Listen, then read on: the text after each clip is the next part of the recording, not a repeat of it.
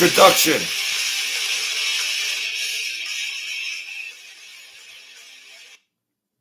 Introduction. Who we got in here, my two people?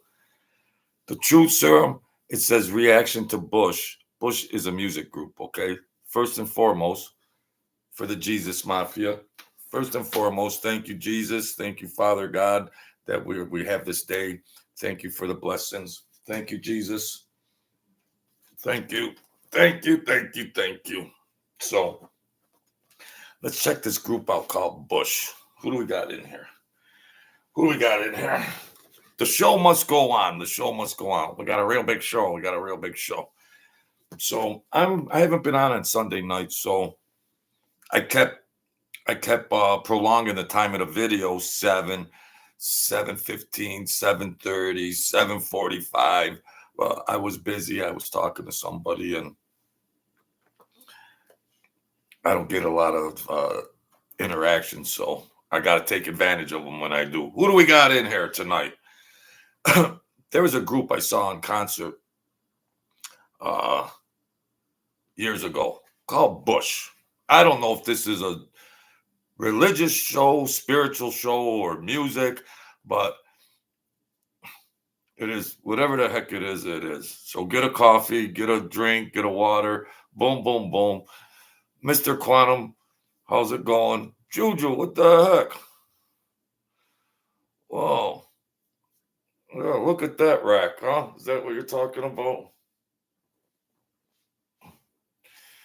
Francis, how you feel? We got a real big show tonight. I don't know what the topic is, but here's some intro music.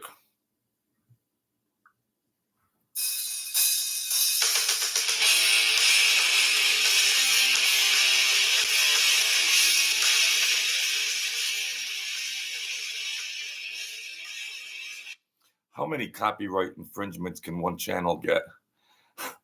How many copyright infringements? I might have a new YouTube record for copyright infringements. What happened, Francis? No, it's not. It could sound like a Nirvana type of thing, but oh, Johnny D.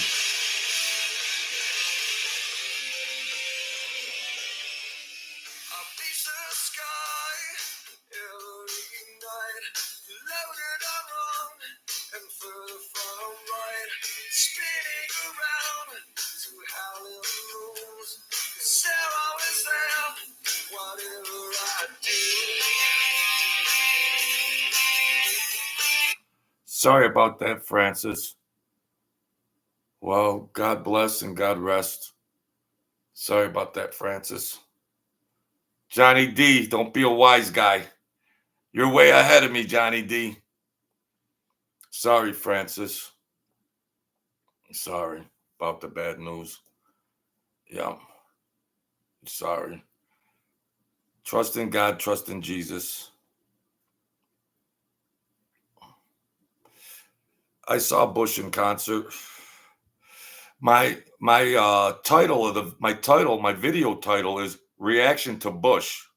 I don't want to offend anybody, but Bush is a music group, okay? Forgive me, Jesus. Forgive me. So this group, not many people heard of them, but I don't know what kind of show I'm doing. I don't even know what kind of show I'm doing, but let's check it out.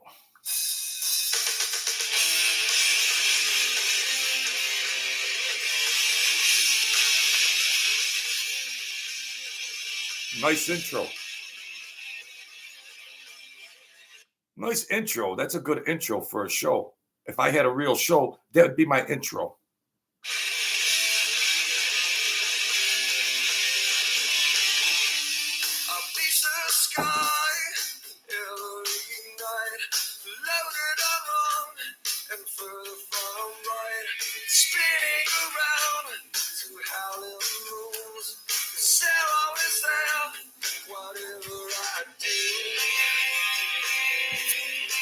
It's building. Now, the song is from Bush. It's called Little Things. It's the little things that kill. You know, it's in life. You go through life and there's relationships, there's this and that. And it just seems like the little things just seem like they're big things. And we gotta, we gotta be in control. We gotta be in control.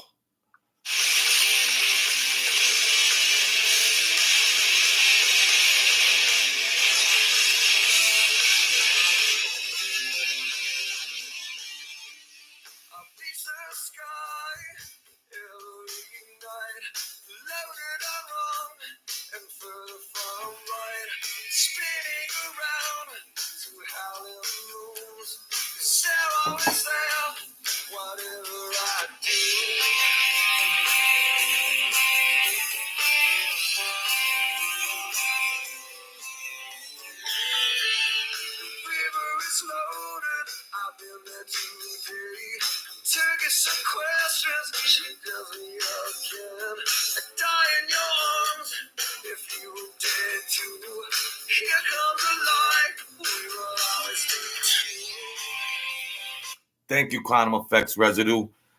That's all right. God bless you. Now he's singing, and the song's called "The Little Things," and then he says, "Here comes a lie. We will always be true." So people get hurt in relationships. He says, "Here comes a lie. We will whatever, you know."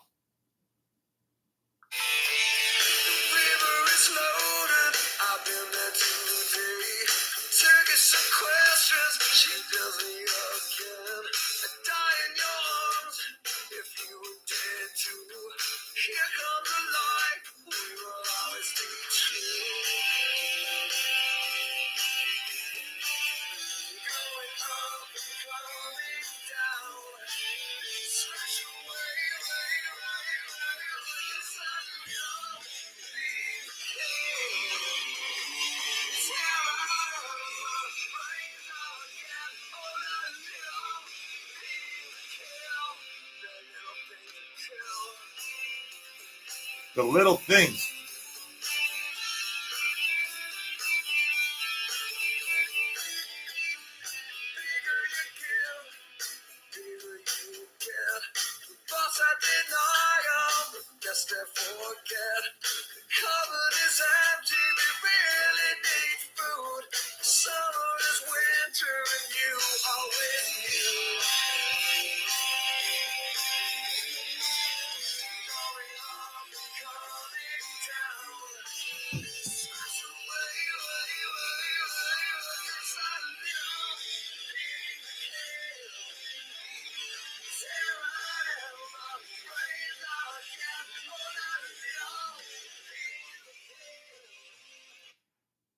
I'm sorry, I must look like a nut, but man, that's some high energy right there.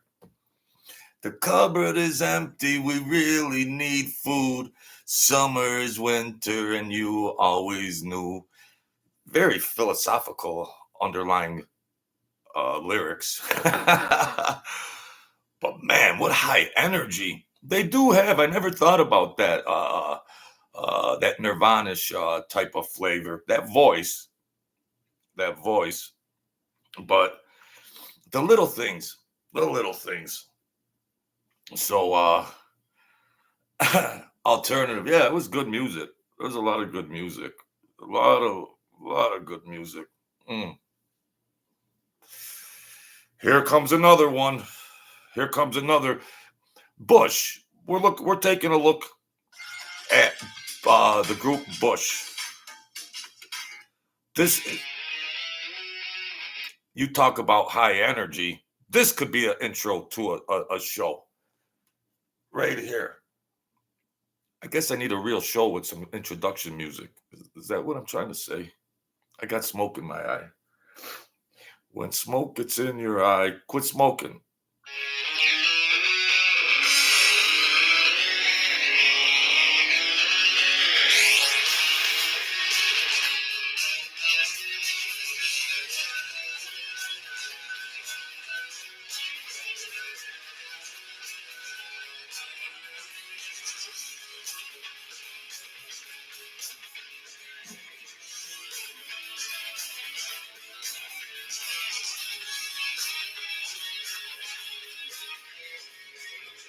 What a beat, man. That's just high energy. That's just high energy. Machine head. You got a machine head. What's that mean? I think I got a machine head.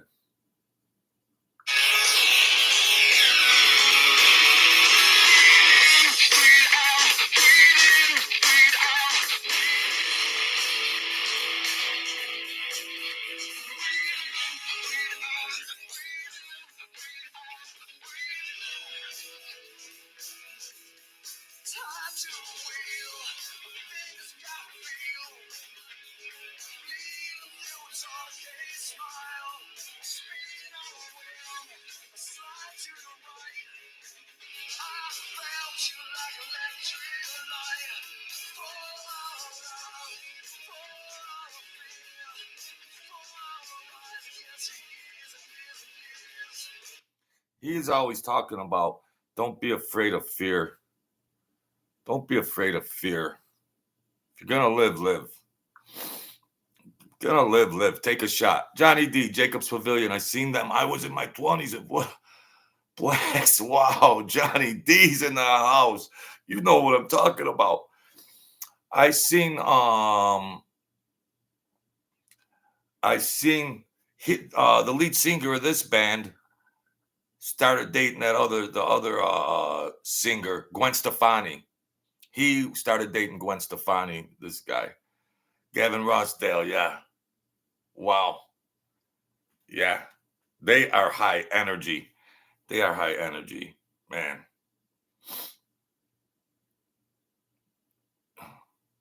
And then it seems like every song is a hit. People might not like it. I do what I do. I do what I do. This is just a little show. I'm on training wheels. Everything's Zen. Everything's Zen. Let's see. Commercial. What's going on here?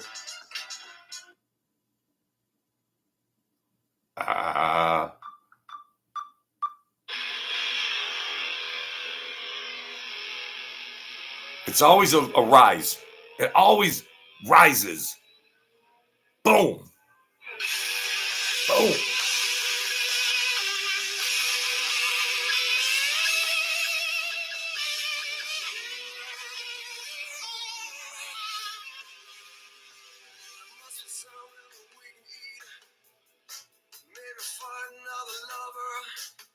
There must be something we can eat. So I can relate to that. It always seems like there's this doomsday things. The cupboards are empty. There must be like people are down and out in their lives, but then you got to overcome it. You got to overcome it. A lot of these,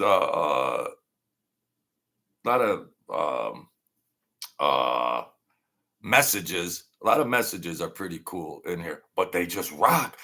They just go from zero. They go from zero and boom.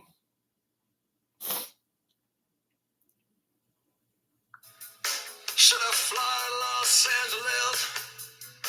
Find my psycho brother.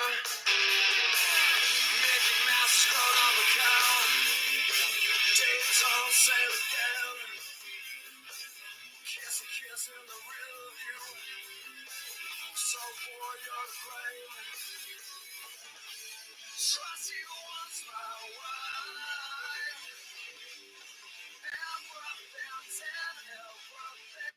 He's talking about the underhanded, behind it things, out in California, everything's Zen, everything's all this and that. But then they're sinning like during the back seat, kissy kiss in the rear, trying to hide the sins and stuff.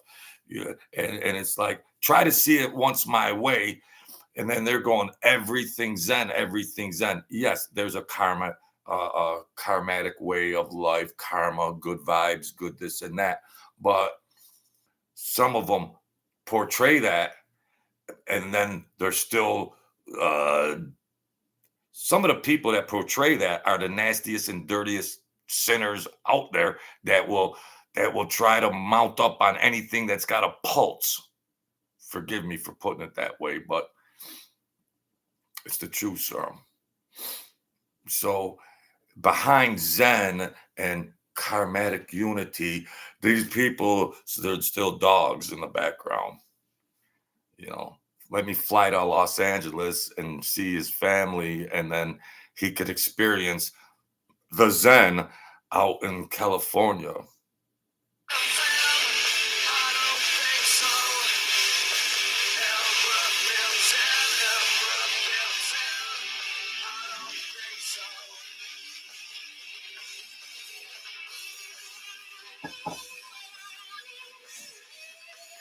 Thank you, folks.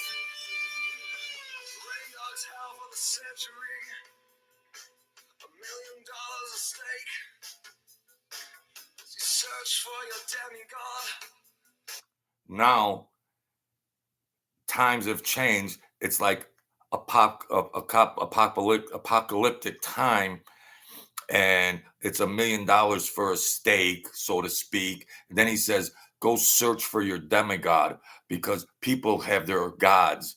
People, he says, "Go get your demigod," because so many people are just looking in the wrong directions. Hey, Wyatt Earp, how you feel? I don't think you know too much about the band called Bush, but we're gonna play. We're gonna rock it out just the same, my friend. They fake we're the saints. There's no sex in your violence. There's no sex in your violence. Trust you once my wife.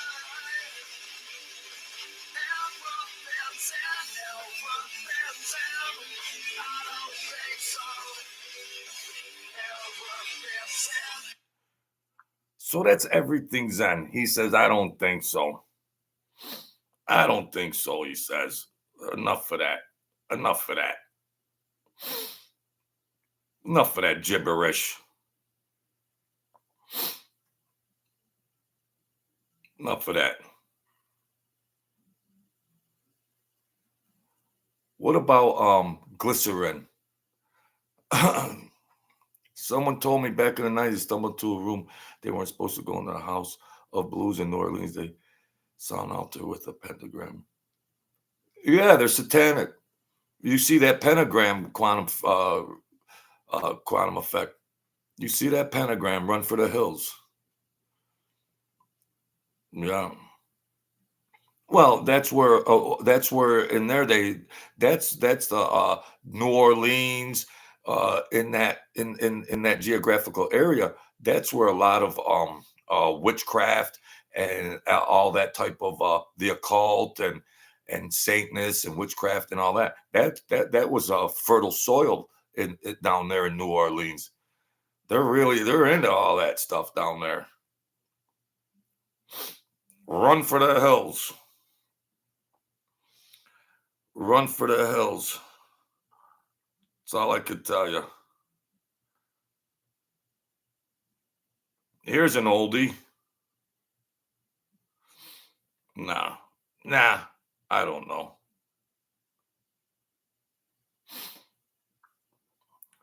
What do I know? Let's check this one out. If I still got people in here.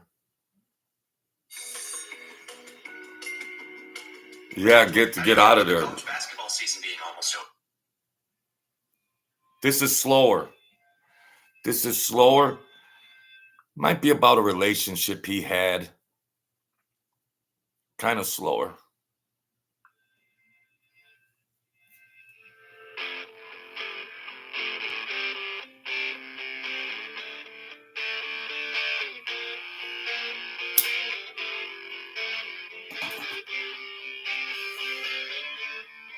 I gotta interrupt it. You know, I must have so much copyright infringement, but at least at the start of it, I gotta do the first stop within like 25 seconds or whatever. But I'm just gonna do my channel as far as I can go before they do whatever they do, because that's how I am. Whatever it is, I do it my way, and however it goes, it goes. So I have to at least do that pause. I mean, thank you, Francis.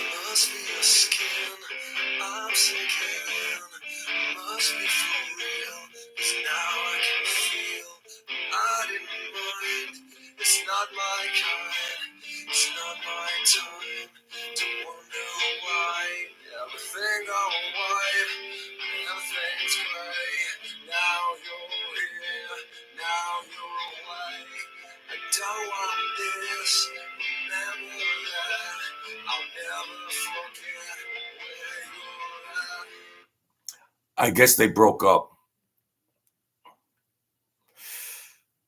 It must be your skin. I'm sinking in.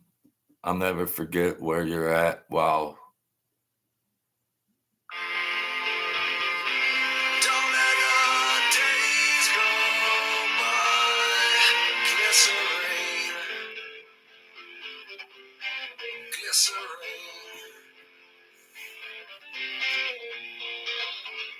I'm never alone. I'm alone all the time. Are you at one? Do you lie? We live in a wheel where everyone steals. But when we rise, it's like strawberry fields. I treated you bad, you bruised my face. Could love you more, you got a beautiful taste. Domestic? She bruised his face? What? Wow, this is melancholy. This is melancholy. But he's got that violin in there. It seems so melancholy and with a little flavor of like tragic. And he'll never forget her. But then he's bringing up like, Days go by, glycerine, glycerine.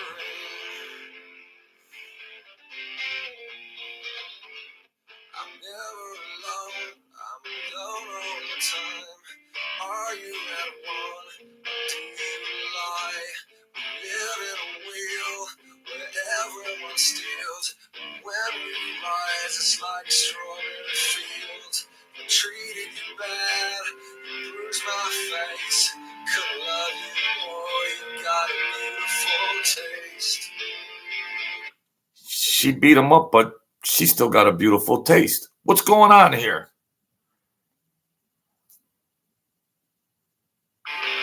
Don't let the days go by.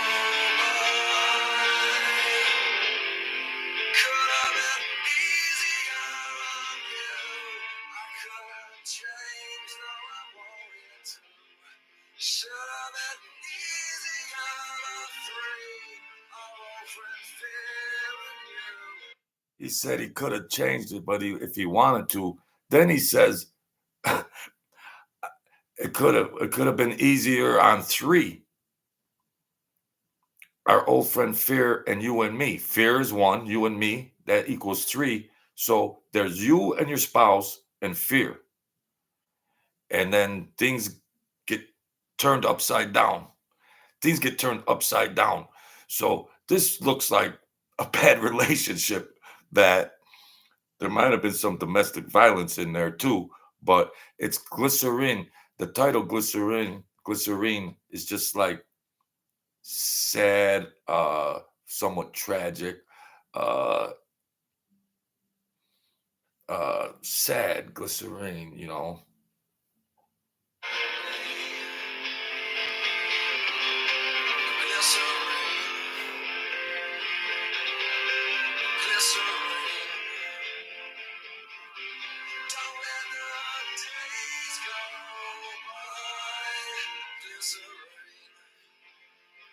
We have to move along.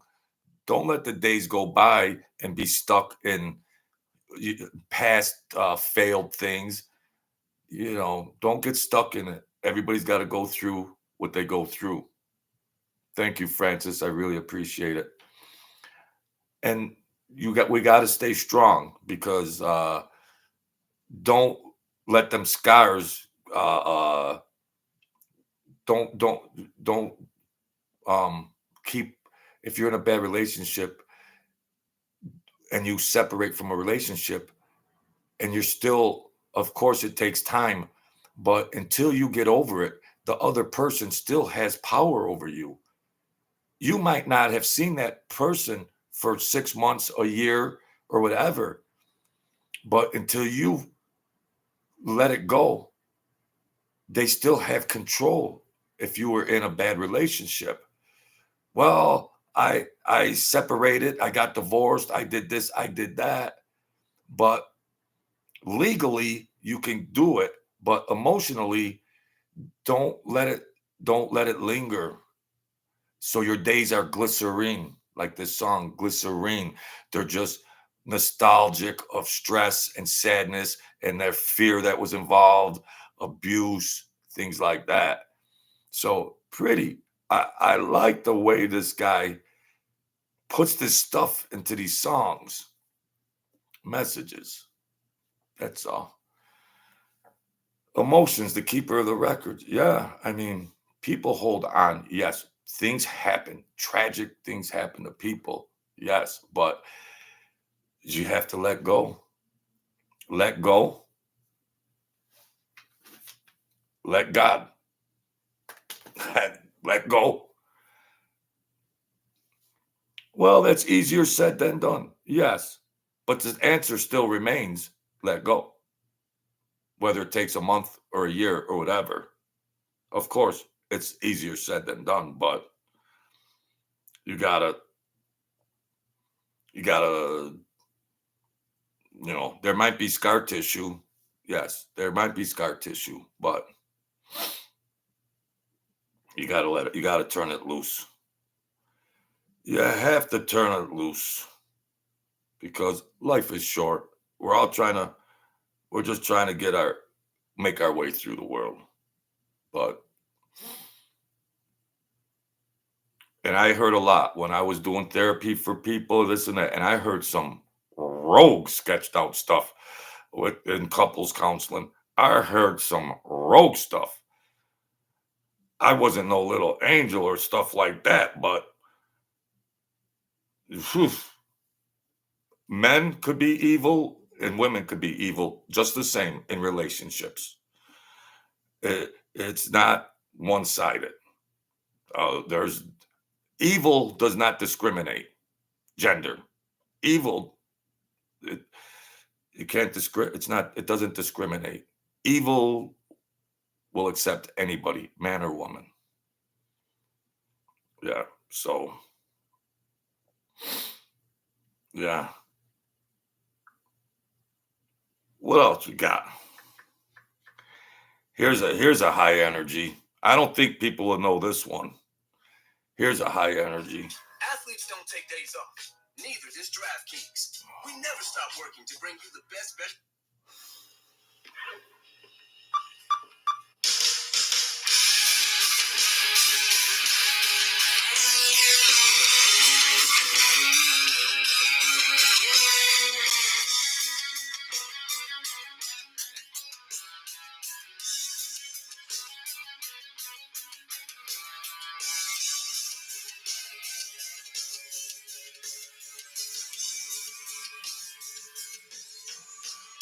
Such an inspiration for the ways that I will never ever choose to be. No copyright. You're such an inspiration for the ways I'll never choose to be. What a line. You're such an inspiration for the ways that I'll never choose to be. You see somebody go, I don't ever want to be like that. I don't ever want to be like that. Oh, so many ways for me to show you how your city has abandoned you. Lord, you're crazy. You had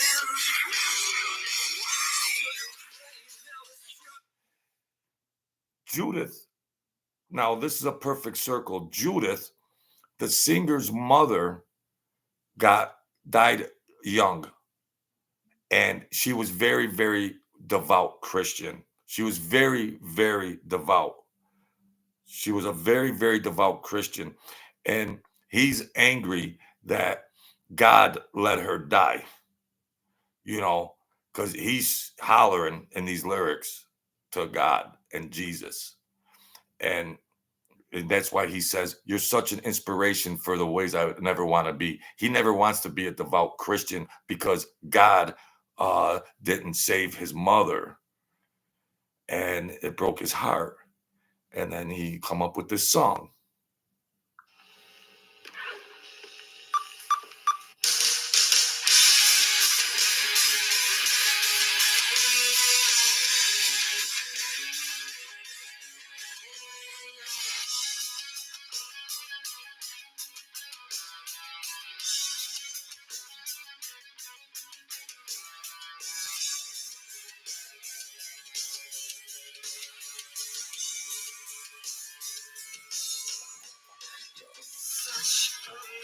inspiration for the ways that I will never ever choose to be.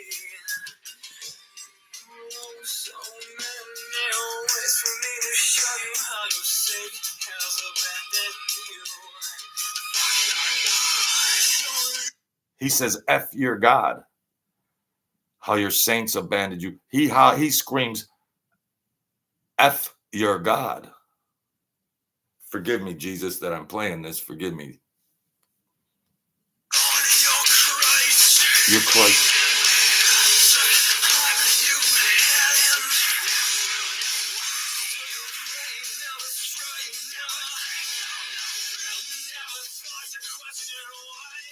She never tasted the fruits, and she never thought to question why. She remained in her faith. And I think she got crippled. She became homebound. And the son that is singing it, he's peed off.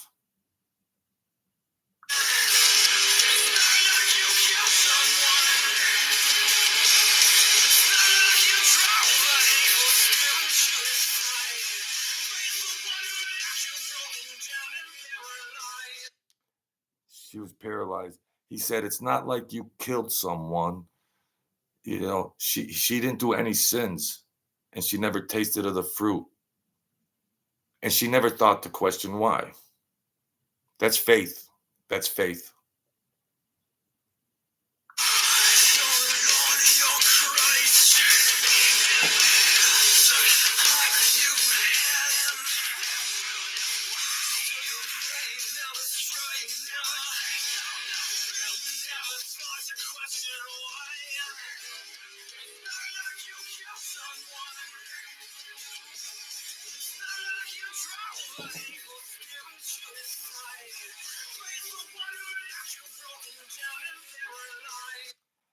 Praise the one that left you broken down and paralyzed. What a song to sing to his paralyzed mother in a wheelchair. Praise the one that left you broken down and paralyzed. Wow. This dude is...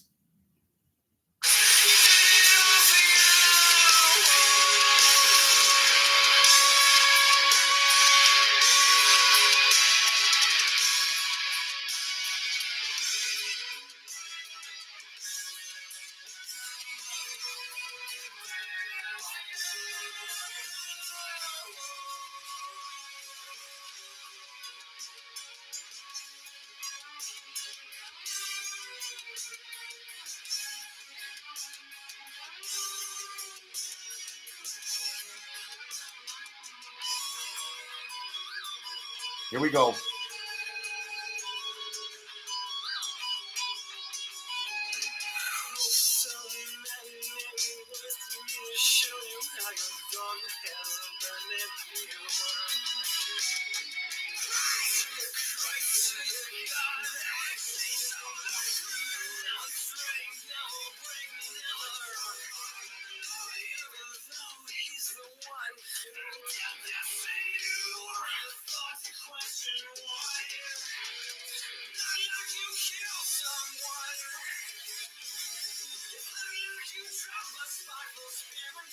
Wow.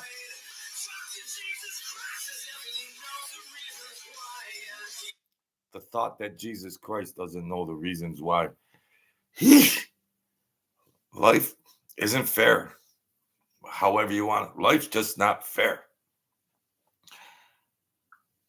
It must have been sad for him to watch his mother deteriorate like that. But, geez.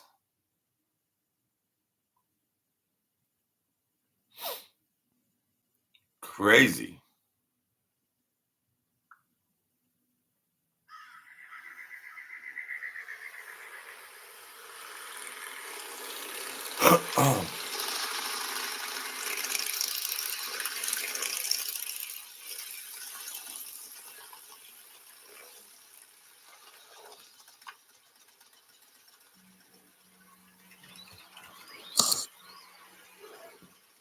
The prophecy is upon us.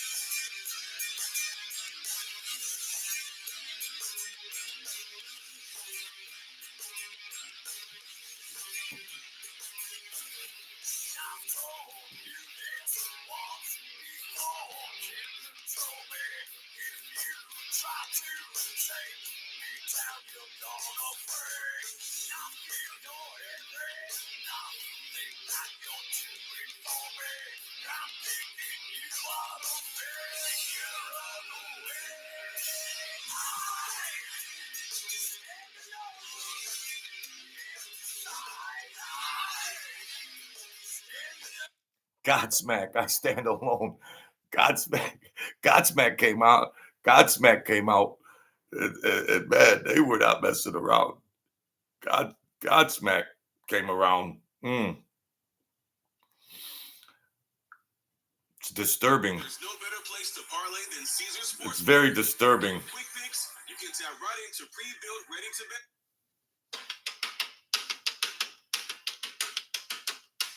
You feel that? Can you feel that? Run it back.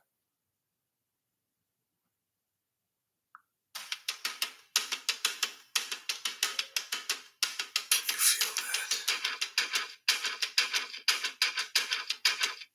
Ah, shit.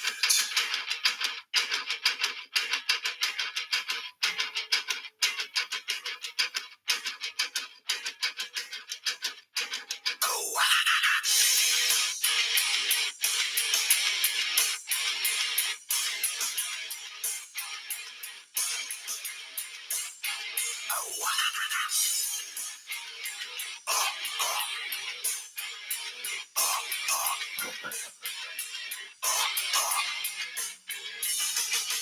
drowning deep in my sea of loneliness, broken your serpentine.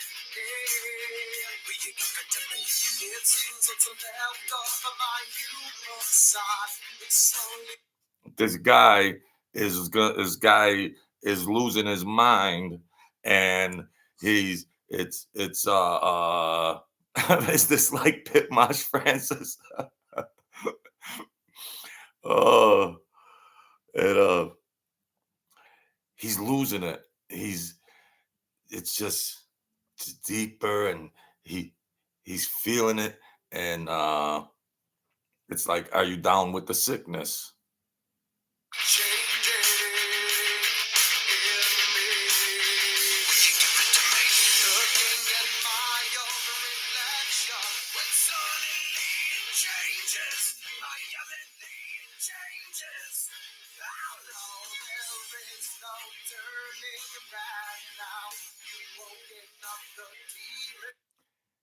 He said, there's no turning back. You opened up the demons in me. So he's getting overwhelmed, and he opened up the demons, and now this dude is gonna just put it out there. And are you down with that sickness? Are you down with them demons?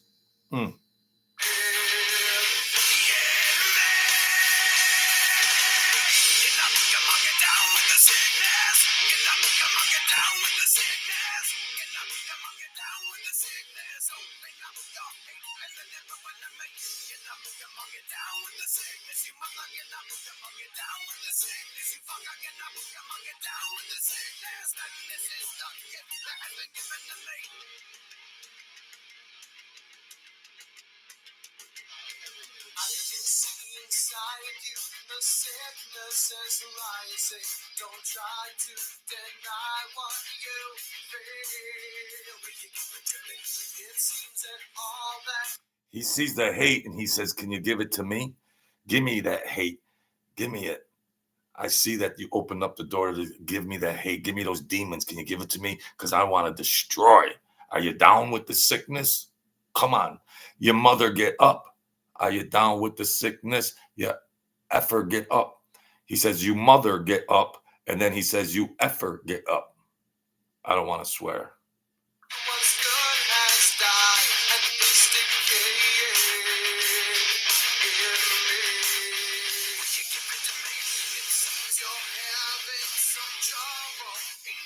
Living with these changes. Living with these changes. Now the world is a scary place. Now that you've woken up the demon. Yeah, man. Get down with the sick. The world's a scary place now that you opened up the demons. Yikes. Yee. Now, here's the same guy from Disturbed with that rough voice.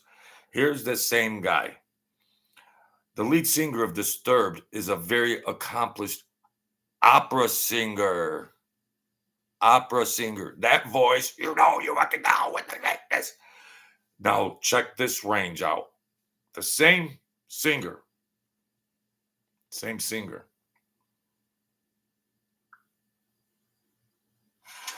Same singer.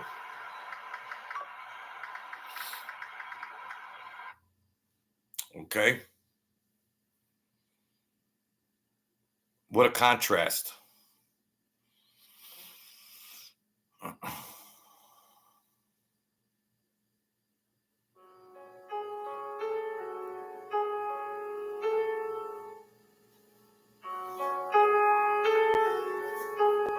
Hello, darkness, my old friend.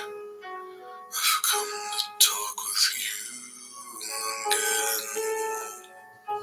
Because a vision softly creeping. That's the same voice. You fucking down with the sickness, mother. Get up. You fucking down with the sickness. Here's the same voice. Lifted scenes while I was sleeping. And the vision that was planted in my brain still remains within the sound of silence. In restless dreams I walked alone.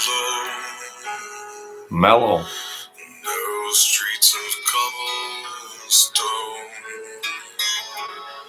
Beneath the halo of a street lamp, Mellow. I turned my color to the cold and damp. When my eyes were stabbed by the flash of a neon light that split the night and touched the sound Wow. of silence. And in the naked light I saw 10,000 people, maybe more. People talking without speaking. People hearing without listening. People writing songs and voices never shared. No one dared. What the heck? Did Simon and Garfunkel sing this? Wasn't this in the 60s? Simon and Garfunkel? Simon and Garfunkel? Johnny D? Oh, yeah. What? Simon and... Man, I don't know what it is. I know I'm a softie. But this song makes me feel like crying or something. I don't even know what the damn lyrics are. I don't even know. I'm not even interpreting the lyrics, but it just seems like it's just so, the music and the emotions. I feel like I just want to start crying like a damn baby or something. Of silence. In restless dreams I walked alone. Narrow streets of cobblestone. Beneath the halo of a street lamp, I turned my color to the cold and damp.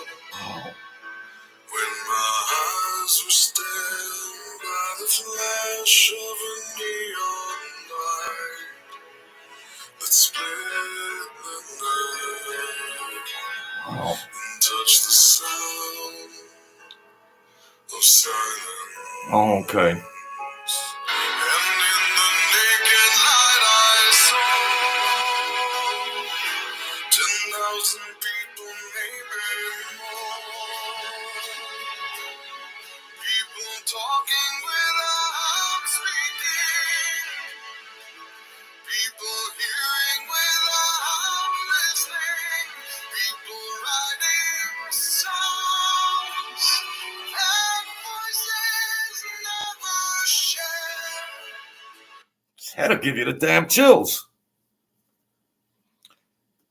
People talking, people speaking without talking, people listening without hearing. It's just like a true world of communication without neon lights and all the noise.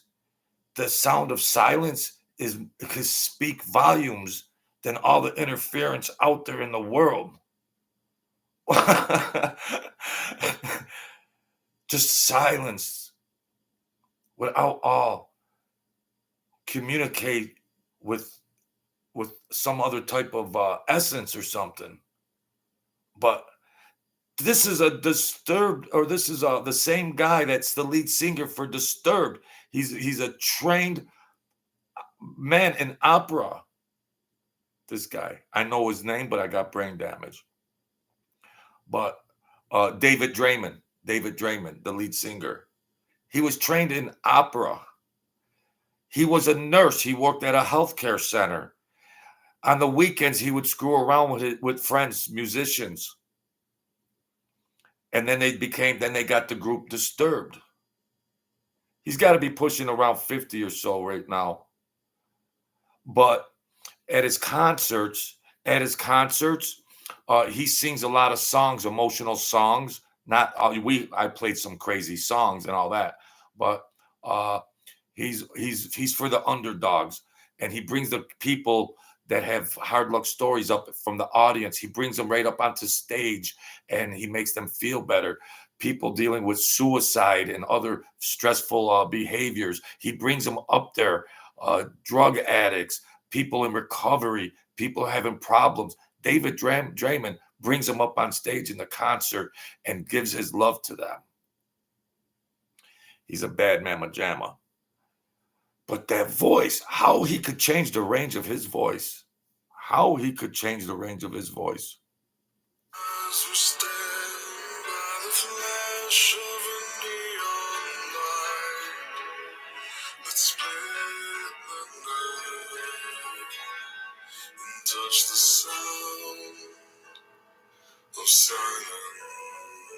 Right here. And in the naked light I saw 10,000 people, maybe more. People talking without speaking. People hearing without listening. People writing songs and voices never shared. And no one dared disturb the sound of silence. Fools said you do not know. Silence like a cancer grows. Hear my words and I teach you. Take my arms and I reach you. But my words, like silent raindrops fell, echoed in the wells of silence, and the people bowing away to the neon god they lay. And the sign flashed out his warning, and the words that it was forming. And the sign said the words of the prophets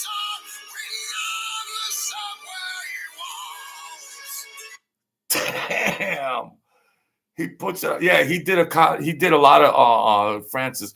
He did a lot of charity for rehab centers, COVID, suicide. He he's a charitable guy. He's a real charitable guy. Yeah. Uh and yeah, go on YouTube and see when he brings the people up. He brings the people up on stage. Yeah. But he sung this song on Conan, and he had a fever and a sore throat. He had to have throat surgery because it's taxing. You know how he was singing with Disturbed. It's really taxing. Uh, just like the lead singer for the Scorpions. They got those voices, and it taxes the larynx and voice box. They need surgery, and it's a risky surgery. But he thought he wasn't going to be able to have that same range. But the popular video he did on, I believe it was Conan or Saturday Night Live or something. He played them both, I think. But he had a fever, and he had a temperature. He was sick, but we wouldn't know it. Yeah, we wouldn't know it. I think God just touches people. God just says, like Led Zeppelin and all them kind. He's like, best lead singer, Robert Plant. Best drummer in the world, John Bonham. Best lead guitar, Jimmy Page. But, it's just, I don't know. It's got to be God. People can learn instruments and they can learn this and that. And then there are just people that are just,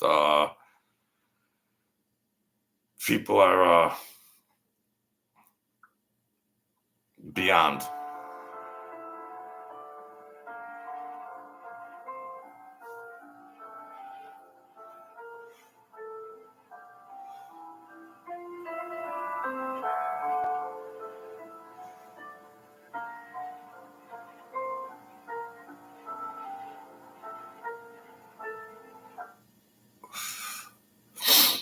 Yeah, what else we got here?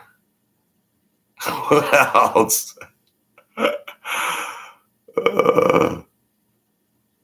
Could I get a voice, a rock voice? Be up on stage. Let's get down. No. Well, some people get blessed in different ways. What can you do? What about this? What about this commercial? What about this commercial? You like this commercial?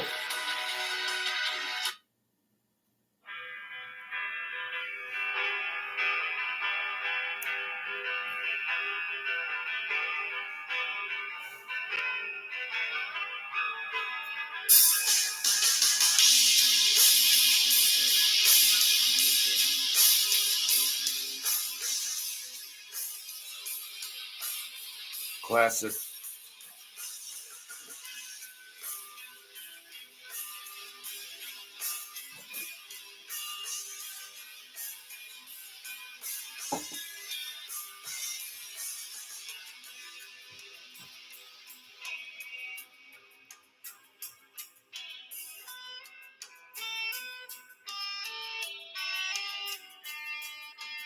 Copyright.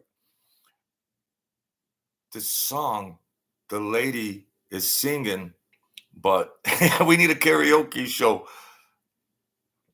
Get around for everybody. Get around for everybody. This song, she's singing, but is she crying? It's like war. She's singing, but is she crying?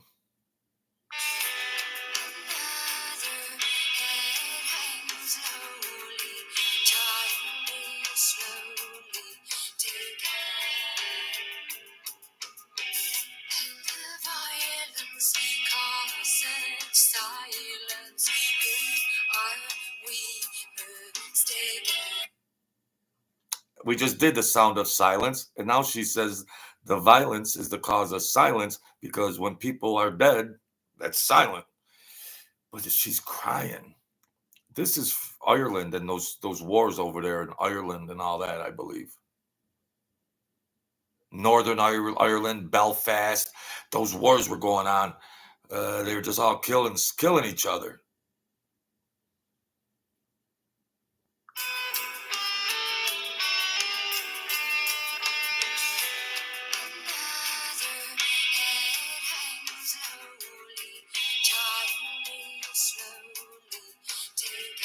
Belfast.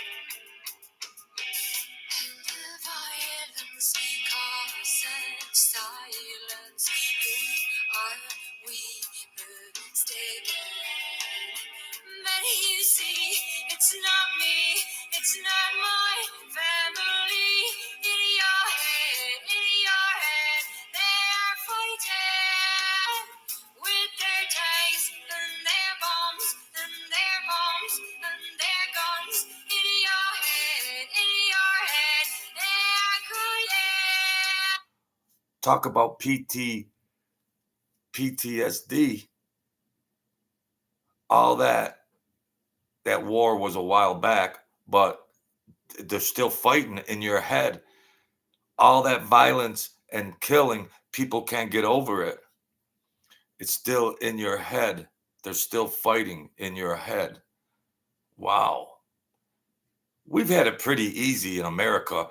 There's not been wars on our soil.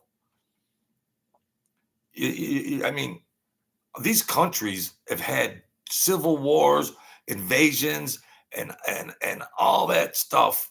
But in America, we've been blessed that Hawaii got bombed, Pearl Harbor got bombed, but continental USA, we've been safe. Can you imagine bombs landing near your house, people dying? We see it, we read about it in history books, we see things in documentaries and stuff like that. But this song really exemplifies the emotionality.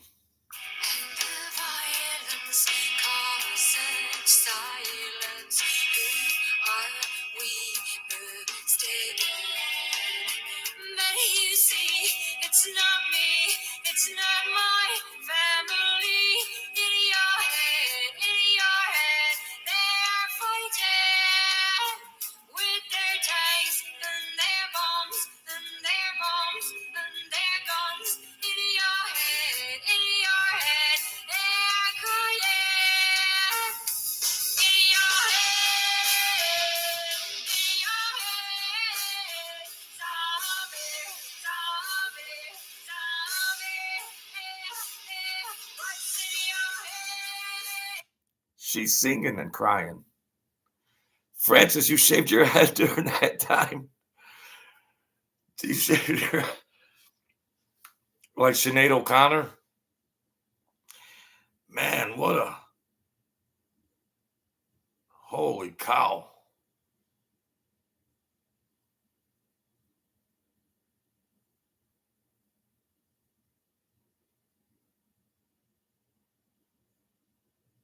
Tragic. We've had it pretty easy in America. We've had it pretty easy. For that matter.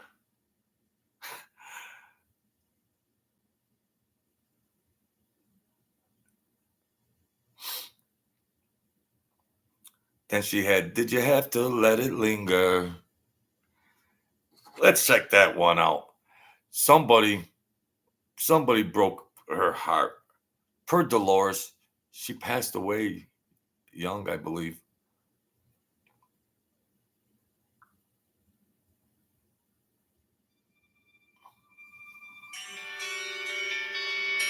Poor lady.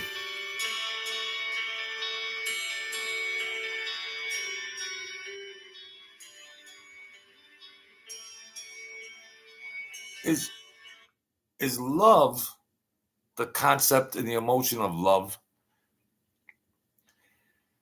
If you're not loving somebody, or you're not, and somebody's not loving you, and it goes on and on and on for years, does that tear at the fabric of a person?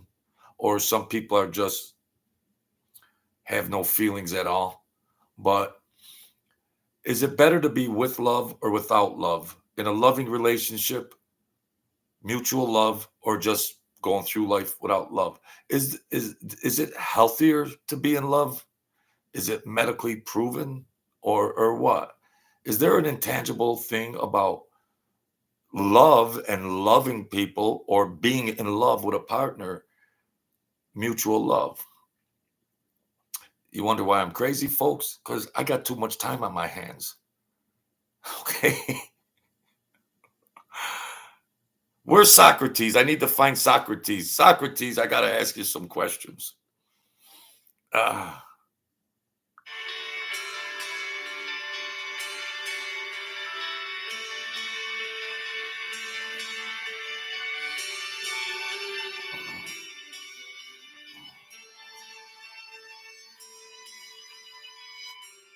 I can't see.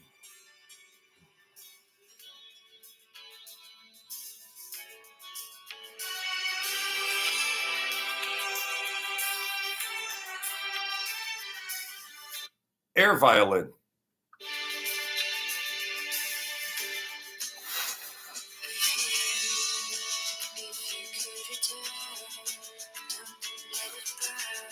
Johnny.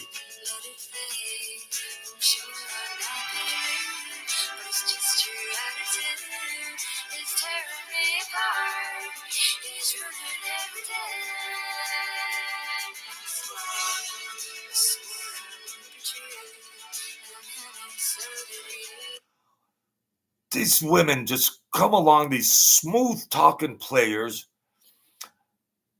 vulnerable women, and this poor Dolores, such a loving soul, but you know, she believed in love, and then some fast talking guy, God, whatever happened happened. Let's let her tell the story, okay? Please forgive me. Yeah, Joe, let her tell the story.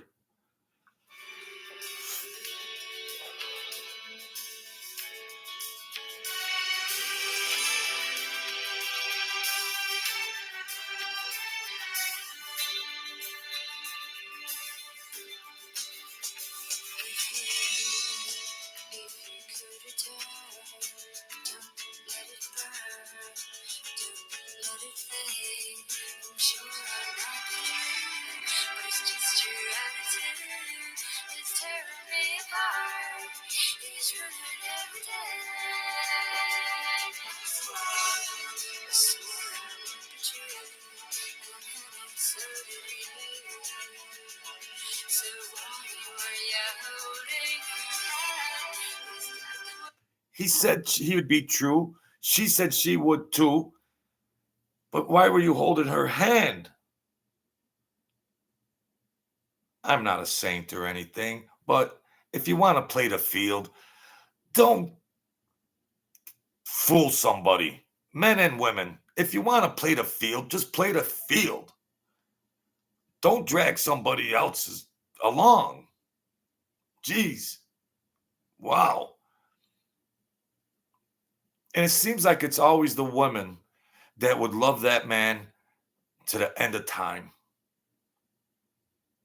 And then a lot of women accept the faults in men, even if they're getting the bad end of the deal. They're so loving and want to believe in love that they know their spouse is rogue, but they're true blue loyal women. And that's life.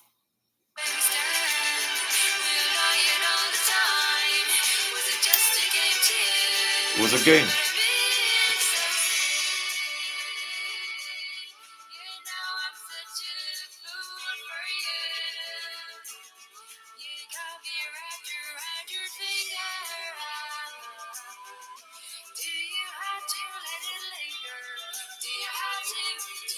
Do you have to let it linger? Yes, Ronnie, I got to get a form. I got to get a racing thing, and I got to get my handicapping on and try to pick some winners. And that, yes, Ronnie, that's what I got to do. How'd you know that? How'd you know that? Yeah. So, yeah, she was such a fool for this guy. And then he made it linger. Did you have to let it linger? Now she's gonna be out somewhere and he knows it, and he's gonna walk his new girlfriend in front of her. This beautiful soul,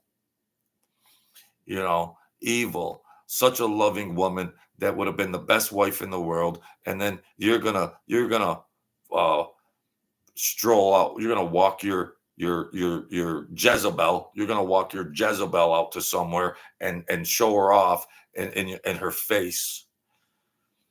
But them guys that think like that too, they get fooled too. The players get played. Yeah. No, I just put it up there. I just put the racing show on there just to have it for all the good horses up there. Got 6 copyright infringes, and I knew that was going to happen. I don't know, but just be forgiving, YouTube. Okay, okay, just be forgiving, YouTube. Whatever happens, happens. Just be forgiving. I don't mean any harm. Okay, you've done enough damage to my channel already. You've done enough channel. I mean, you've done enough. I've been through the ringer. Okay, I got 9 people in here. Who am I going to scare with 9 people? There's a copyright infringe. Who am I going to scare with 9 people, YouTube? Who am I going to scare? You want to come down on me with all that? I'm sure the record labels of these companies aren't sweating the Truth Serum channel. They would honor me honoring these artists. They would honor me honoring these artists. So it is what it is. Bring that communism somewhere else. I better stop right there because you know what happened before. You know what happened before. Yeah. So, well, oh, wow. What was that group? What was that group that said, can you throw it all away? Explain your game to me. Oh, here we go. I think it was Blur. Here's an oldie. Living with opioid addiction can be a struggle. Trapped in a cycle of opioid use, there we withdrawal, go. and cravings. Thank you, Johnny D.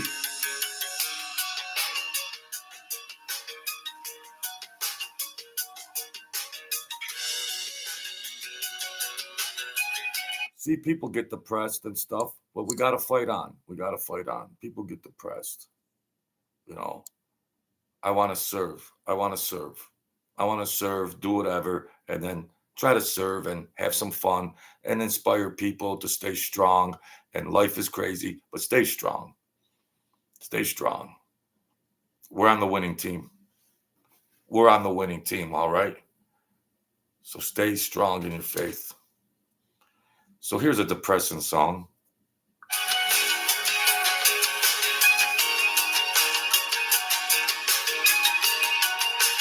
Everything's so blurry, everyone's so fake, and everybody's empty, and everything is so messed up. Preoccupied without you, can I live at all? My whole world surrounds you, what's the road and I crawl? You could be my someone, you could be my seed. You know that I'll protect you from all of the obscene. He says everyone's so crazy, everything's so effed up, but He'll protect her from the obscene. It's an obscene, whacked out world we live in. But he's telling her that he would have protected her. I could have spared you from all that craziness. By the way, I'm a rock star now. And do you want to date me now? Do you want to date me now? Because I sold 140 million records. You dumped me when I was living in my van. You dumped me while I was living in my band. You told me my band was no talent. And then you ran off with the plumber. But now, how do I look now, Cinderella? I sold 140 million records. How do I look now? Is my smile a little brighter? Are my eyes a little prettier? Is my bank account a little fatter? Money is very attractive. Money looks good on you. Boy, that money looks good on you.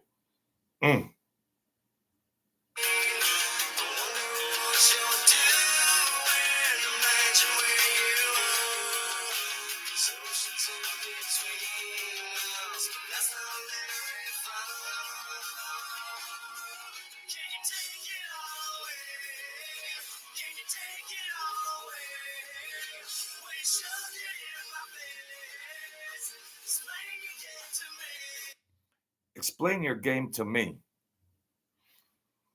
That dude is bad. He said, explain your game to me. Yeah, he's shoving it in her face now. Yeah.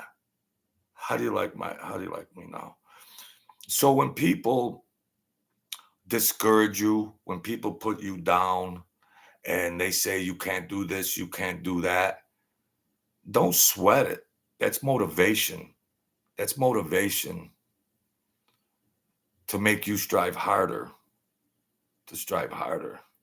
I was doing my channel, whatever, blah, blah, blah, starting up. And how many people told me, you can't, it's tough. 99% of YouTube channels burn out before they can get 50 subscribers. I don't care. I'm going to do my show wherever it lands, it lands. Then I got censored for a year and a half, blah, blah, blah. We ain't going to talk about that. But I had some doubts. I had a couple of guys in here that would talk. I would just do it. And I was starting to doubt myself. And then I started rising and rising and rising. So the best reply to negative people is success. It's the best. You don't have to say anything. Stay on course. Stay on course. To stay right on course.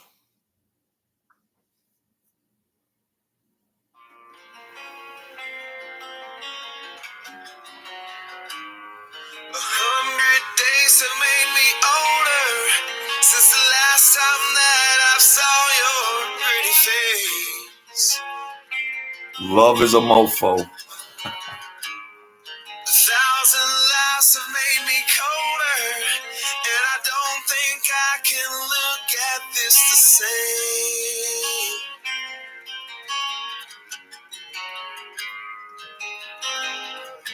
But all the miles that separate disappear now when I'm dreaming of your face. I'm here without you, baby, but you're still on my lonely mind. I think about you, baby, and I dream about you all the time. Copyright, copyright, copyright. You know what's funny? I'm 61 years old.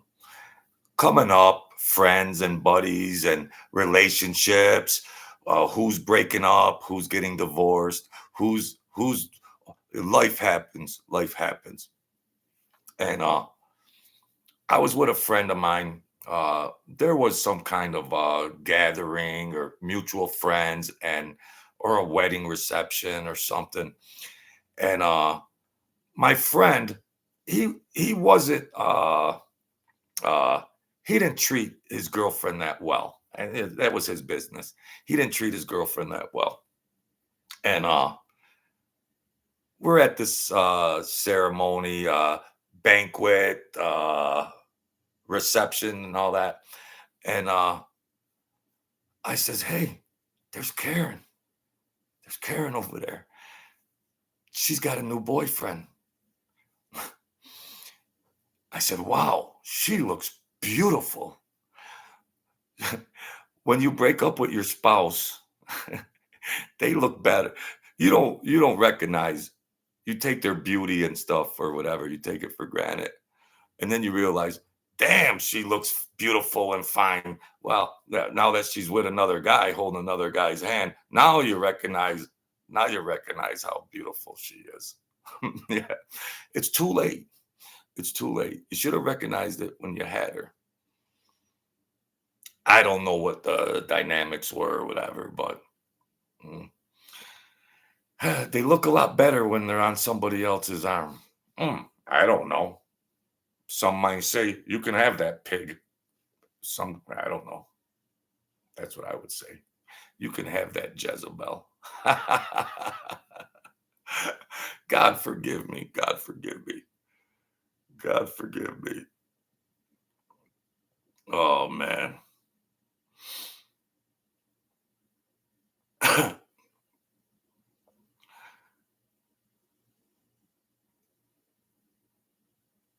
What else we got going on, Johnny D? Quantum effects. Thank you, Johnny. I appreciate that. We have a little fun in here. What are you gonna do? I'm an old man. I got problems. Okay. Yeah. I told a guy. Well, I'm trying to get away from mob stuff, but there was an era and everything. And I was at the racetrack with one of these gangster dudes, and we saw his ex, and they had a tumultuous relationship, and it was because of him. You know, he was bad. He was a bad cheater and everything, and she was a saint, and she had waited a while before she even started to date and everything.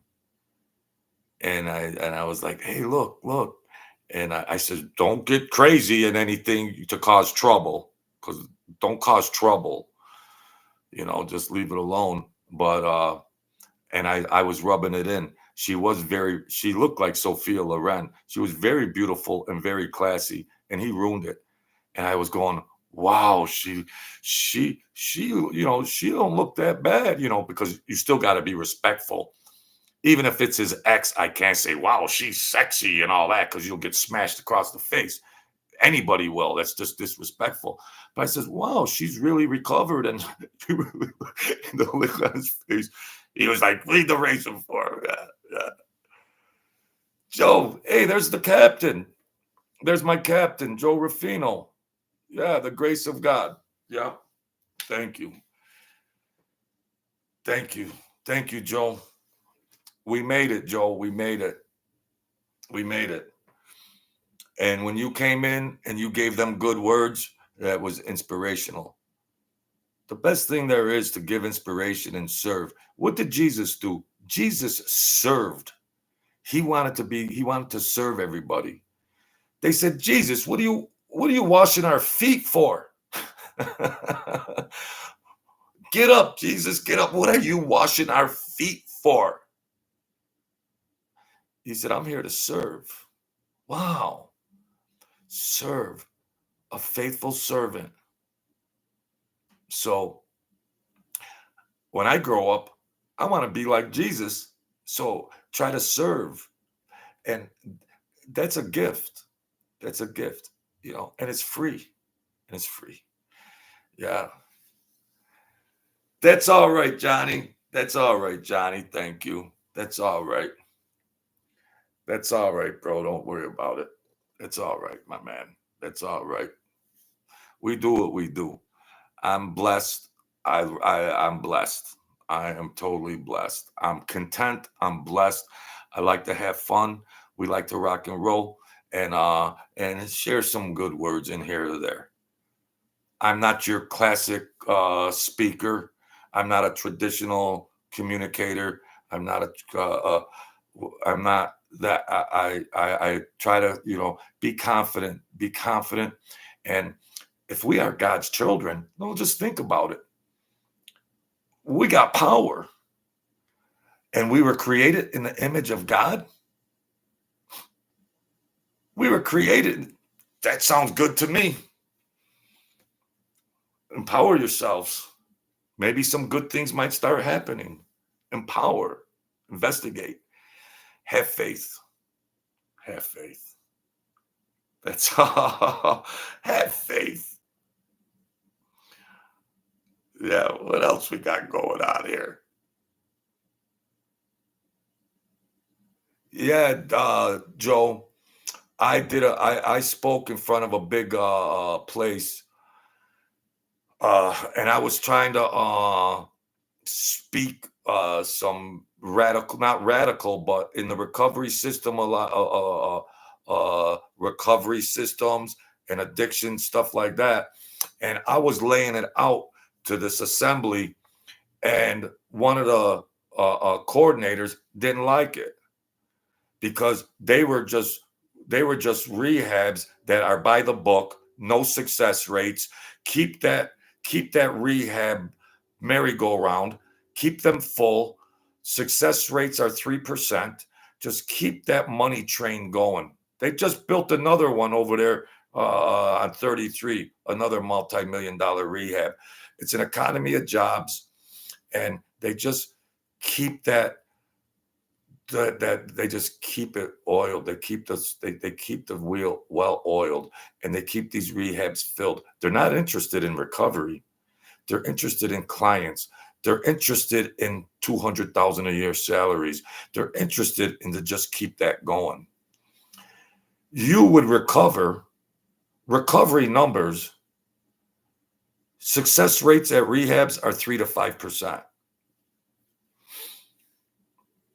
If you're a drug addict, 3 or 5% are going to get clean on their own just because they've had enough. And if you go to rehab 6 times, the success rate is still 3 to 5%. So whether you go to a rehab or not, it's not going to increase your chances. Now, I'm not saying people that haven't gone to rehab and had success, but it's a small percentage. So why should society and taxpayers have budgets, cities have budgets that say we got to take $6 million out of our budget and raise taxes on hardworking regular people, non-drug addicts? Why should the people that are acting right, working hard, providing for their family, not committing any crimes, they're doing the best they can? Why should the burden fall upon the taxpayer? And when they get their tax bill, is it a moral issue that society should take care of their own? A community should take care of their own, and the community wants to pay for these drug rehab centers.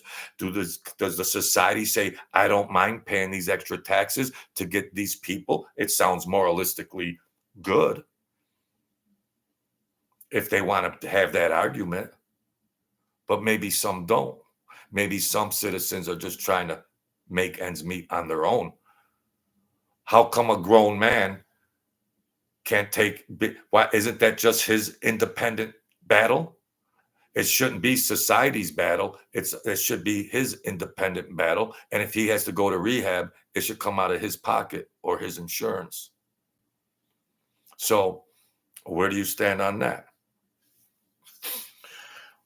When I got out of the hospital after I overdosed, my bill, when you're on life support and you're on and the taxpayers are going to pay for it, you're looking at somebody. There's no shame in my game. My medical bill was over $1 million. My medical bill. When you're on life support, you're in the hospital for a year. So society had to foot that bill.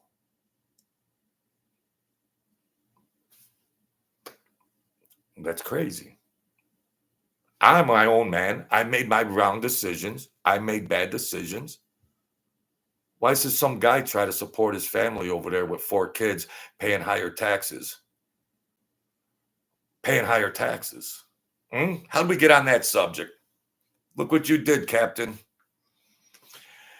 Then I would do speeches. I would do speeches with a lot of people, and the coordinators didn't want to hear it. I would fool them. I would talk about psychology and addiction and the stages of addiction. And I could get into the textbook stuff, textbook psychology and human behavior. I could get all that while I'm doing a speech. And then all of a sudden I'll go off we're going off the rails on a crazy train like Ozzy Osbourne. I'm going off the rails. And then I'm coming in with, let's get down to the nitty gritty. I got called off the stage a couple times. I got called off. Oh, get over here. Well, what? You don't like the truth? You don't like the truth? You don't like the truth? I told there was people. I was doing a speech. And a lot of the people were coming in from all the rehabs. Joe, you know that church over there, that big congregation place over there on near Ransom Road. Well, I was doing a speech over there, and there's all these people would come from the rehabs, all the clients, all the people trying to get clean and all that, and they would all come in a big assembly. So my lady at Hope at Atwater, she was cool. She was on my side. And so I says, "How do you want me to do this?" She said, "Go all the way." She knew what I was gonna say. She said, "Go all the way, Joe," because she's going to be retiring and it's all politics. She said, "Go all the way." So I said, "Thank you. You know, I will." So I was talking about normal stuff, this and that.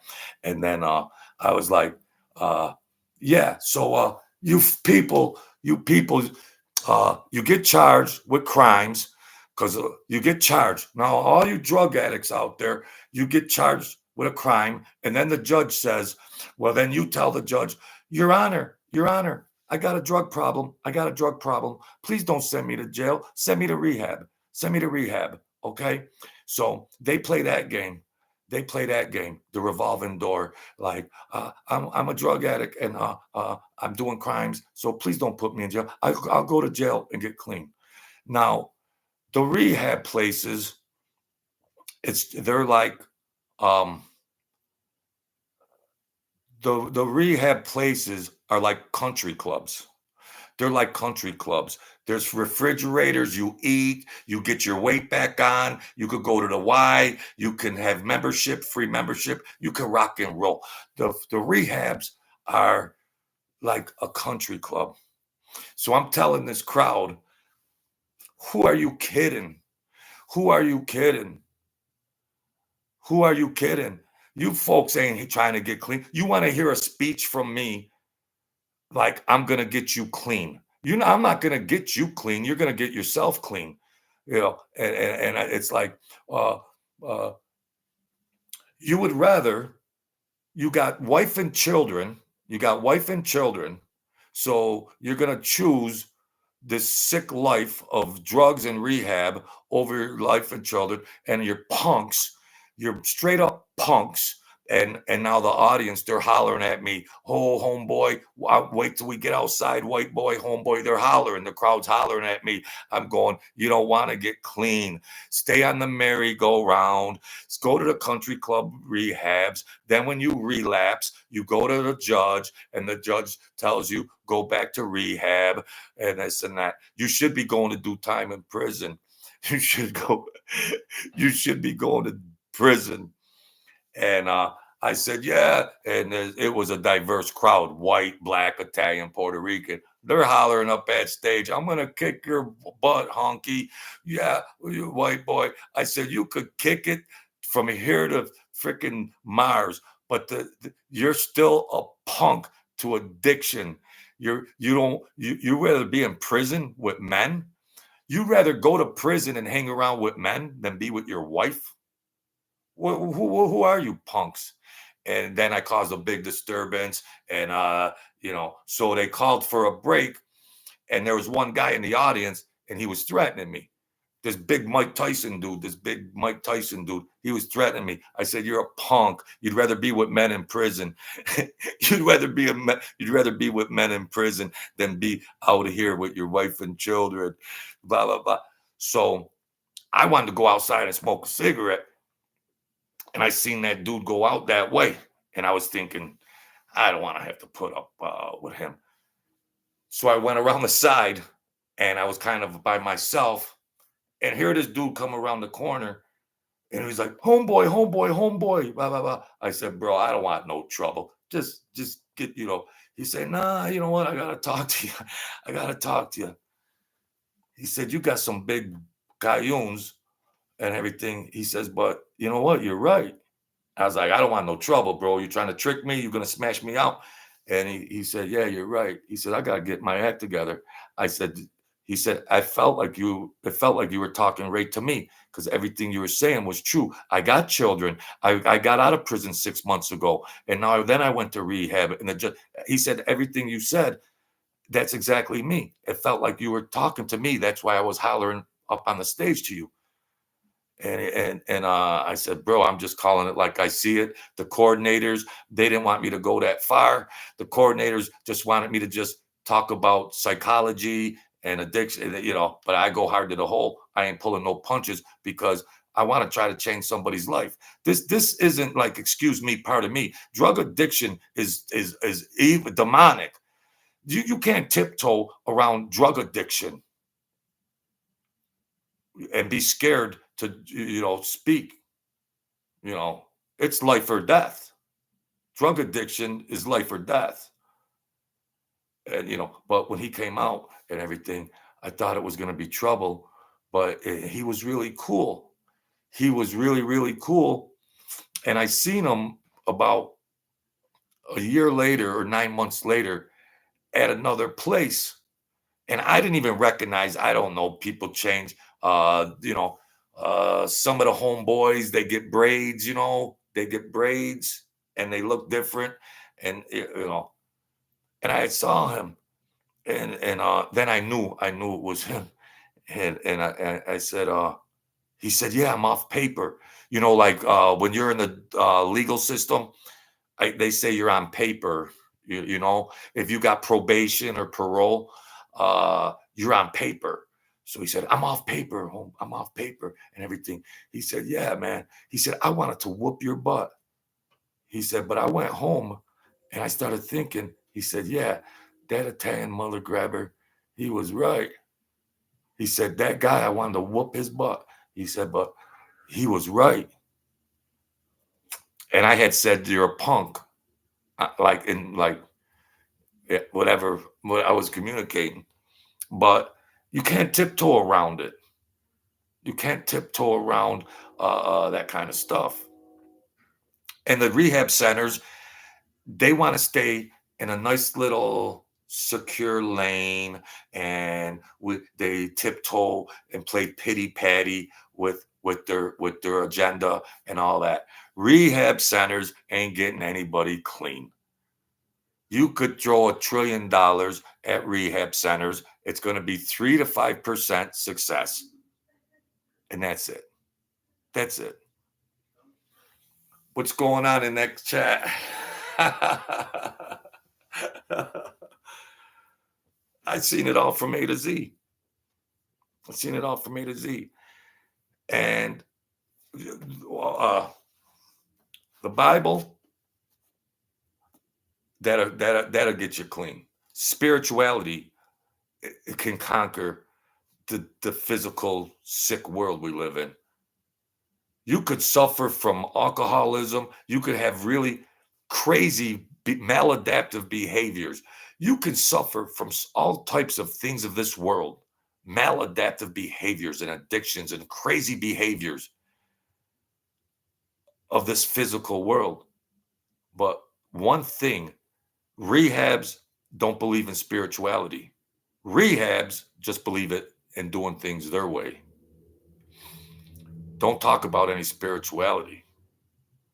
But when the devil's crawling up your ass to tell you to do another bag of heroin, you better fight that devil with something. And that rehab ain't going to fight no devil for you. There is no rehab on planet Earth that's going to fight that to get that demon off your ass.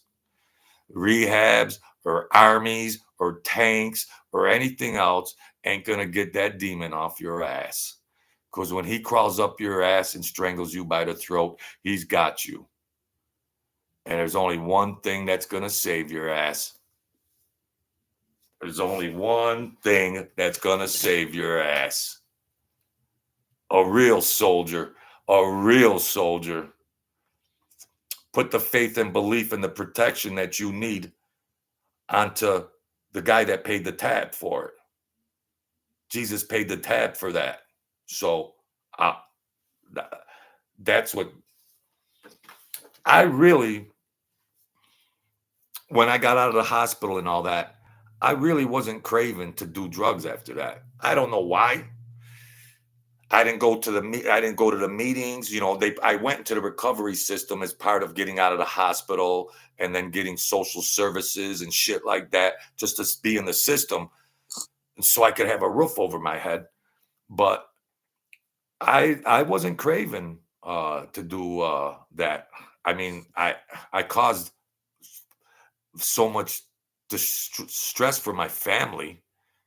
I caused so much stress on my family, being in the hospital, life support, and all that.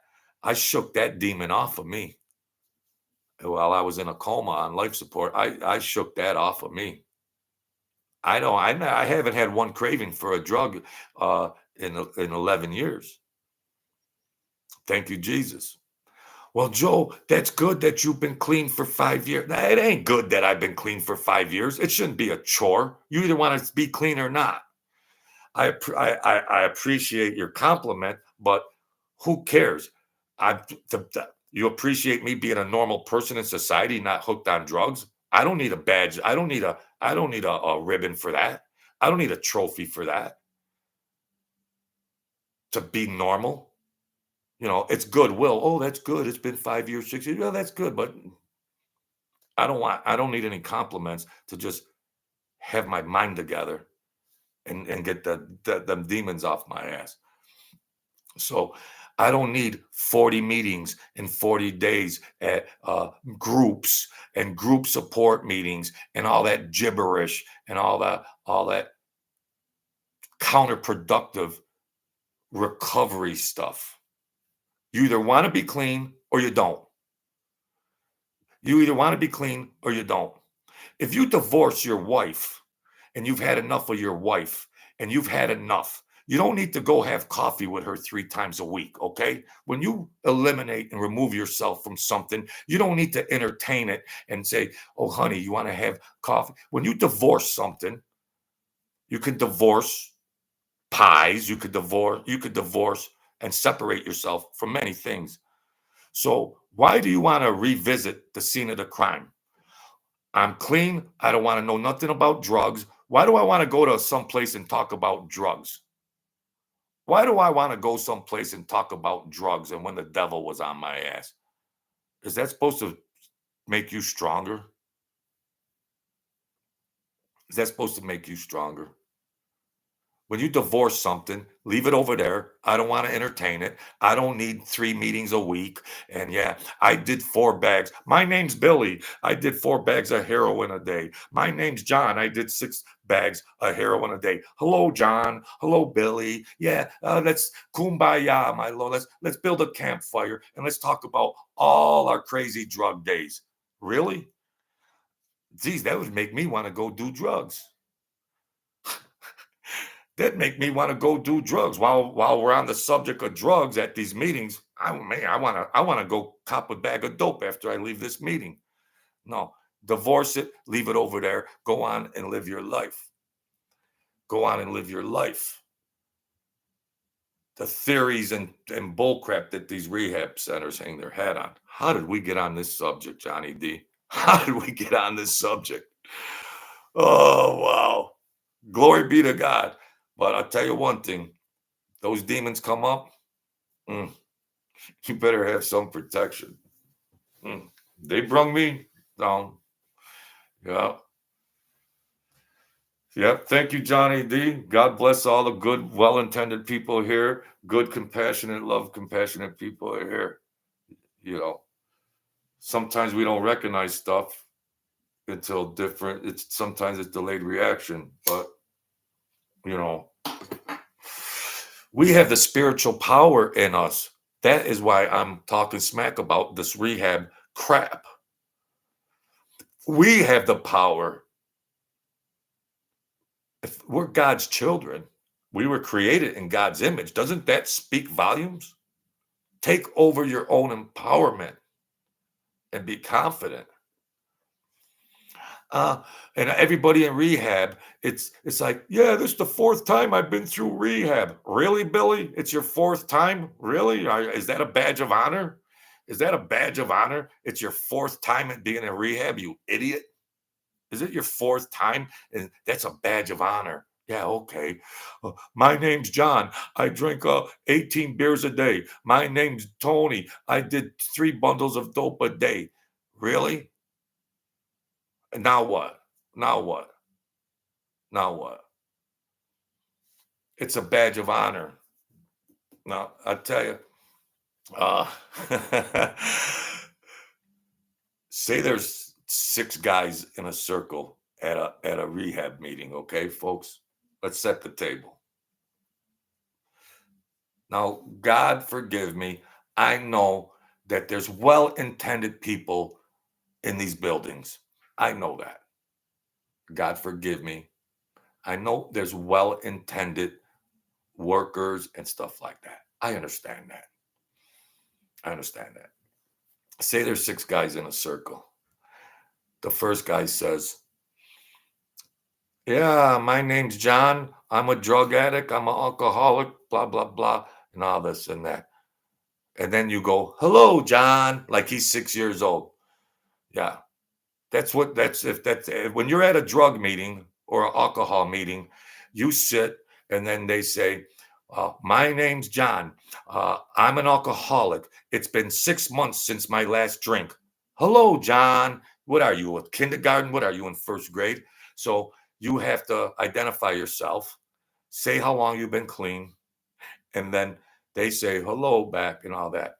So now this guy starts with his story. Now he says he's drinking a case of beer a day.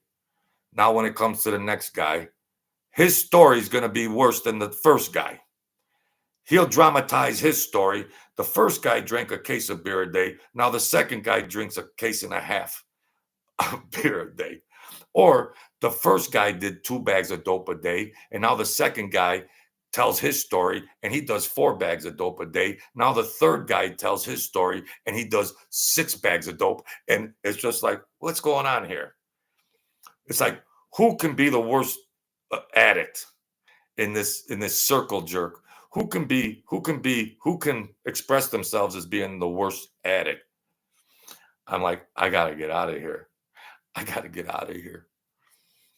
But when you're in the facilities and stuff, you got to go and sit and participate, and then you could stay in the program, and then for however until you go back out into the real world.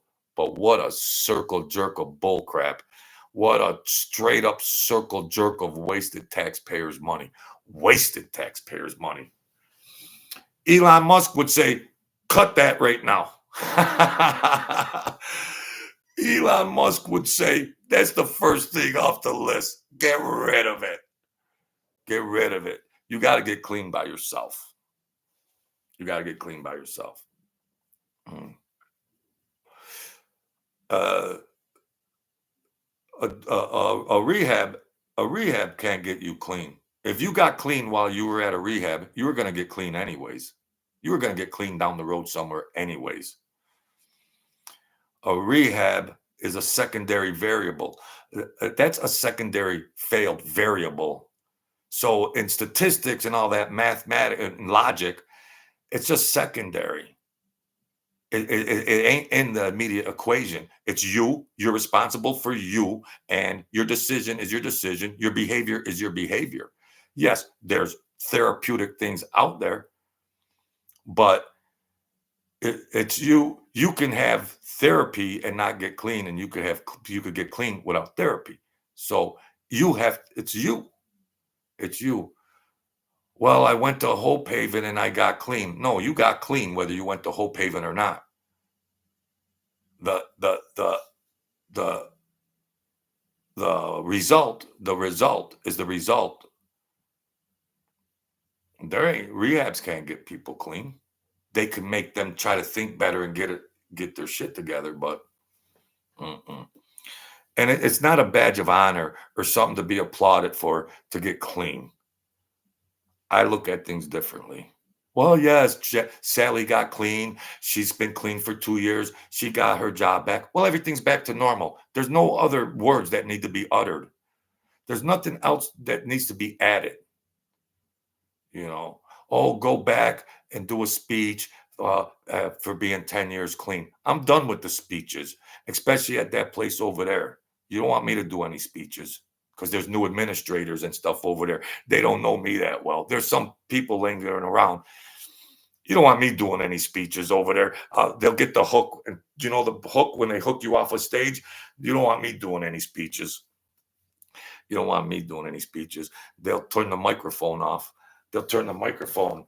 I'll be like, yeah, ladies and gentlemen, looks like we got a nice crowd here today. Listen up.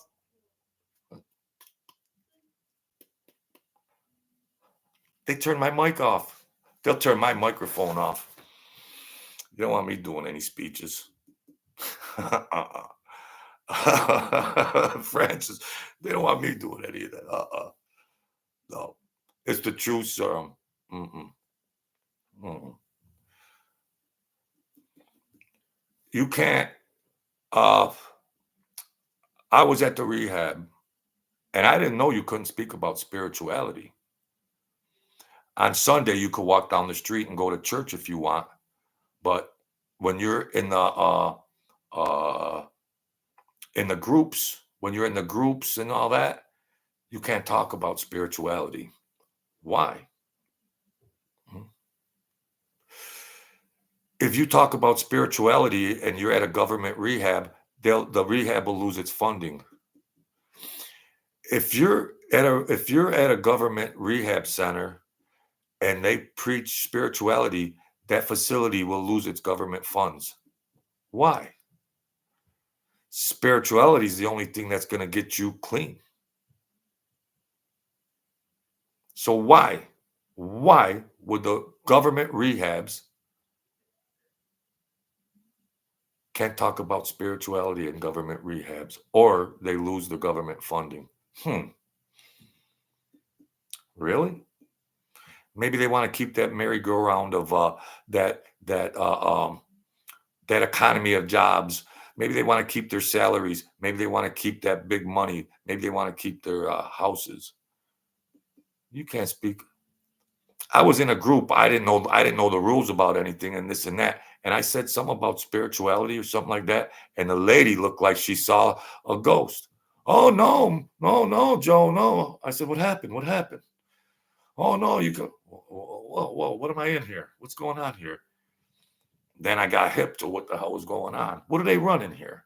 Some shit show con job? What kind of shell game are they running here? Yeah, okay. Yeah. Yeah, it holds our divine power and it threatens them. Yeah. The power of Christ and God gets you clean. Not the freaking Jacasa. Not the Jacasa facility. There's good people there, well-intended people there. They get their paycheck every week. They're well-intended people, but they ain't getting anybody clean. How are you going to fight demonic stuff? By counselors going, oh yeah, well, when you were 10 years old, somebody played with you, and so some of these people went through some crazy stuff. Well, they should be at a personal therapist. They should be at a personal therapist because they've been abused and stuff like that. And they're sharing their stories in this government facility that ain't gonna even do nothing for them. There's girls in these groups. There's these poor girls in these groups revealing tragic stories. And they're getting played by the system. Terrible. Terrible. Somebody that's been abused and went through a lot of stuff, they have to find a way to heal. They have to find a way to heal. Their spirit has been broken. So if their spirit's been broken, something spiritual has to help them. Something spirit in the spiritual realm, something in the spiritual realm has to help them. Ta-da! What a coincidence. So spiritual, the physical world and the spiritual world. So a person can trust in the spiritual stuff and then see more results. And then you see more results. You see more success. So, yes, Johnny D.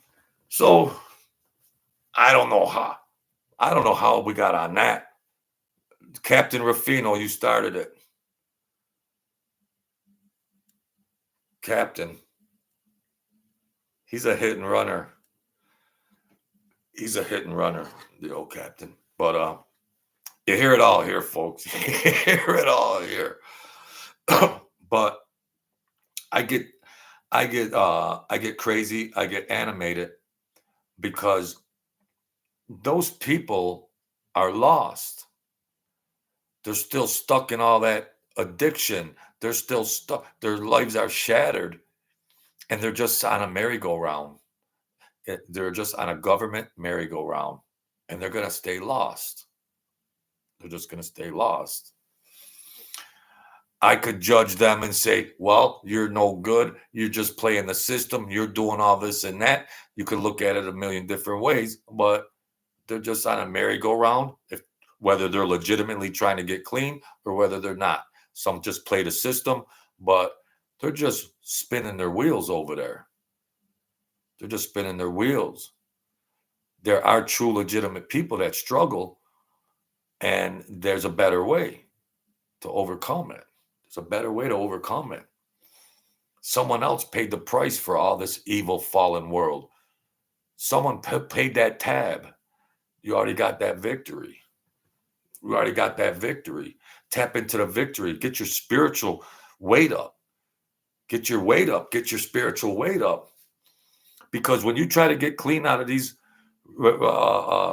you call yourself trying to get clean, and you clean your house, your spirit, your body is your house, and you sweep your house clean, the devils come stronger. There's nothing like the demons. The demons don't like anything better than a person that has just swept their house of demons.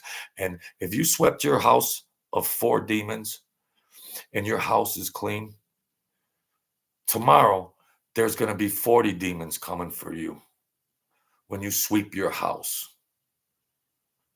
So this is spiritual warfare. It's spiritual warfare. So you have to stay in the protection. You have to know the words to utter. Get thee behind me, Satan. You can't roll here. Get behind me, Satan. You're a punk. I have control, and I got the power of Jesus and God. Get behind me. Go some bum bum.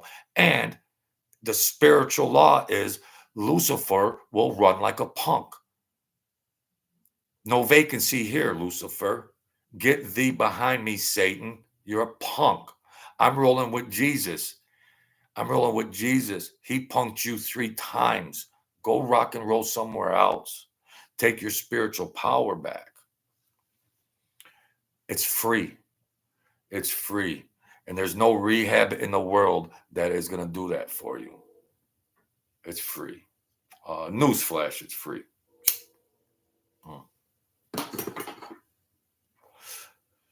Demons try to come at me and all this. Demons want me to fail after I got out of the hospital. Oh yeah, they killed me. I did it to myself, but I was thinking the demons had me crazy. But they're like, yeah, this Joe thinks he's gonna get clean. Yeah, we're gonna attack this mofo. Mm-mm. I was prepared for war. I was prepared for war. I wasn't prepared for that spiritual war. These demons always messing with me, putting crazy thoughts in my mind. No, you got to prepare for war. It's the unseen things of the world that you got to watch out for. And they don't sleep. They don't sleep. Yeah, we'll see how long this Joe will be clean. Yeah. Wait till we destroy this Joe again. Yeah. Yeah. Yeah. I was brung up as a Christian in the church and everything. I said, I better be ready for this battle. And then I had brain damage and I had to start to get my bearings back. I had severe traumatic brain injury and I had to get my bearings and think, you know what? I got to protect myself every day because I don't want to go back to freaking rocking and rolling drugs and all that. So I addressed it, got connected with Jesus and my father, God, and I said, I got to chill like this. I'm not gonna be a chump no more. I'm not gonna be a sucker. You know, if something comes at me, I want the armor. You got to protect yourself with spiritual armor. The demons don't sleep, and if you've conquered something, the demons don't like it. The demons call for backup. The demons will call for more troops. Come on, let's get him. Let's get into his dreams. Let's get into his nightmares. Let's put all this, you know, let's give him nightmares and all this crazy stuff. No, I figured, man, I got to start fighting this stuff. Well, it's free and it works. And it works. So, as far as being clean since 2014, 11 years, as far as being clean, I just think I got closer to God. I got closer to Jesus. And these thoughts weren't entering my mind to go. I wasn't craving to go do drugs. I wasn't jonesing. Oh, I gotta go do drugs. When I died, it died with me, and it wasn't like people say, "Well, 5 years you've been clean." And it's not like it wasn't like I was in a battle of trying to stay clean. It wasn't like I was craving every day to go do drugs. It just wasn't on my radar. I was just going doing everything. So I was under that protection. I was under that protection, spiritual warfare. So people can accept it, people can reject it, but if you have faith and you believe, it's it makes sense to me because I'll tell you one thing. I was coming up. I thought I knew everything about everything. Academically, I thought I knew everything about everything. I thought I was invincible on everything. I thought I was invincible until I was dead. And those dumb demons were just tearing me up. They're laughing at me, going, "Yeah, we got him. We got him, Mr. Smarty Pants over there. We got him. Yeah, yeah, yeah. He don't even know how to protect himself with Jesus. He don't even know how to protect himself with God. Wow. You know, don't go down like me. Don't go down." So, yeah, that's why these rehabs they're aggravating to me. This brainwashing, systematic brainwashing of rehab and meetings and all that. Mm-mm. No, no. You want to go to a meeting, read Proverbs, read Psalms. You want to go to a meeting. This is this is the spiritual knowledge. This is a reference book. They call it the Holy Bible. This is a reference book on spiritual knowledge. The spiritual world has angels and demons, and the demons work overtime. So if you're a car mechanic, you look at the owner's manual. If you own a car, you look, something goes wrong and you need schematics. Well, there's an owner's manual in the body. I mean, in the glove compartment. So if you're a human being and we're in a physical world and a spiritual world, don't get too off centered on just being in a physical world because when the spiritual world and the demons come after you, you better go to the owner's manual, the Bible. It's your owner's manual, and figure out how to fight these demons, because you're going to need it. That this is your owner's manual. Yeah. This is the owner's manual.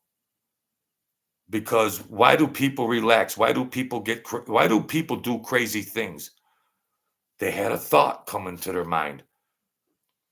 I'm going to go do something crazy. Well, how'd that thought get in my mind? How did that wild, whacked out thought get in my mind?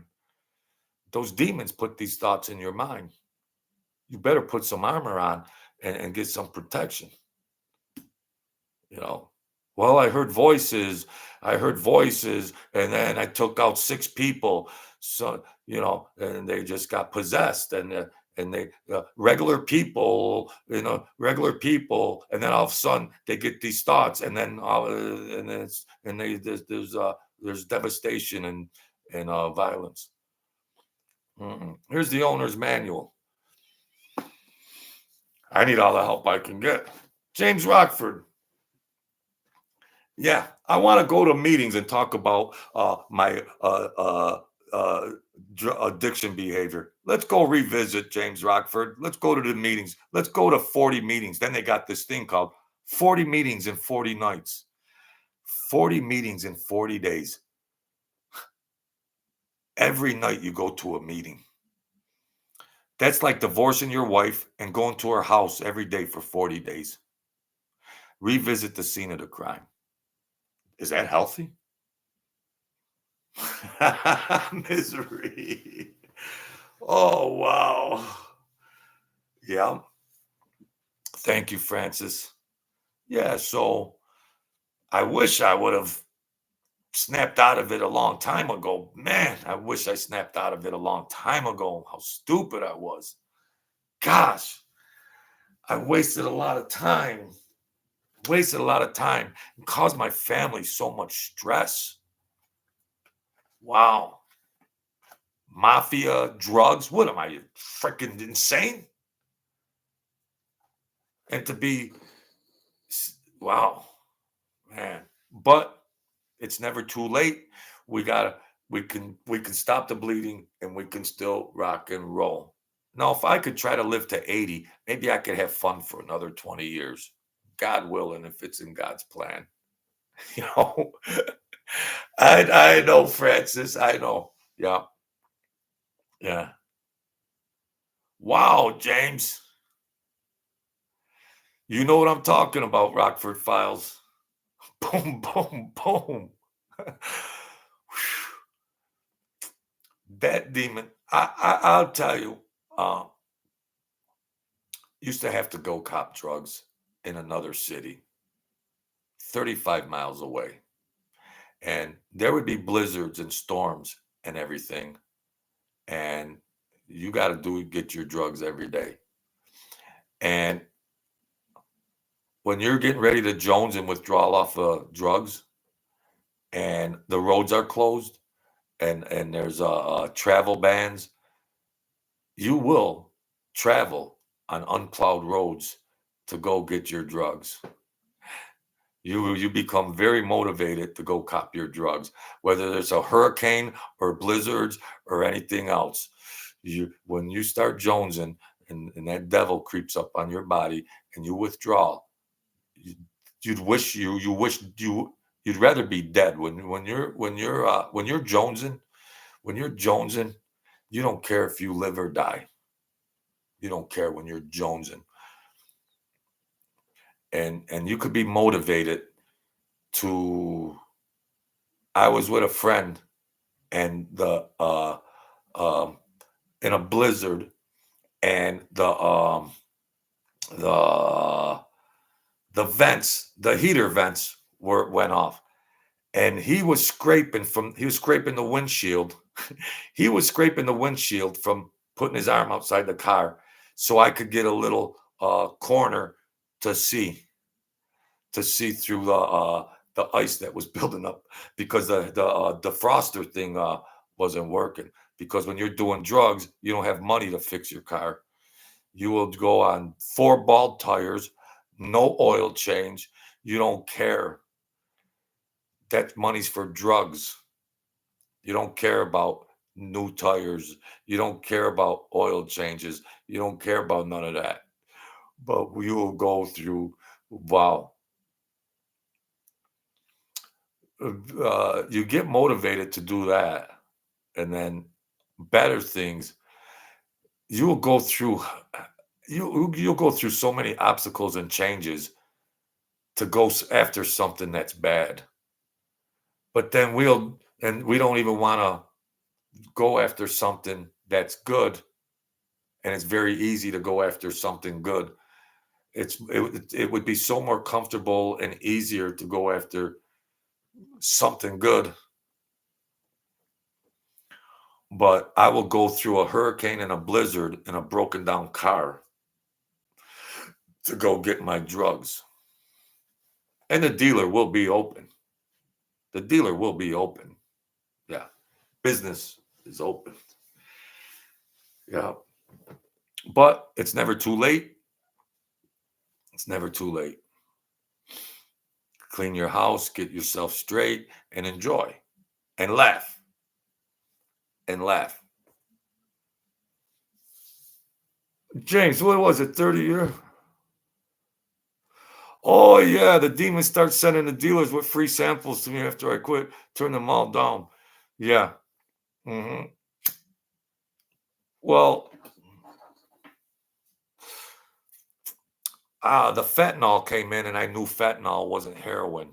I know the properties of heroin.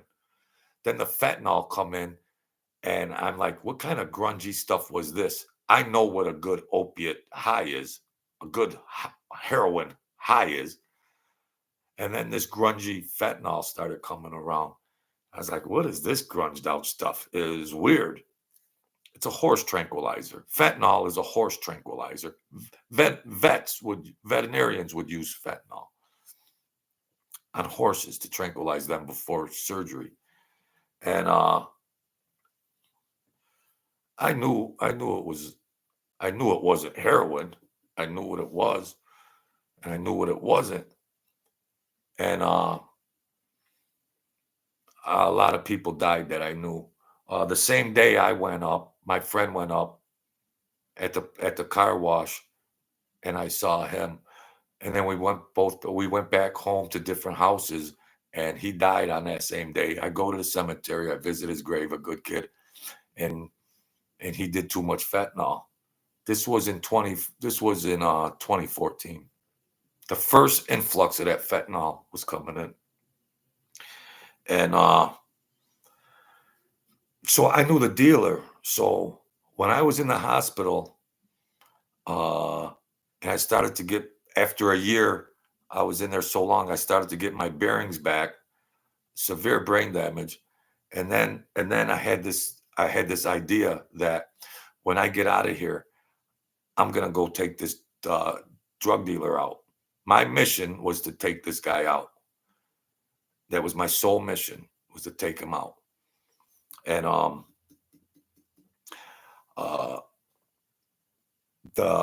my phone was in my belongings in the hospital, in the closet, my phone. And of course he found out what happened to me and everything. And I called him up and I said, yeah, I'm gonna put you in the river, blah, blah, blah, blah, blah, blah, all this kind of stuff. And then I realized I did it to myself, I did it to myself.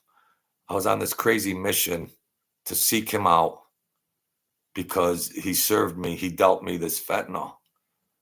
And I wanted to torture him. I wanted to torture the guy. And because then I knew I became aware that like 6 other people I knew had passed away and some other were in the hospital. So I was gonna take revenge, but then I was like, I did it to myself. What kind of stupidity was I doing leading that kind of life? I did it to myself. He didn't put it in my body.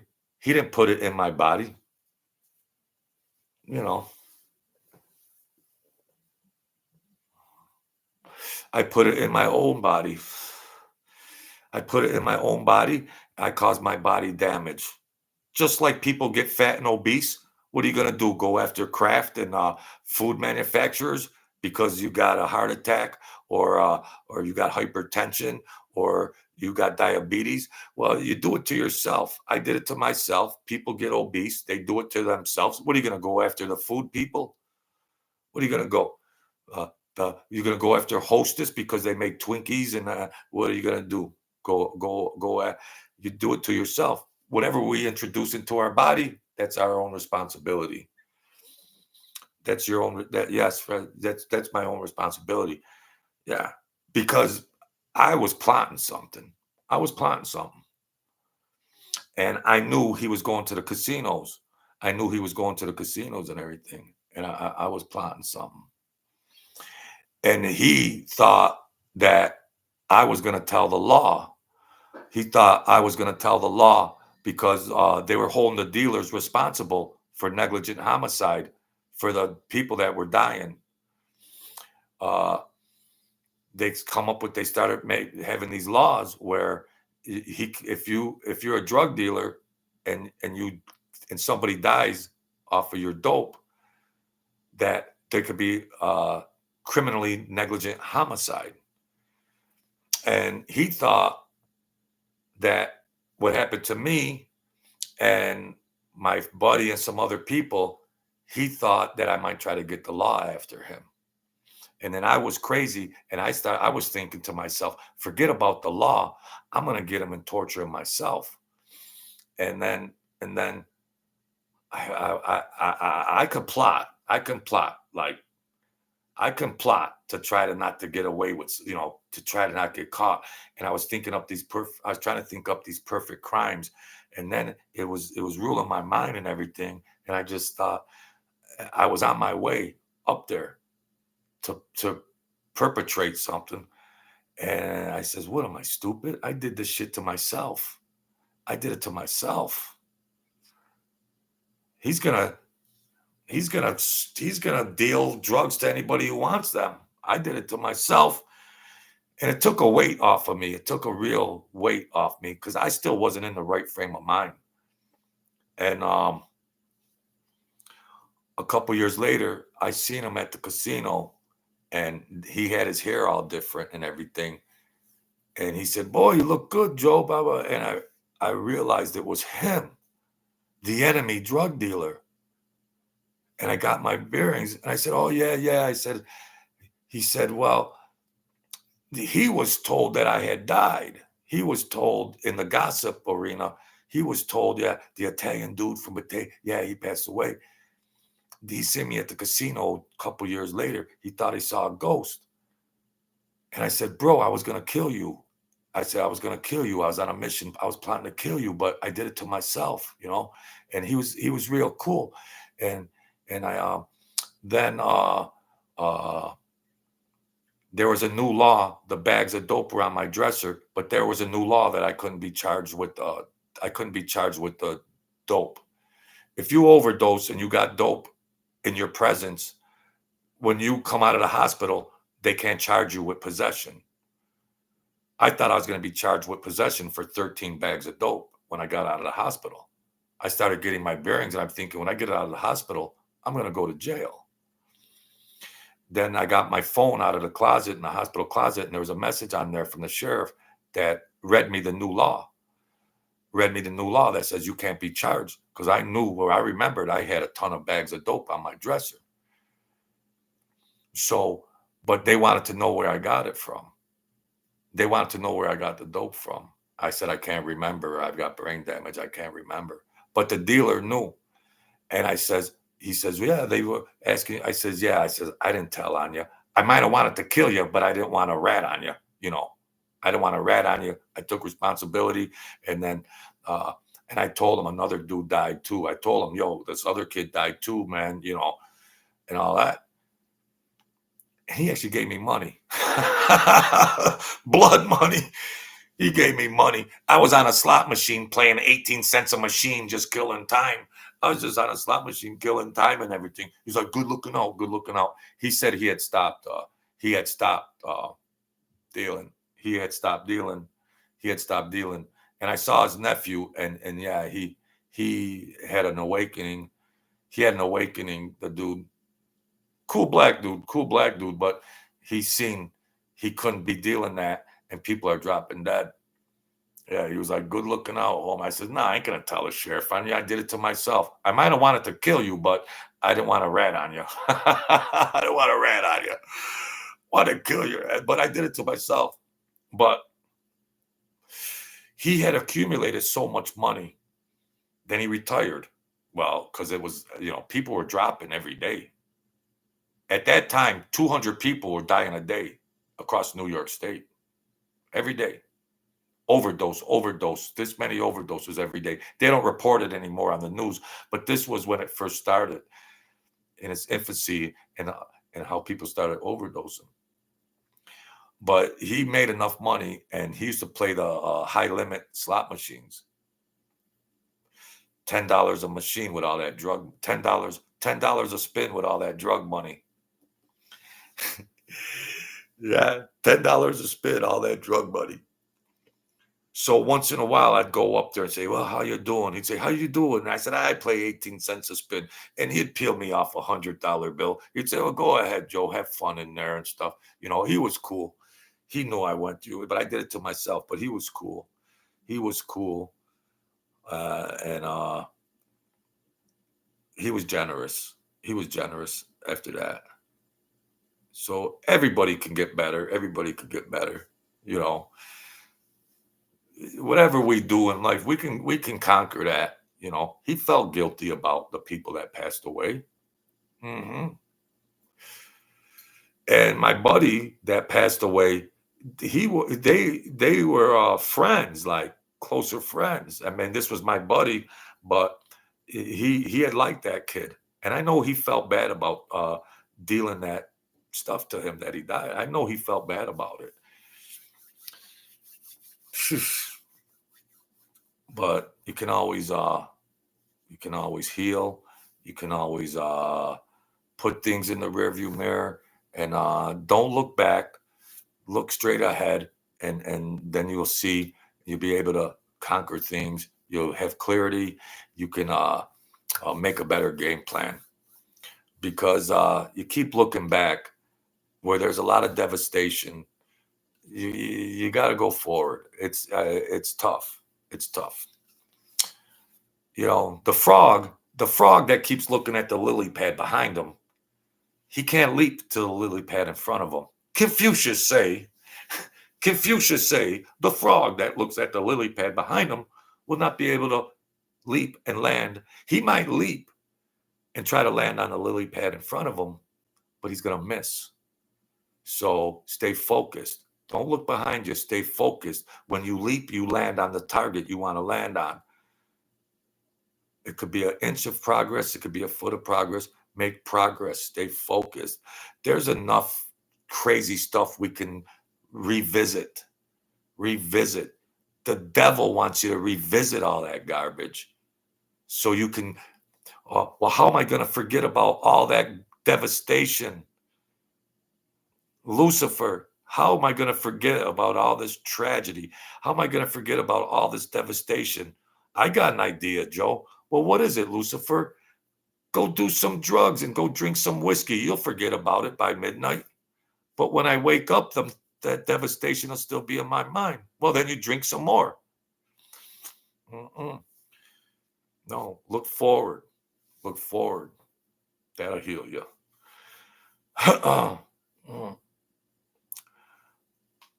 Well, James Rockford said, "Who found you who called paramedics?" Well, my friend D, talk about angels. My friend D, I was at a house. I was at a close friend of the family's, and I had a room in the house. It was an old man that lived there. So I came home, went in my bedroom. I did the fentanyl, and the old man was in the kitchen, and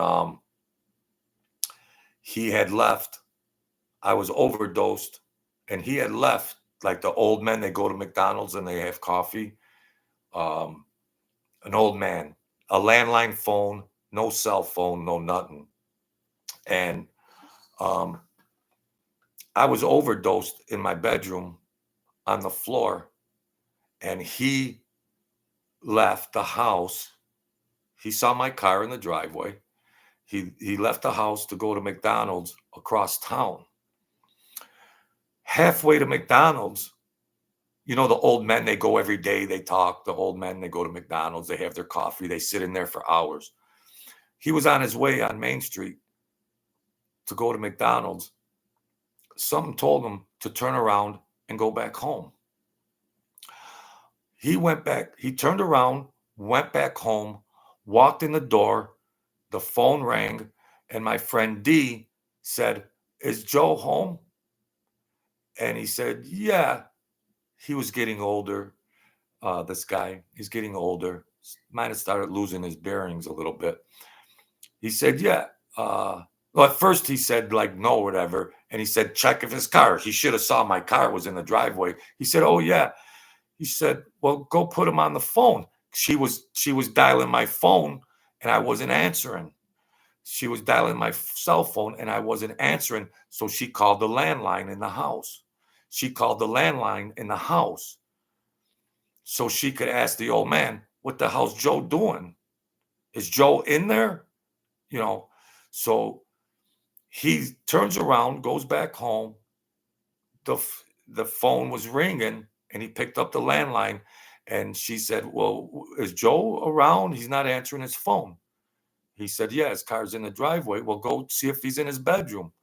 So he went to check on me in my bedroom, and he said he's sleeping on a pile of clothes, and he's got a lot of foam on the side of his face. What? I was dead on the floor on the laundry basket. Uh, well, I don't know, foam or something builds up. I don't know, foam. So she hung up and dialed 911 she dialed 911 sent 911 to the address. You talk about angels. You talk about angels. If she don't call, I'm dead. They find me the next morning dead. She don't call. She don't call. So they tried to revive me and tried to revive me. I had hypothermia. I was in there dead. My room was cold, wintertime, January 18th. And what actually helped a little to prevent my body temperature had gone down, and at least my organs didn't break down as fast from cold, because the cold preserves you. But I was on that floor for over an hour dead. And then they were doing the Narcan. They were doing the Narcan to try to revive you and stuff. The Narcan. And they dragged me out of the bedroom to the living room, and I bounced up. I bounced up like and then I was in a coma for a year. I was in a coma for a year. Life support. So they figured he lost so much oxygen, sooner or later we're gonna have to pull the plug on this guy or whatever. But I was on just a liquid IV, skin and bone skeleton. But when they brung me in to critical care, intensive care, um, what happens is uh, I was hooked on drugs, right? So they know my body's gonna. They know I'm gonna. They know I'm gonna withdraw. They know I'm gonna withdraw. So I'm on the life support machines, and then they strap you down because I got the IVs, I got the catheter thing, like, and and they know you're gonna go through withdrawals, so they got the IV and all that. They got it all set up, so you're gonna flop around. Even if I'm on life support, the body is gonna withdraw and flop around like a fish. It's going to flop through rapid withdrawal, through rapid withdrawal. So they put these leather straps. They put a big leather strap around my stomach, my ankles, my legs, so you don't flop around withdrawal and all the stuff comes off of you, all the life support stuff comes off of you. It was, yeah. So when I got out of there, I was all skin and bones. I was just on an IV for all that time. I didn't know my name. I didn't know what a human being was. I didn't know how to walk. I didn't know what a man was. I didn't know what a woman was. I was brain dead. I was brain dead. I had no reference. I had no schema of knowledge. I didn't know anything. And I had all these big bruises. They put leather straps around your body and strap you to the bed so you don't flop around and let all those IVs and all that stuff. And you got to have a catheter for your private too. You got to have a catheter, but it's all liquid. I wasn't going poop. I wasn't going poop. It was just liquid. Crazy. You wonder why I'm nuts? So I had all these bruises from the leather straps, you know. Yeah, you see how when I talk about demons, that's what those demons put me through. I did it to myself. But jeez, I should have took the bait. So yeah, and D, wow, if an angel, if 3 miracles had to happen, Sam, the old man, not Sam, the mafia guy, but this guy, rest his soul, his name is Sam too. His name was Sam too. God bless him. If he doesn't turn around and go back home, he wouldn't have been able to answer the phone when D, the beautiful angel, I love you, D. I love you. You're the greatest woman. I love you, honey. I love you, D. If she don't call, if she don't get an idea to call the landline, so many things had to happen at once. He had to get home to retrieve the call, and she had to make the phone call. She had to make the phone call. I've always had angels. I've always had angels since I'm 4 years old. I've always had angels. So an angel put it into the old man's mind, turn around and go home. An angel put into D's mind, call the house. Angels. Yeah, so that's my story. So you wonder why my faith is so strong? Why my faith is so strong? Yeah, thank you, Johnny D. I don't know. Some of you guys might have known that story or whatnot, but yeah. So to extend on that, I got out of I got off the life support. And I was getting to go into another room. I still had the IV, I still had the IV, and I still had the thing for my private, uh catheter. I still had that, which was all right with me instead of being on those machines. And lo and behold, my daughter's mother is a nurse, a registered nurse, and she worked on the same floor I was on. And of course, we weren't together at the time, but we were still on friendly terms. My daughter's mother, and she's a registered nurse on that floor. So of course, she's seen them reel me in. She's seen them reel me in, and she's like, "Wow, what the hell did Joe do to himself?" So she came to check on me when I got out of that room, and she was my nurse, floor nurse, and we got a child together. But so she was checking on me, and she says, I didn't know what anything was, and she had a mirror. And I was like skeleton. I was a skeleton, and she was trying to console me. She says, "You had overdosed. You've been in this ICU for all these months, and now you just got out of there. You overdosed on this date, and now you're in here in more recovery and all that. And she was trying to update me on what happened to me because I didn't have no information in my mind. I didn't have any information in my mind. So she would check on me. She would check on me every day, and make sure I was doing all right because we shared a beautiful daughter together, my beautiful daughter, and you know, um, so she made sure I was doing all right, and uh, I had a walker. You have to learn how to walk, and I was skin and bones, but so I walked. I had the stuff you can wheel, you can roll, IV thing, you can roll the IV thing, and um, I had finally got that catheter out, whatever. And I looked in the mirror, and I didn't even know like what I didn't know if I was 20 years old. I didn't know if I was 40. I didn't know if I was 50. I had no reference point to anything. So uh, I had looked in a regular mirror, a little small mirror before, and I didn't even understand what a man was like, and I was all screwed up. And I started hollering, "What did I do? I'm crazy! I'm crazy! I'm crazy!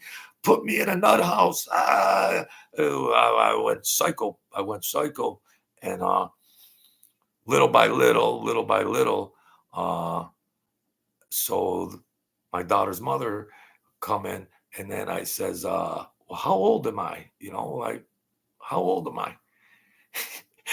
And she was like, "Well, you're 50 or whatever, 40 something." I said, "Damn, I couldn't be 20. How come I couldn't be 20? Well, how could you? We got a daughter older than that. What are you, but it was crazy." And yeah, I weighed 100 and I'm 6'1". I'm 6'1". I think I weighed around about 130 pounds, 140 pounds, all bones, not 1% of fat on my body, bones, skeleton bone. So I had a walker to try to stand up and all that stuff. But God is good. God is good.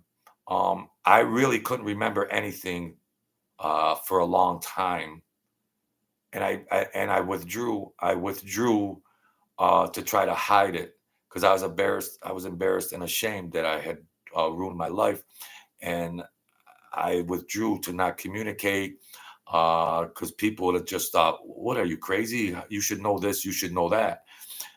I erased my mind. I erased my mind, so I was embarrassed to say. I would try to go with the flow or something just to play it off, but little by little, the New England Journal of Medicine, um, we're checking in the New England Journal of Medicine to see if a person could go through that to have anecdotal information for recorded instances of how long can you go without oxygen? How long could a person actually be dead? And if they do come back, can they function again at 100% capacity? So there's there's not a lot of there's not a lot of instances where the medical industry can journalize things of a person that could have been, you know, uh, dead for so long and then come back and then see if they can thrive again and if they can survive life support. Can they? So they journalize a lot of it, and that was getting crazy too. But um, yeah, crazy stuff. But little by little, different therapists for memory, uh, they'd come in and they would say, "You got to remember three things, Joe. You got to remember three things: house, dog, and car. Can you remember that? House, dog, and car. All right, Joe. Uh, do you remember what I told you? Tell me what those three things are. I couldn't remember them. So I started getting pissed off. I said, "You're trying to make me look stupid. I don't want to play this game anymore." Mental therapists that study the brain. Uh, um Word got around that they can experiment and see, like the brain has elasticity. Uh, can the brain build new neurotransmitters? Now, I don't want to talk science or anything, but your brain has neurotransmitters, and if your brain is brain dead, can it reconnect? Can it reconnect those? Can they fire the synapses? Can they fire your neurotransmitters? So your brain has elasticity. Sometimes it could make those connections again. So there's a lot of scientific stuff that they were trying to figure out, but I wasn't. I was getting frustrated because it was making me look stupid. I can't remember three things. The guy just said it 3 seconds ago. And I'm thinking, how could I not? How could I forget that? Am I that effed up? And I thought I ruined my life forever. I can't enter society again. I'm going to end up in an I'm going to be infirmarized. I'm going to be in an institution. If I can't remember three things like that, I won't be able to be in society. So I used to scream and throw the stuff off the in my hospital room. I used to throw all the stuff on it and tell them get out of here. And I used to smash everything around, and they were like, "You got to chill out. You got to chill out." So yeah, but then um, I was blessed. I had to try to gain weight back. I had to try to gain weight back, and I was learning how to walk. My legs were bone. My legs were all bone, and I had a walker. So my first therapy was just to try to stand up. Just try to stand up on um, just stand up. And I started to get an appetite. And a friend of mine from high school worked the night shift in the kitchen, and he started bringing me up. We were friends in high school. This black dude, Ronnie. God bless you, Ronnie. A good dude, man. Uh, and he knew what had happened to me, and he would visit me, and he'd say, "Oh man, you only weigh like 100." He knew the story, and he would go down to the cafeteria and bring me up cake and ice cream, and I would chow it all down. And he said, "You got to put some weight on. You can't walk. You got to get some weight so you could get some muscle on your leg. Uh, you got to start to walk. You got to start to walk." I was still so crazy that I started to use the walker to walk. And you got you got the hospital gown on. I was still out of my mind, and I was naked. I was naked, and I was walking, showing my butt. I was walking, showing my butt. And my poor daughter's mother says, "Ain't nobody trying to see your butt, Joe. You got to tie this up." Well, tie it up for me. I'm walking. The zombie. Here comes the skeleton zombie with a walker with his bare ass showing. I would have never done that. I don't want anybody to see my body, but it was one hell of a. And then little by little, uh, good people helping me out, good angels that were trying to uh, motivate me.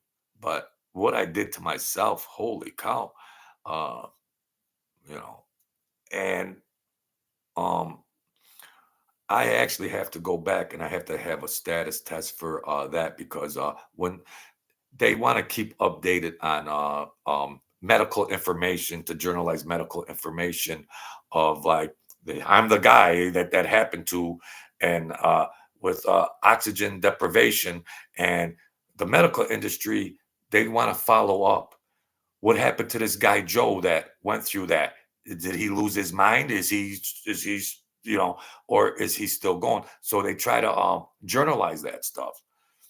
They try to journalize it and say, well, yeah, there was a guy, in 2014 and he made it back and he recovered. And so they just try to get medical information.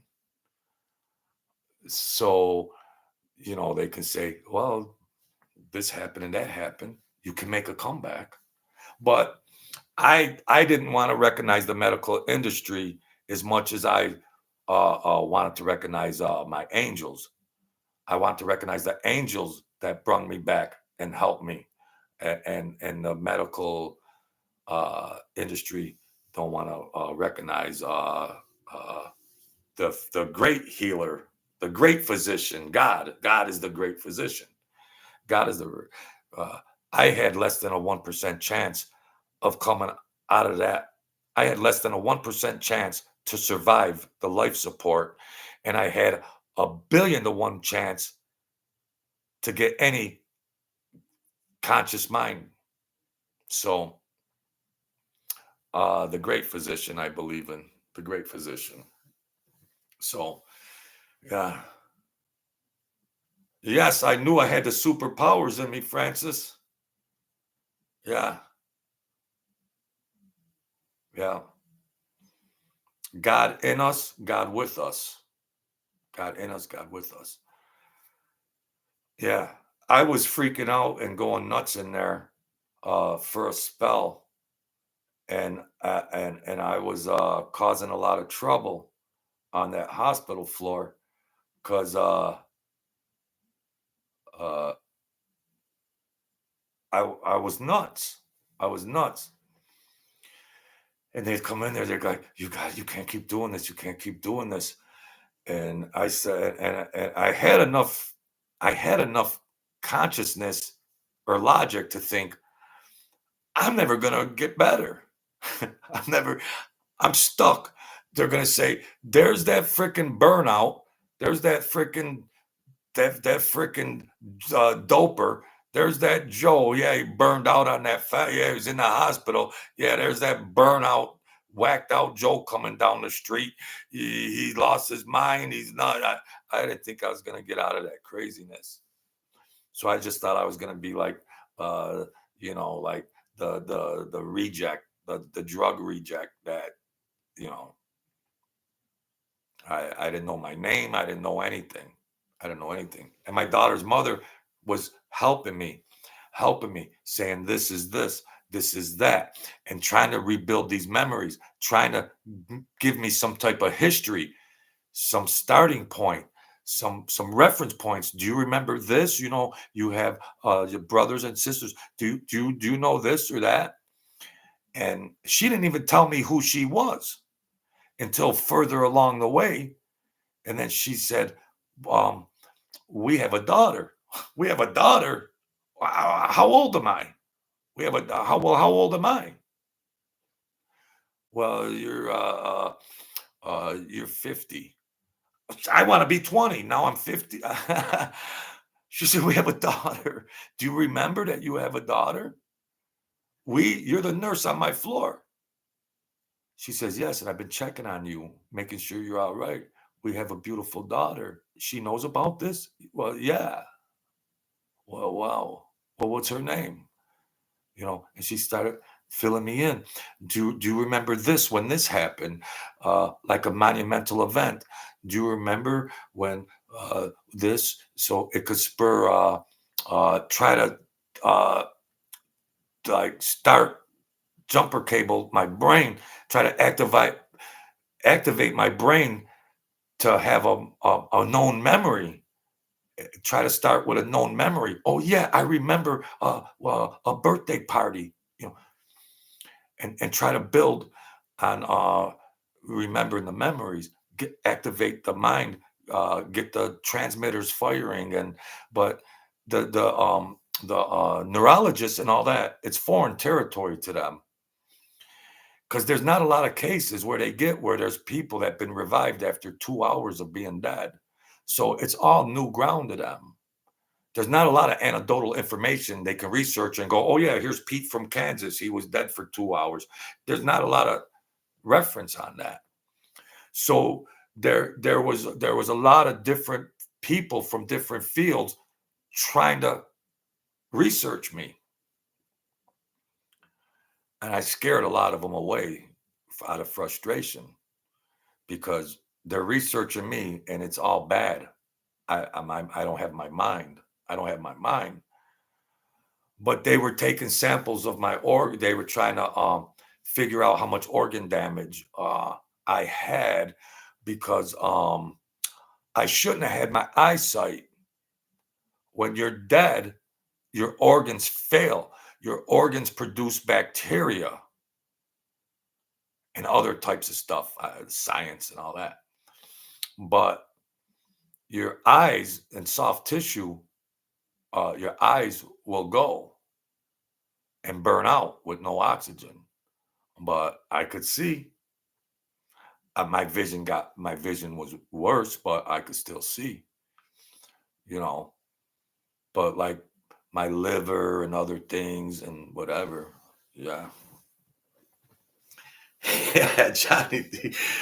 So uh, I shared a lot tonight, folks. I shared a lot, but you guys are my good friends, and that's a more intimate history on me, and that's why I believe. That's why I have that faith.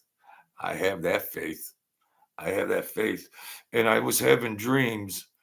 I was having dreams, weird dreams, and it was like these reassuring voices, like divine voices, and said, we have you. We have you." Like the weird stuff, dreams and things in my head.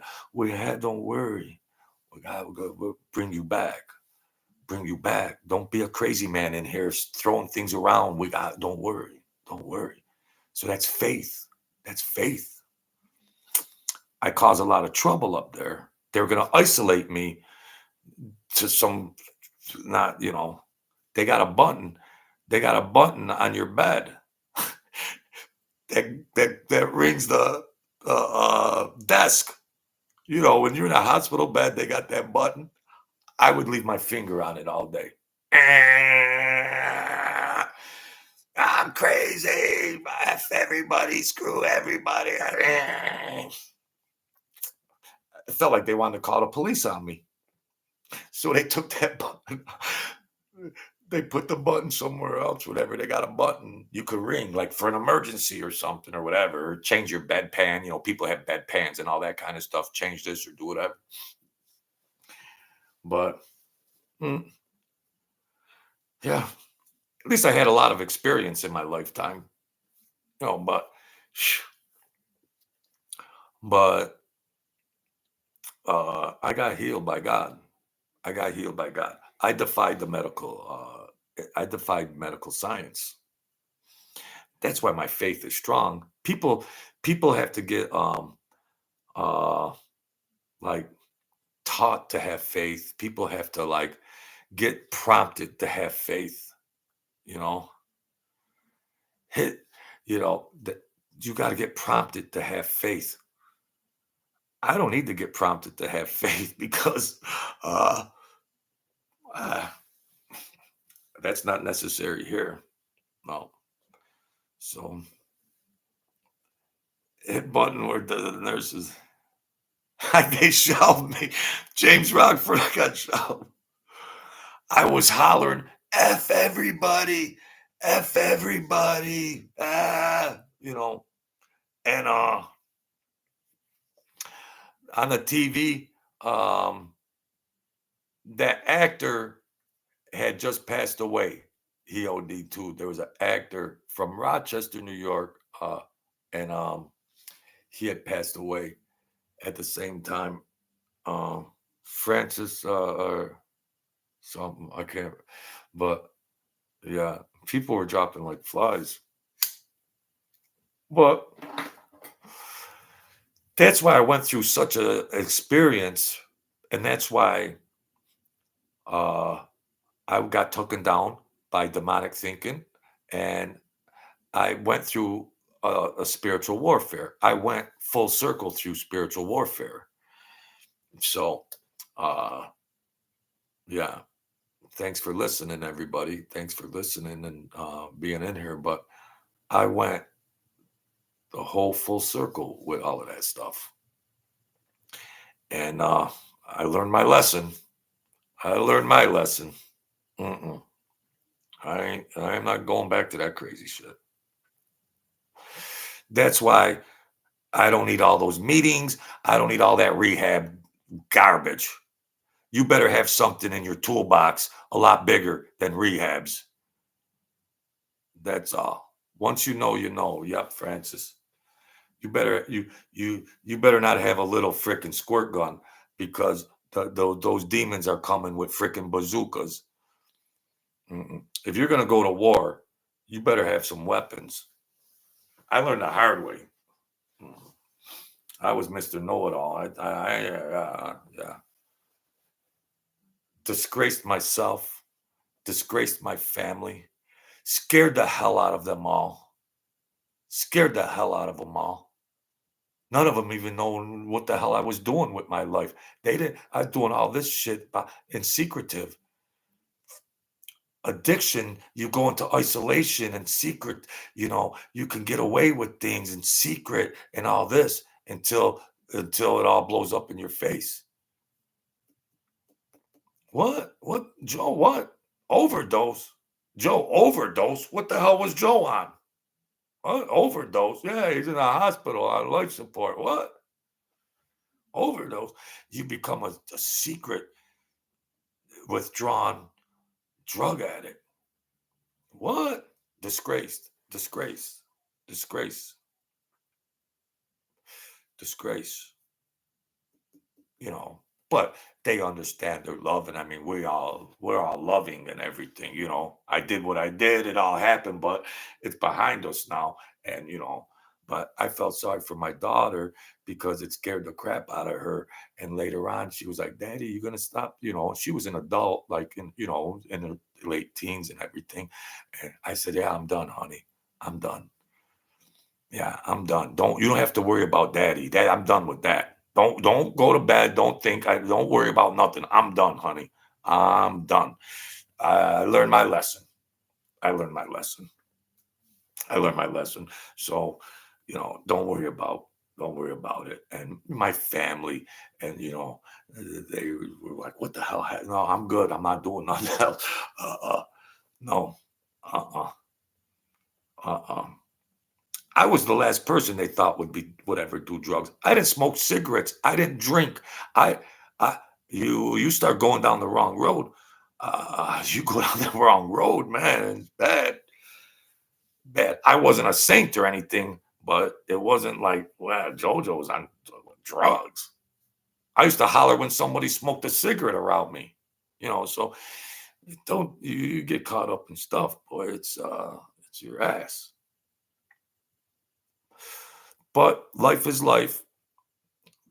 We do a lot of crazy things, but you got good people around you. Um, it makes you want to do good. You should want to do good for yourself, but you want to do good for your loved ones and family, and not put all that stress and worry on them.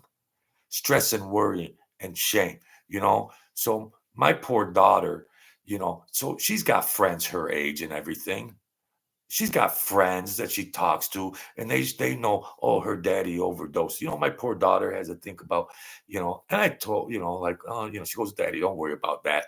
At least she's got good sensibility.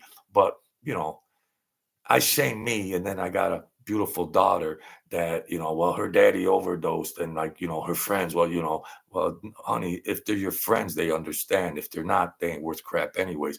But my daughter's like me. There's no curveballs.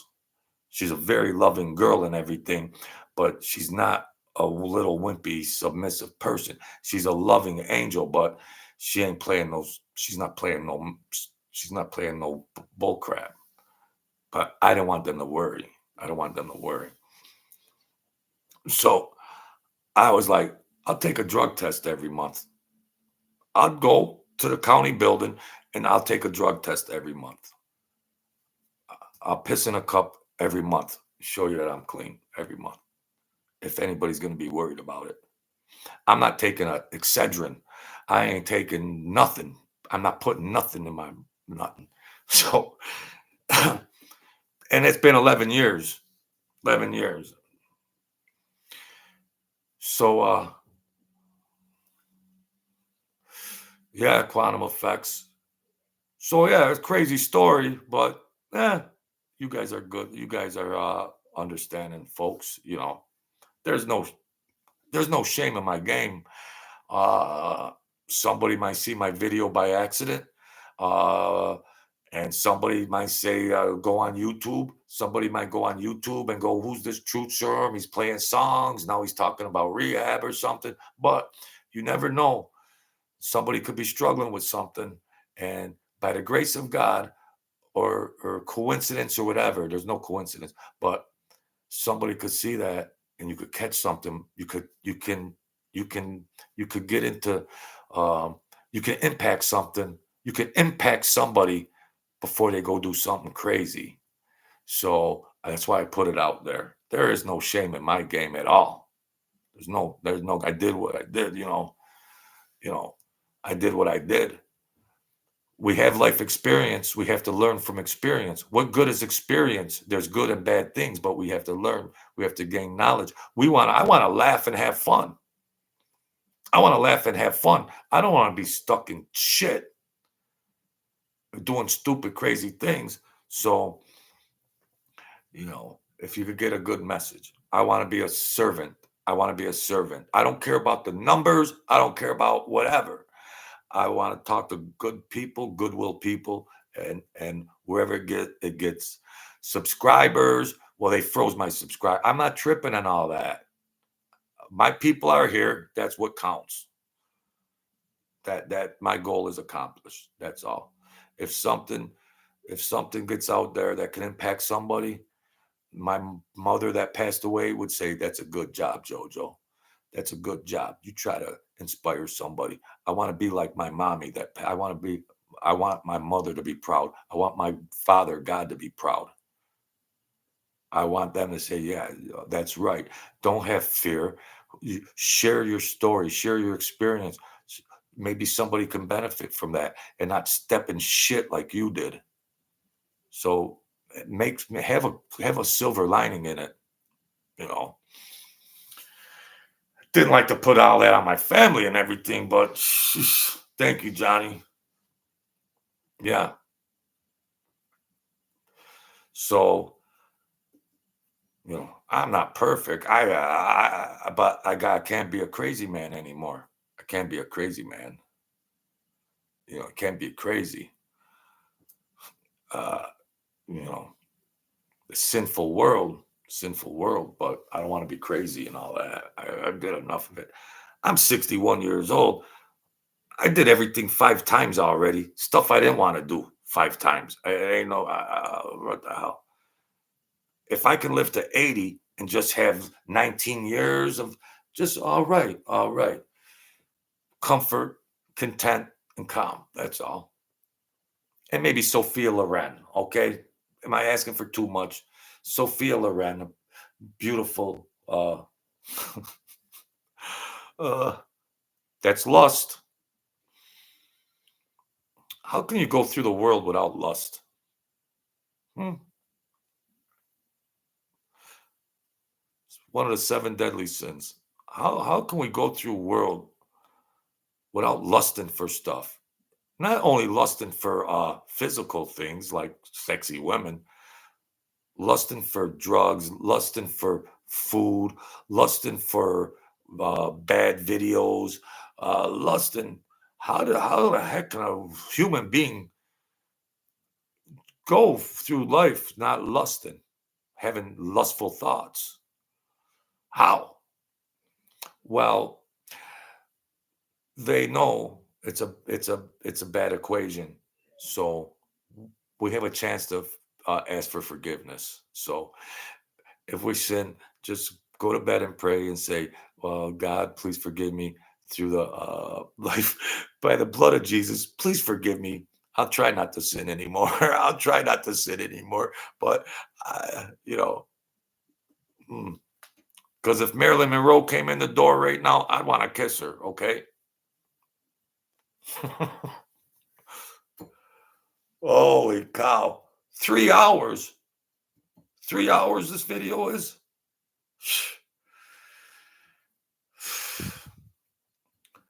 Wow. Am I what are you looking at? What you're looking at? I got my Hall of Famers in here. Joel Gold. How'd you try to sneak in here? Yeah. But yeah. You think about somebody like Jesus. Jesus was washing people's feet. Gosh. Son of God. Wow. If Jesus was washing people's feet, well, then what am I? What am I? Can I do at least that and try to serve people? You think about this kind of stuff. What's meaningful? What's not? What's this? What's that? What's it all about? Yeah. Thank you, Joel. You snuck through the back door. Joel, knock before you come in. Knock. Oh, wow. Yeah. Well, happy birthday. Well, I'll have two death dates. Uh, I got two death dates. January 18th, 2014, and then whatever the next one comes. Eh, don't put nothing on my, don't put nothing on my stone. Put nothing on my stone. Shame, this was enough shame, enough stupidity. She sings happy birthday.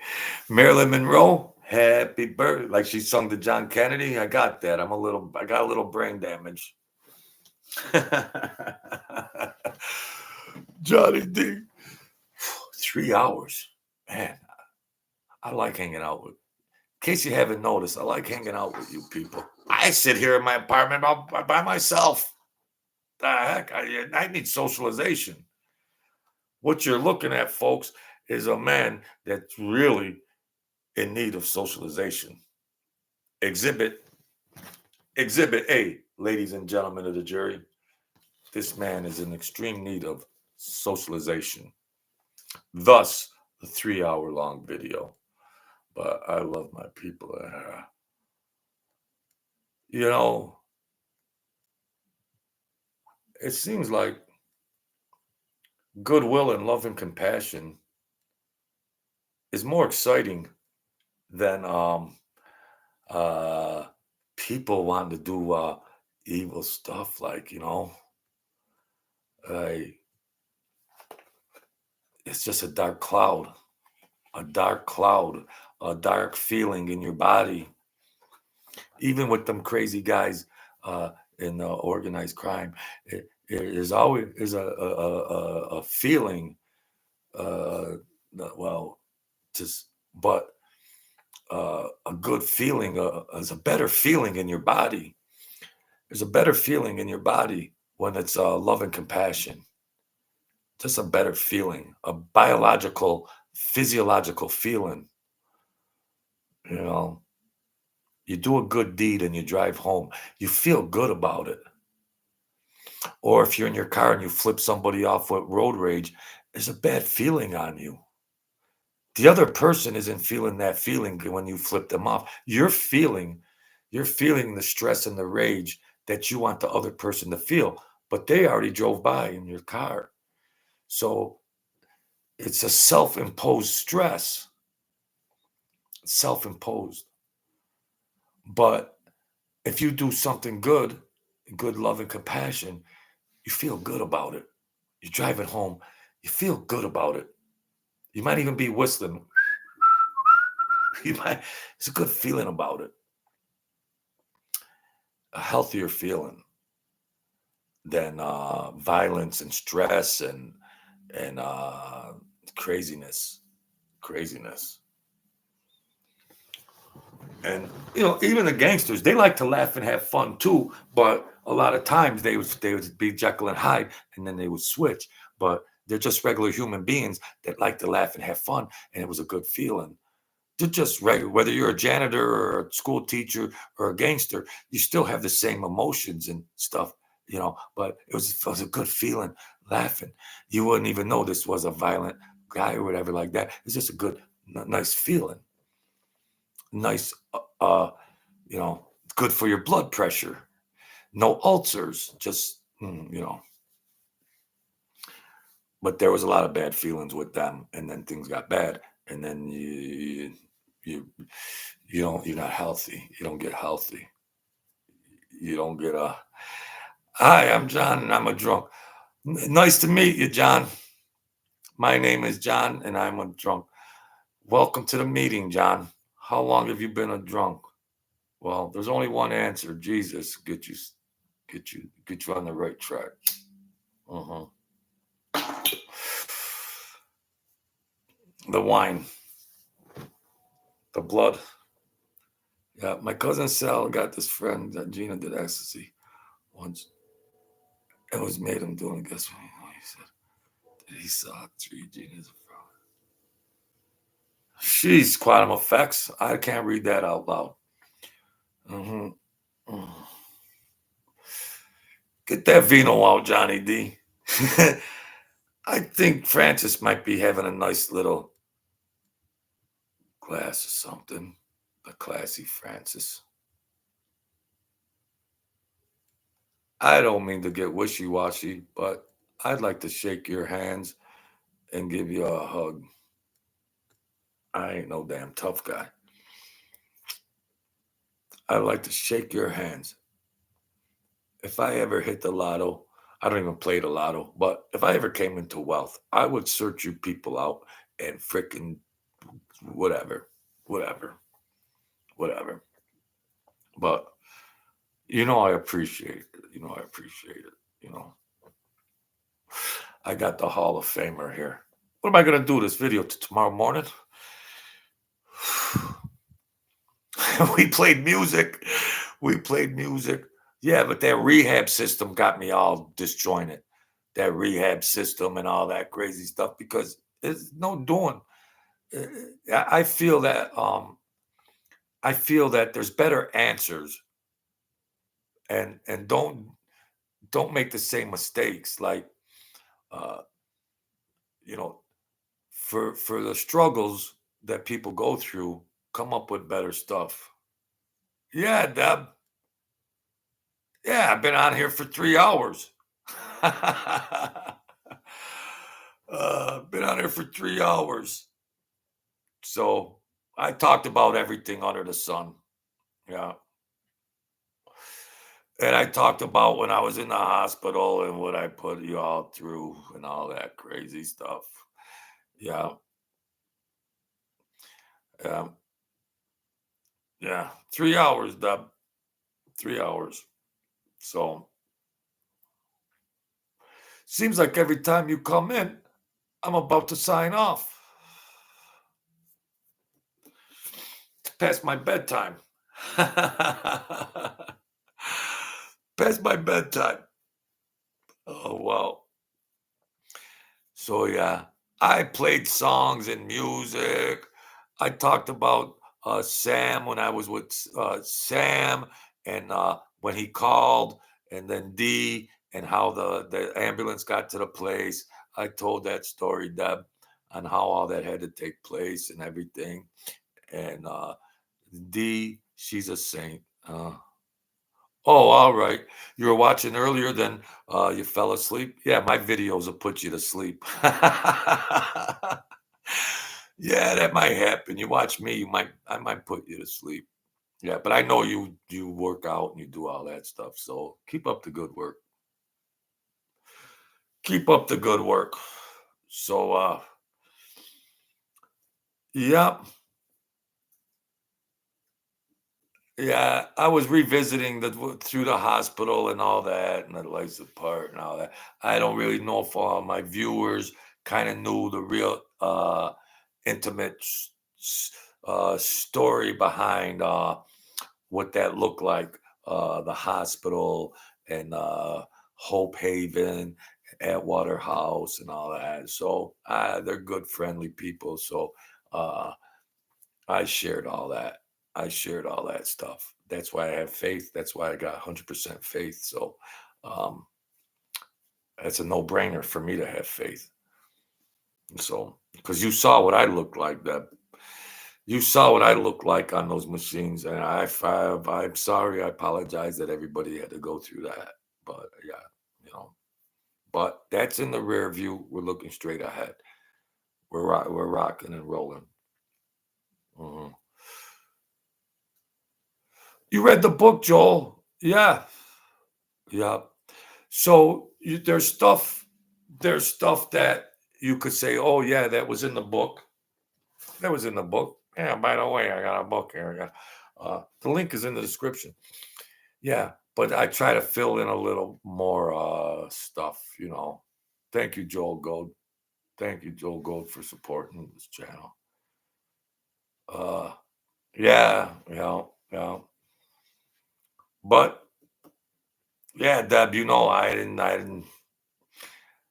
didn't do anything ever again after that. So that was that. That was that. I learned my lesson. I learned my lesson. So yeah, uh, we got God, we got Jesus, we got angels. Get a relationship, start a relationship, talk, communicate, get in the mix, get into the spiritual realm, get into spirituality, and and however you address it, whatever that looks like to you. People are different, but investigate it. That's all. Yeah. Yeah. Thanks, Deb. Thank you that you're another angel that when I got out of there, uh, you got me a car. You try to provide for me. You know, thank you, Deb, for, eh, thank you for trying to get me back in the mix and stuff. You know, there's spiritual angels and there's living angels. There's living angels. There's living angels, you know. So uh, we just got to look at things and try to have fun. Try to have fun. There's so much craziness, but stay focused. Uh, Try to have clarity on things, and then we can have a better state of mind. Have clarity, have your goals, address them, and mm, happiness might look like a lot of different things to a lot of different people. Somebody's happiness might be this, somebody's happiness might be that. And, everybody has different definitions of what happiness is. Uh, you know, so have a game plan. And then when you're comfortable, you can chill out and have friends and family and laugh, and it's all good. That's the meaning of my definition of happiness. Yeah. Yeah. Yeah. Good family, boy. Good family. Good family. We ain't going for 4 hours, Deb. Oh, past my bedtime. But yeah, Deb, I got good people in my community. I got good people. That's my extended family. It's my extended family. Yeah. Thank you, James Rockford. Thank you, James Rockford. You see, you put a comment in there. Awesome show, Joe. Good job. That's just a comment. Yeah, awesome show. No, that's got currency. That's currency. We like approval. We like validation. That's beautiful. I don't want to be a wishy-washy wimp or anything like that. I don't want to be a wish, but I I'm not I don't I'm not embarrassed about that stuff. If I see something beautiful, I recognize it and say that's beautiful. A compliment, good show. Wow, thank you. It's worth it. The 3 hours is worth it. to have my good community come in here and hang out with me, it's worth it. It's worth it times 1,000. It's worth it times 1,000. And to just know that there's good people out there, good people with a heart that will hang out with me. Who I go all over the board, I go all over this and that and all that, and they hang out. Shit. That's good juice. That's good juice to me. Yeah. Yeah. Thank you, Joe. Yeah. Um, because mafia stories is dark. Mafia stories is dark energy. And I've done so many of those things. And I kind of want to forget about that crazy life. But then when you revisit that stuff and you do that, it's like it resonates on you, like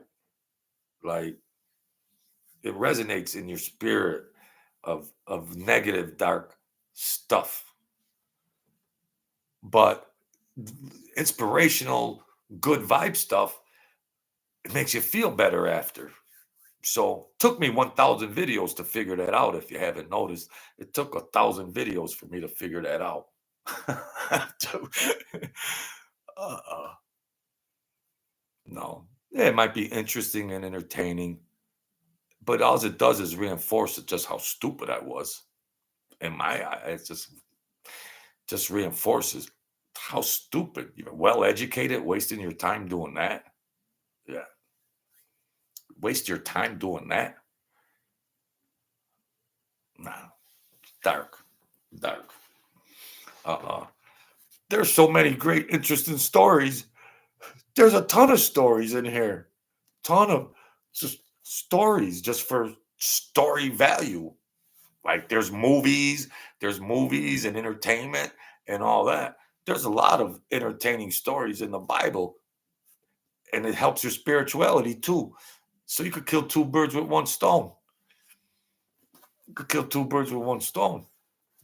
Holy cow. So yeah, yeah. Yes, Joel.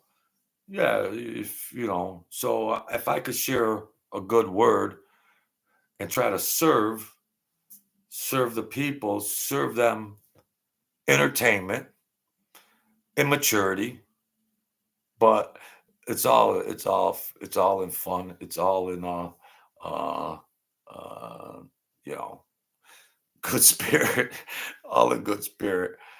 I'm not swearing anymore on my things. I'm not swearing. I'm not.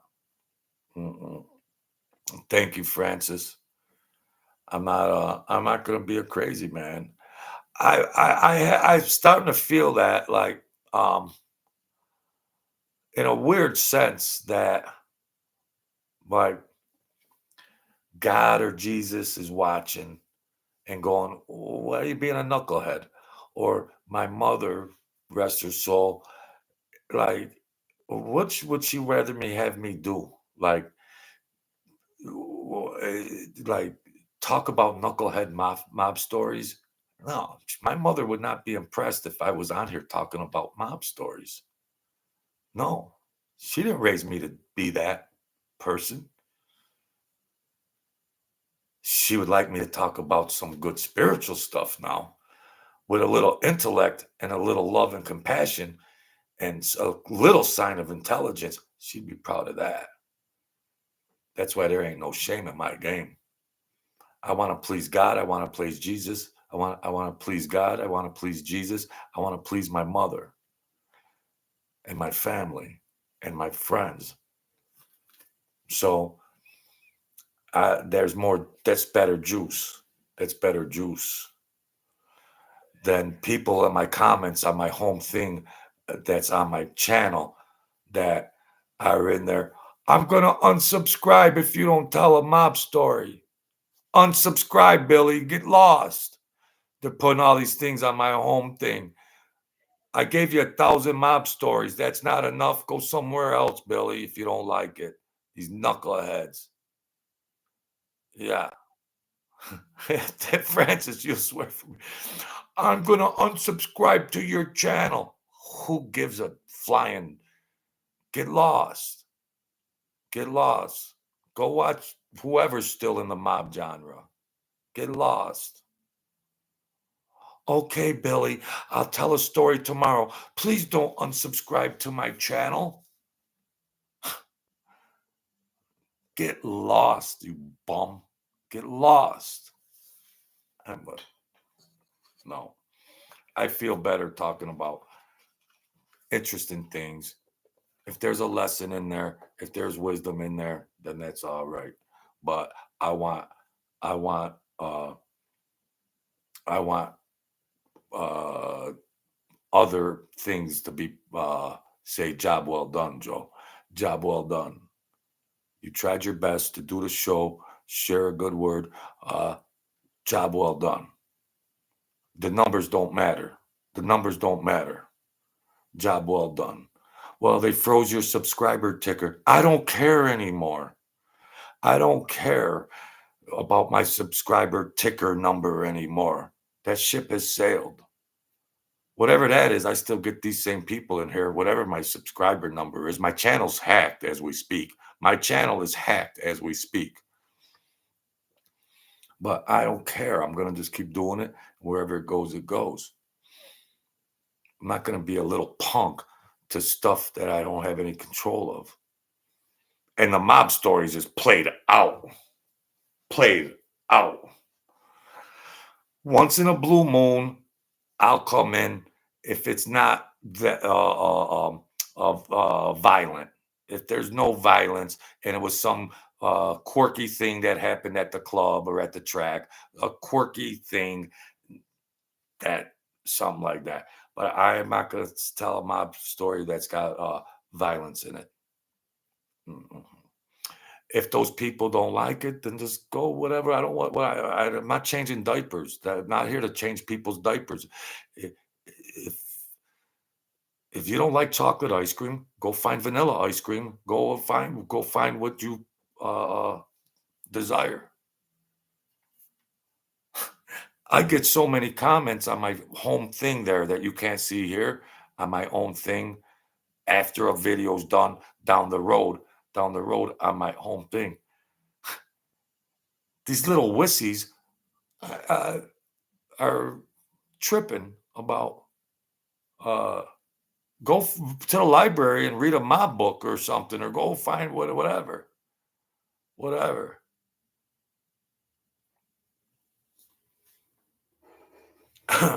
Should I do a tap dance for them too? Yeah, yes, master. Yes.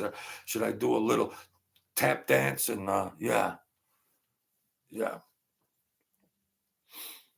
You know, they want unalive stories, James Robert.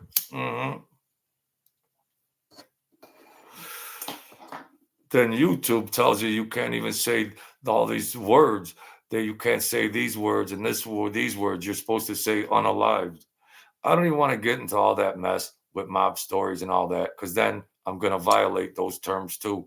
I'm going to violate, because it's hard to tell mob stories without swearing and using these certain terms that you're supposed to follow. No,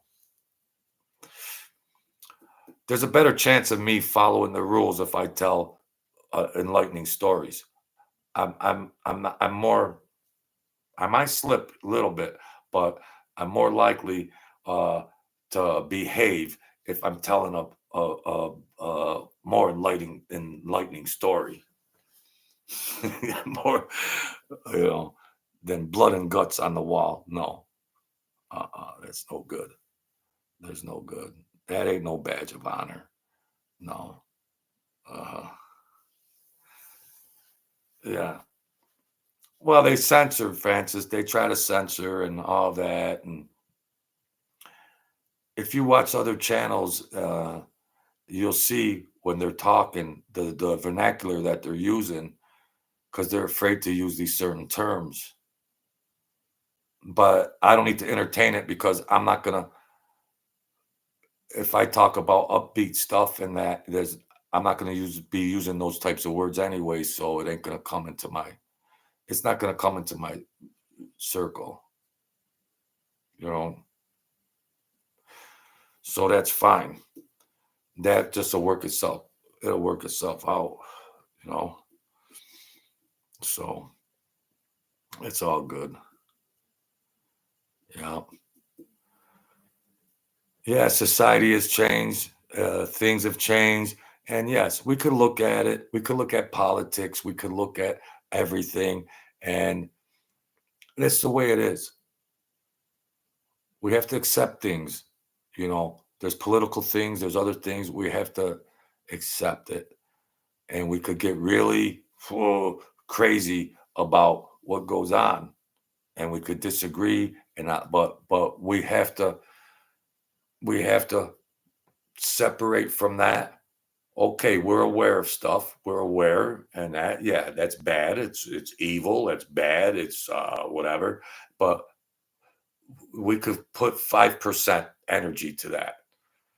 Just use 5% of your energy to acknowledge and get peed off about it. But then use the other 95% of your energy to just recognize uplifting things and how to do better in life or do ever. Don't waste all your energy looking at something bad. Yeah, we want a beautiful society. We want beautiful politics. We want beautiful government. Well, it ain't ever going to happen. So leave 5% of your energy to that. And then use the rest of your posture and energy and thinking to get on your game. To get on your game. Where's your focus? You know, what do you allow your eyes to see every day? What do you allow your ears to hear every day? What is coming through your senses every day? What are you seeing? What are you hearing? How does that impact you, good or bad? So be aware of it, because that stuff will make me crazy all day long. The politics, that stuff will make me crazy all day long. I'd be nuts. No, leave that stuff over there. I want to think about. I want to think about uh, positive things. Positive things. So yeah.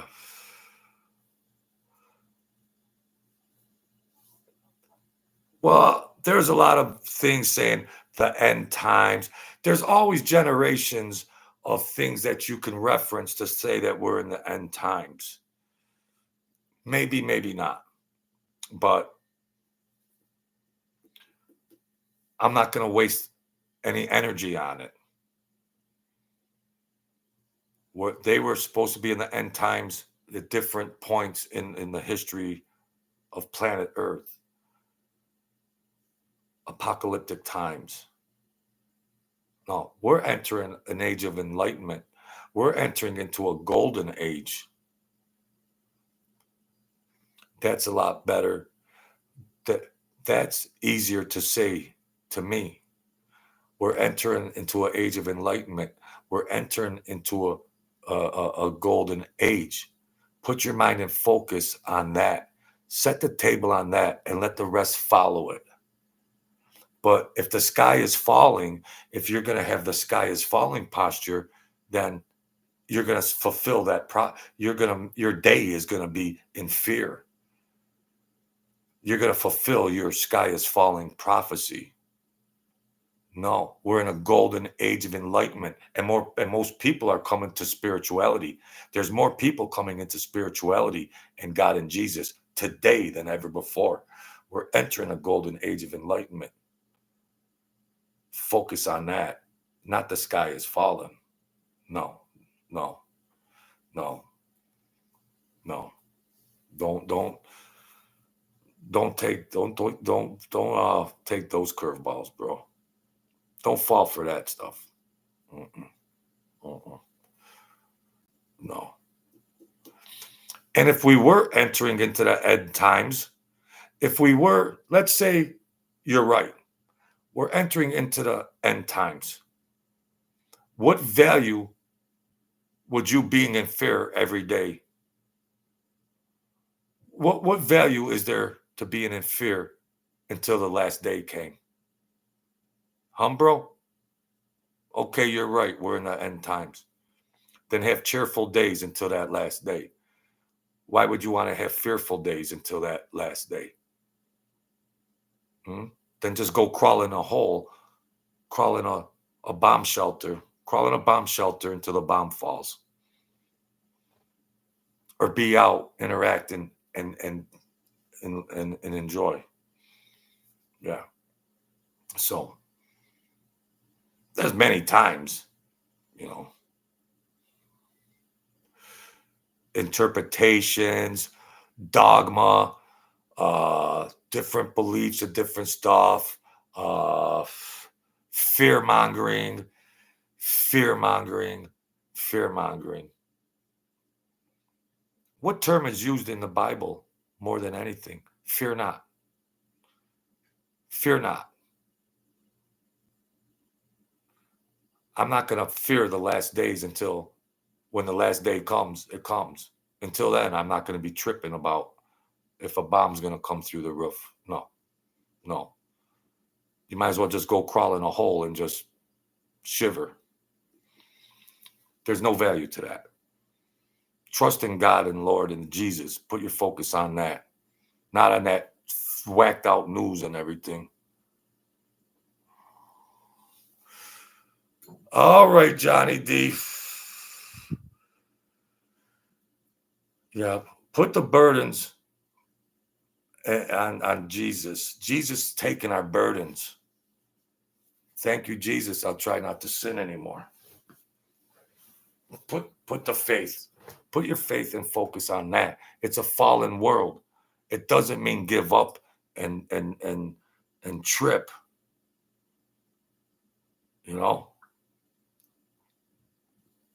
All right. This is a marathon. Yeah. Because, you gotta be confident, be proud, and be yourself, be yourself, be proud. We're God's children. If we're God's children, that's huge. So let's just be ourselves, okay? Let's be ourselves. Let's be confident.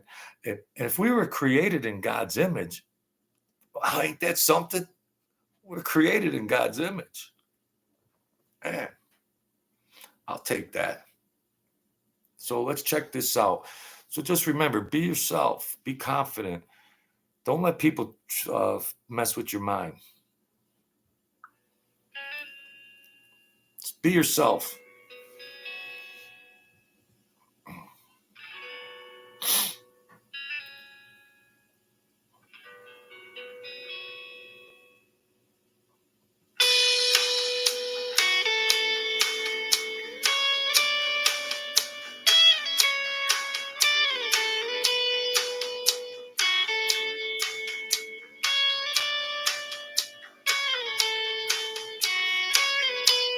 Someone falls to pieces, sleeping all alone. Someone kills the pain. Someone falls to pieces. This is copyright. Someone falls to pieces being all alone. And then somebody tries to ease the pain. Chemicals, I don't know. Let's check that line out again. Copyright stuff here, copyright. Check this song out. Just be yourself.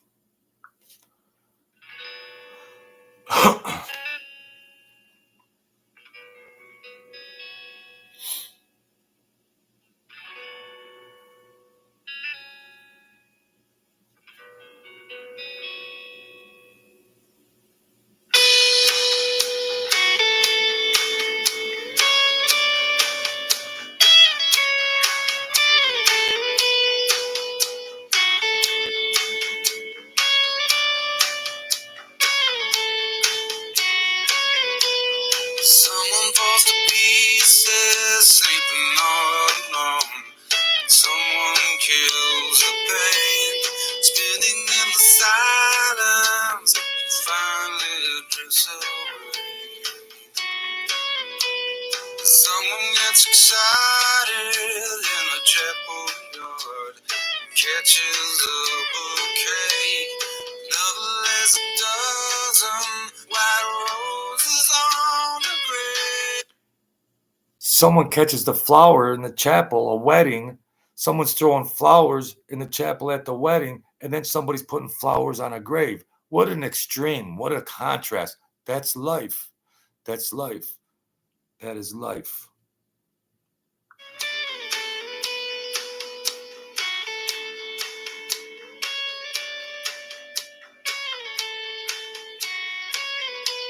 Someone falls to pieces, sleeping all alone. Someone kills the pain, spinning in the silence. Finally drifts away.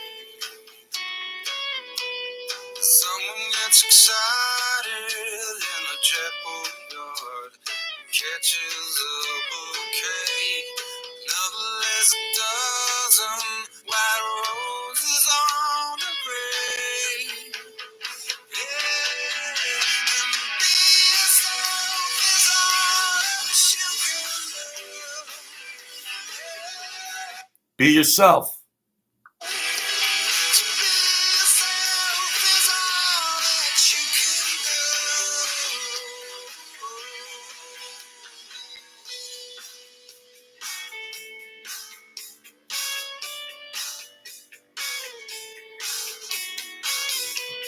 Someone finds salvation in everyone, another only pain. Someone tries to hide himself down inside himself, free. Someone trying to hide themselves inside themselves. You withdraw. It's tough. Life is tough. But be yourself. If we are created in God's image, you should be yourself. If we're created in God's image, that's not a bad idea. Be confident and be yourself. Life is tough. They're at a chapel with a bride and groom, love and everything, and then flowers on a grave. You still gotta remain constant. You gotta remain constant. Mental health is bad. Someone swears his true love until the end of time. Another runs away, separate or united. Guilty or insane. Be yourself is all that you can do. Be yourself is all that you can do.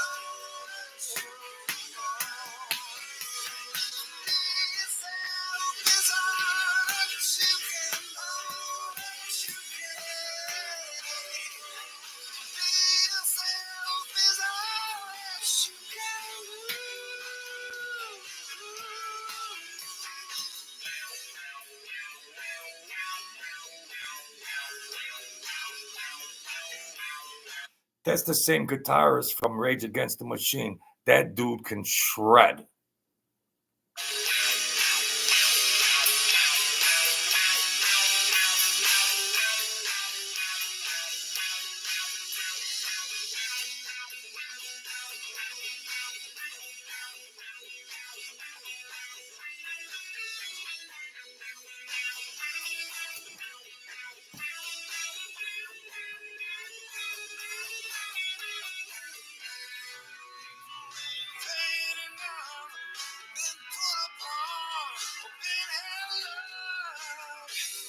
Every single memory of good or bad, traces of love.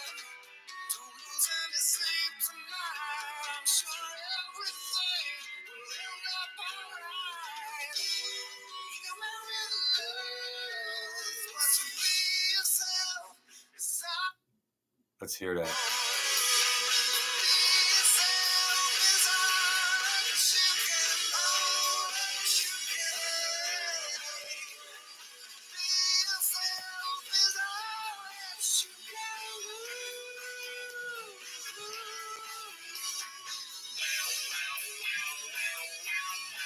Sweet.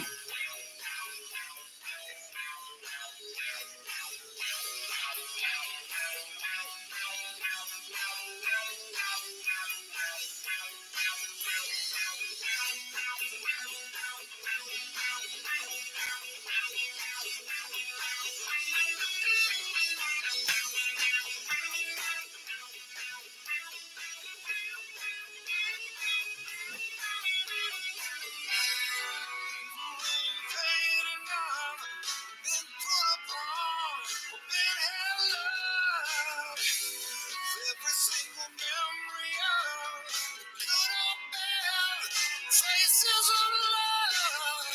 Strong. Losing his sleep tonight, I'm sure everything will end up alright. You and with love, but to be yourself is all that you can do. Beautiful song. Beautiful song. Be yourself is all that you can do.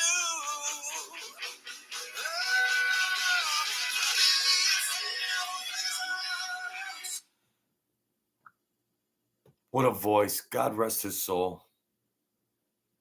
God rest his soul. Chris Cornell. What a beautiful voice. Man. Beautiful voice. You know, be yourself. It's all you can do. We can be pulled apart, everything, you know. And he suffered inside with some mental issues, you know. Mm.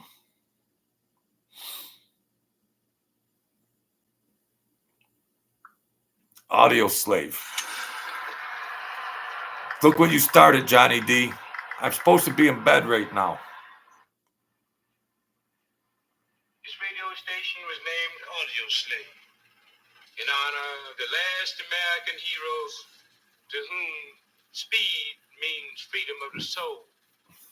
The question is not when you're going to stop, but who is going to stop them.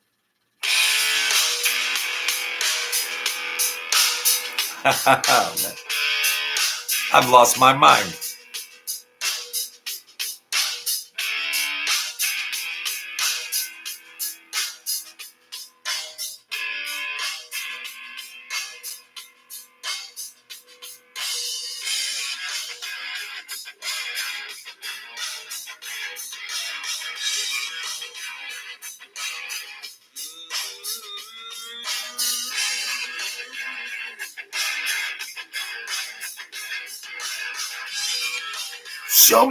Show me how to live.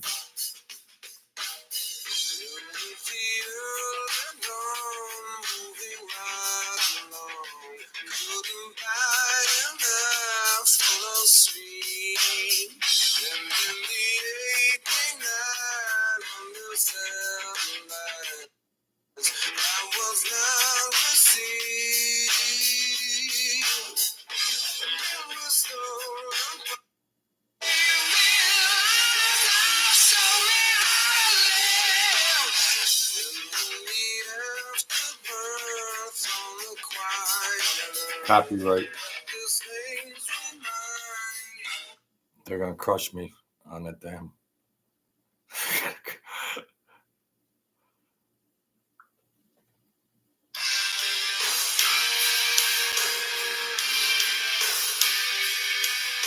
Can you name that tune? I can name that tune in 3 notes.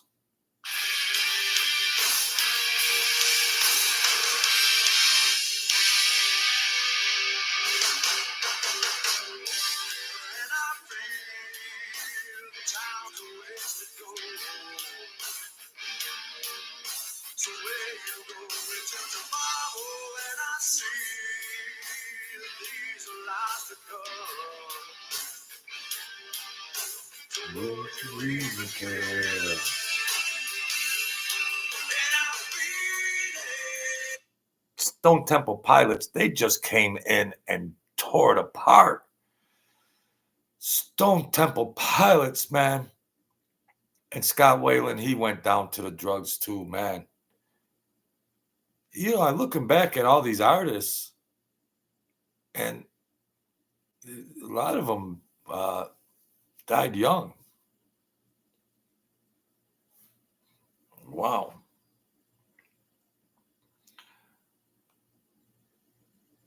Jeez.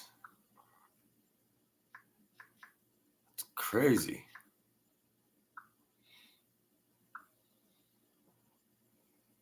Want to hear another one?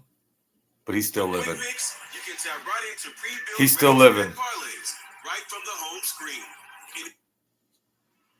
See what you started, Johnny? See what you started? You know I'm crazy. Not a TV studio. Josh, turn these lights out. It's a fucking rock concert. Ready to stand up.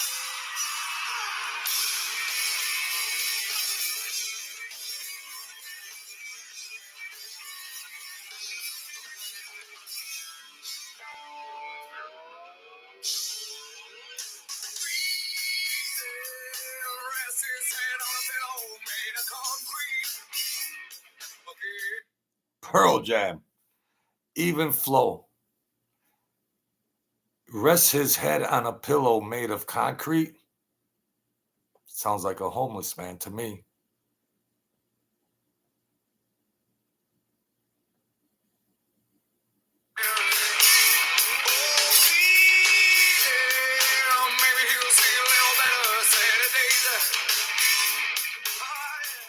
Homeless.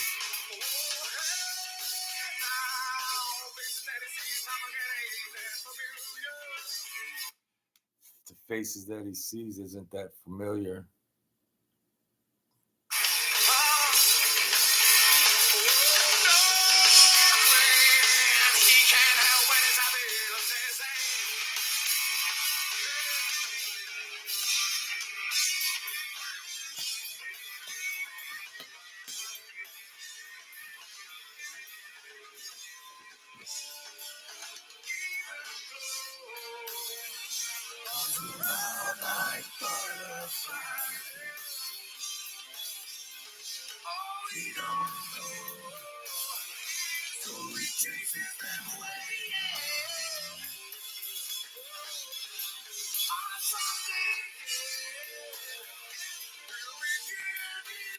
Someday he'll begin his life again.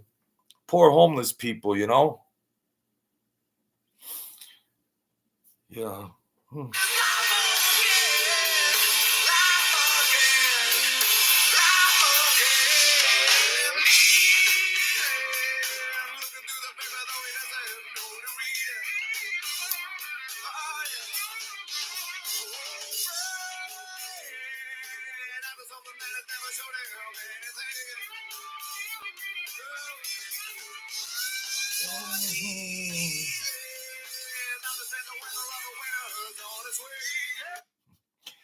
Understands the weather and he knows winter's on the way.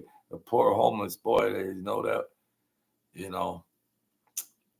But he could still begin his life again.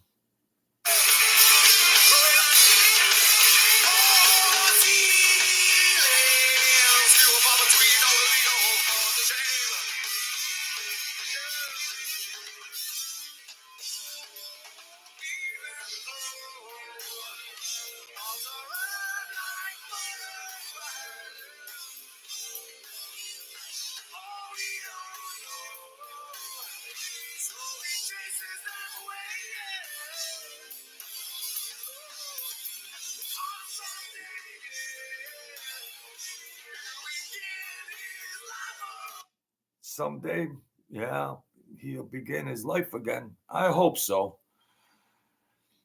I hope so. And then they had, hey, whoa, I'm still alive. Hey, you know, but I went through all that stuff, you know, what I referenced before, the hospital and all that. And I used to make a reference. It ain't funny, but I used to make a reference because there was rumors that I had passed away. There was rumors that I passed away. They put it on Facebook or something, RIP, with my name and everything. So they were like, oh, that Joe passed away. And Yeah, Eddie Vedder. And I would, a couple years or something later on, I'd run. Somebody go, "Oh, geez, I thought you were dead," and I'd go, whoa, I'm still alive. Hey, so it was a Pearl Jam song I used to reference because I said, "I'm still alive, MF. I'm still alive." So not funny, but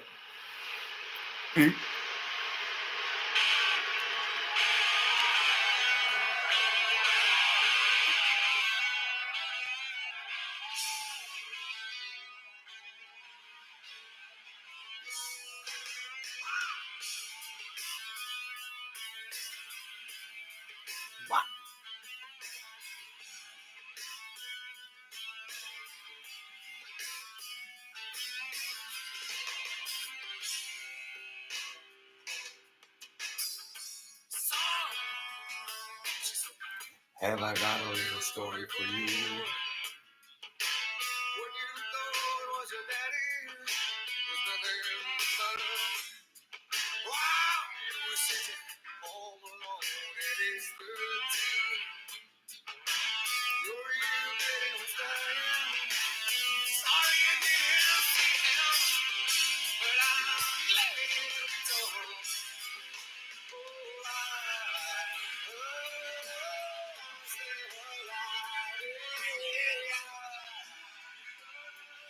I'm still alive.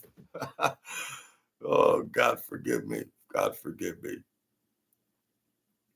See what you done, Johnny D. See what you did, Johnny D. 4 hours. 4 hours of 4 hours. Oh yeah, I still got juice. I still got juice. Yeah. Yeah. It's Scott Weiland, Stone Temple Pilots. Man.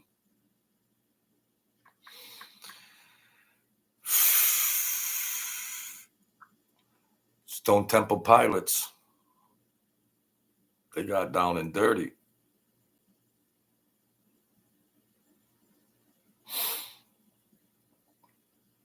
All hits. They had all hits, Stone Temple Pilots.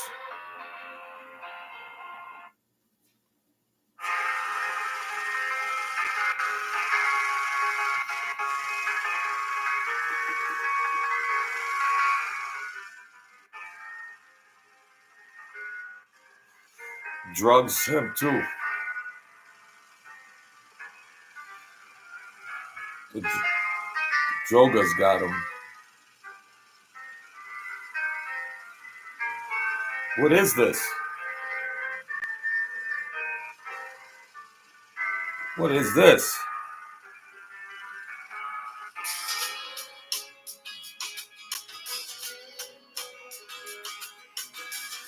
Just imagine you're on a beach, sitting, the waves are tumbling over the sand, the sun is nice, Mother Nature, you're sitting back, loving life.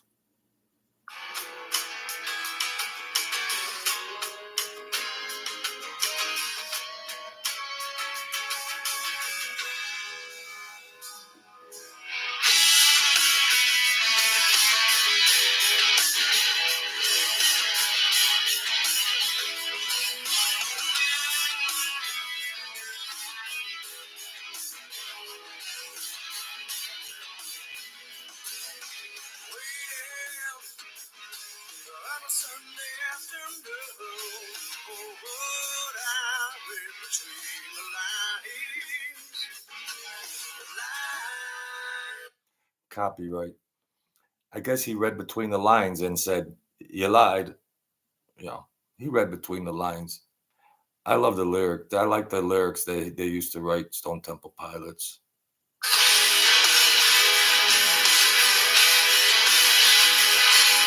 Feeling like a hand in mustard chain. So do you laugh or does it cry? I like that line. So do you laugh at those who cry? Then he says, reply. You know.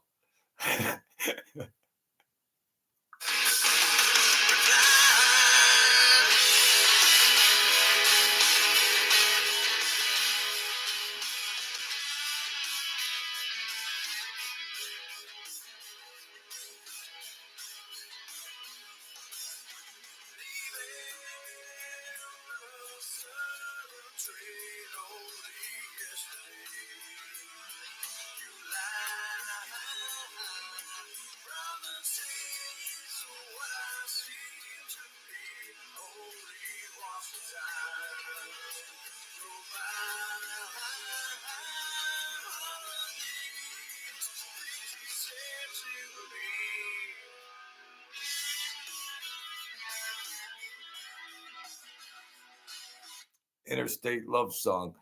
He ain't too happy about her lying, but oh well.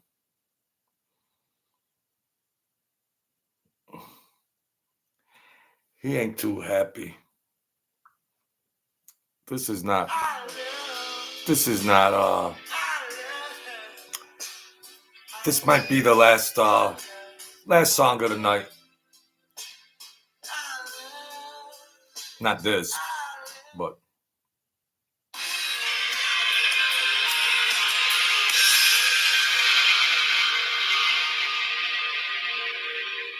Love is tough. Love is tough. This dude will tell you all about it right now. This dude will tell you right now. Memories are just where you lay down. Drag the waters till the depths get rough that dead. What did you expect to find? Was it something you left behind? Don't you remember anything I said when I said, don't fall away? Leave me to myself, don't fall away. And leave love bleeding in my hands. Song's called Hemorrhage from Fuel. And he's saying, now we all been brokenhearted, I guess, and it's called hemorrhage.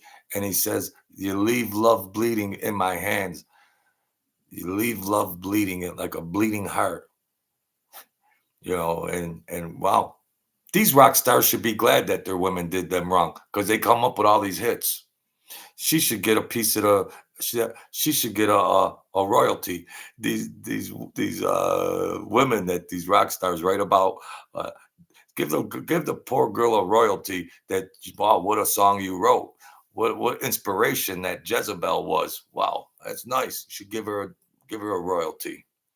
Thanks for breaking my heart, honey. Here's 100,000. I made 7 million on this record. I wrote it. I wrote it after I caught you cheating on me with my cousin. Huh?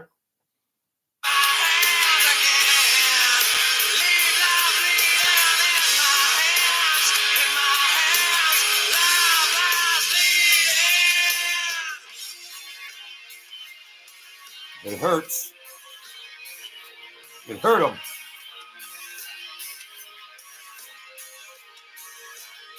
It cut him. It hurt him. It hurt him. That broken heart.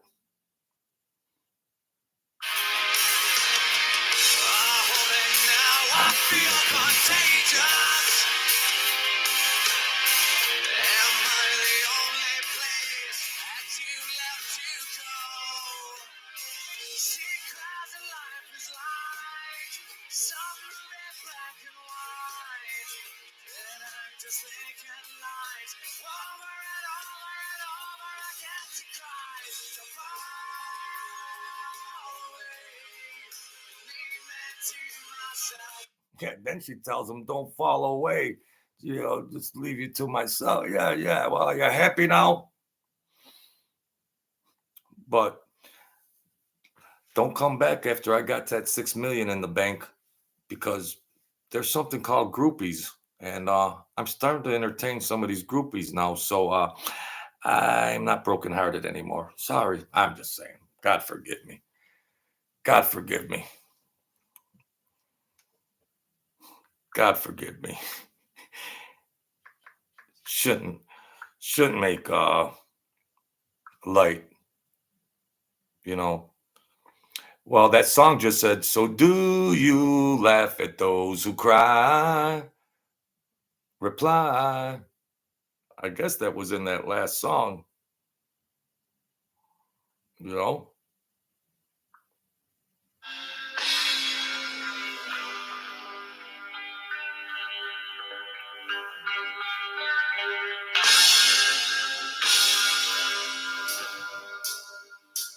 Love hurts, love scars, love wounds, and more. Is he crying?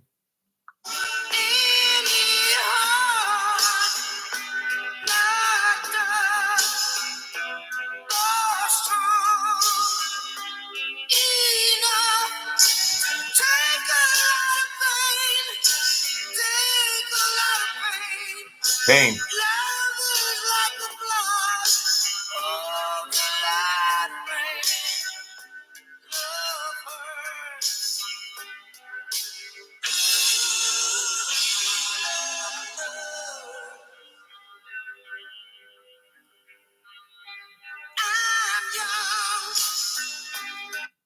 He's got a good, sensitive crybaby voice. You could feel it. He's hurting. He's hurting. This poor guy. He's hurting.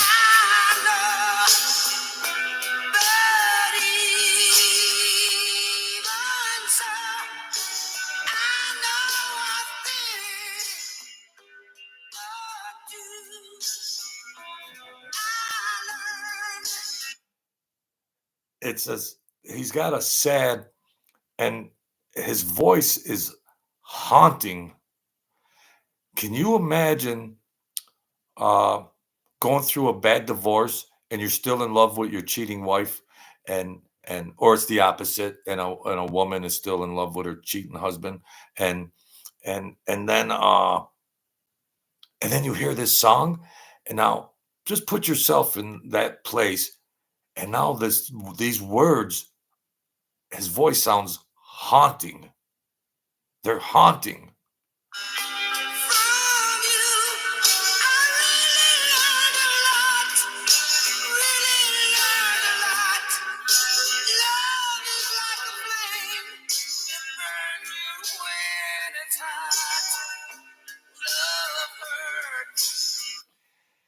Love is like a flame. It burns you when it's hot. Boy, that sounds haunting. That should be in a soundtrack. That should be in a soundtrack.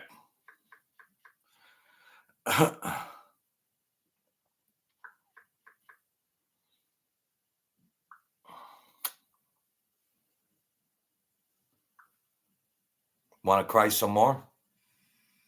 Want to cry?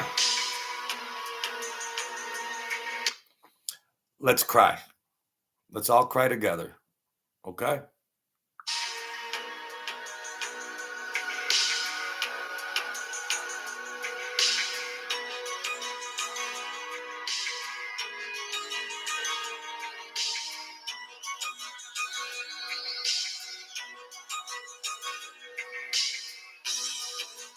Who's gonna tell you when it's too late?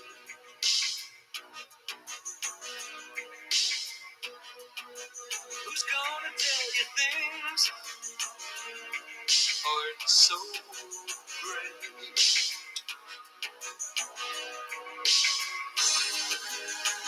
You can't go on thinking nothing's wrong. Who's gonna drive you home tonight?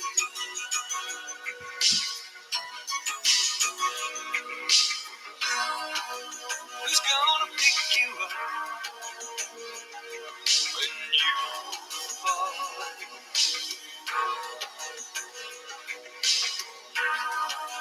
Who's gonna hang it up when you call?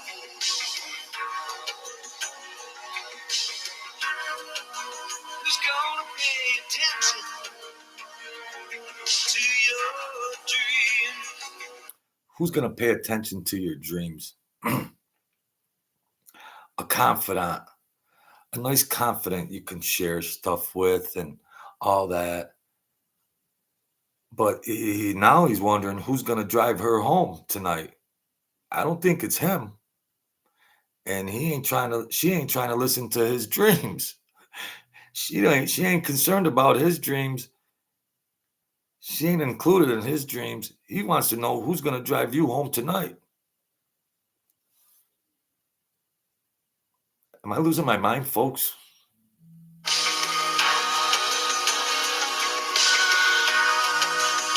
gonna plug your ears when you scream?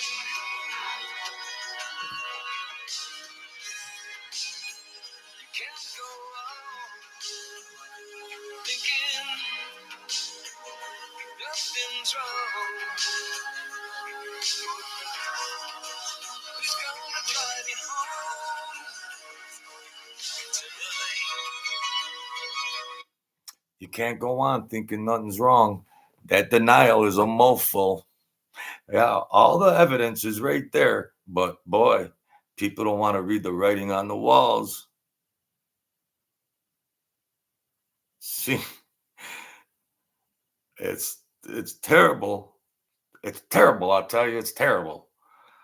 But the Cars, man, the Cars had some good songs way back when. Yeah. Depressing.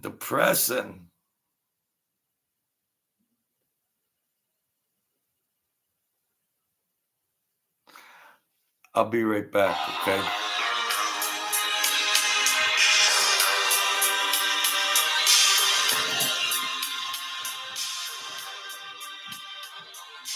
Watching every motion in my footsteps gain. All this endless ocean, finding lovers no shame. Turning every turn to some secret place inside. Watching in slow motion as you turn around and say, take my breath away.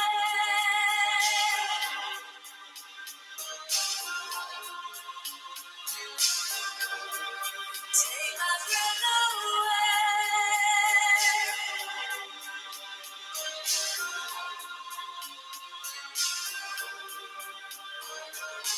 Watching, I keep waiting, still anticipating love.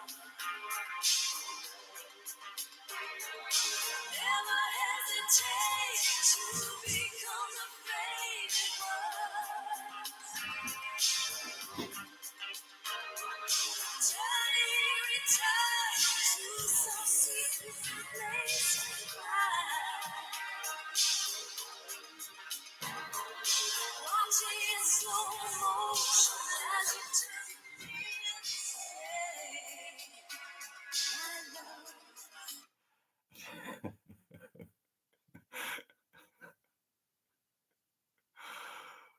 Oh, wow. That was an era of music. For the older, if I had an elevator, this would be all right. You don't like the elevator music, EB? It's not palatable to your ears? Uh-huh.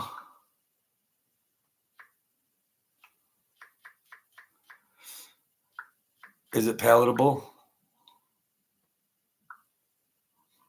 Is it?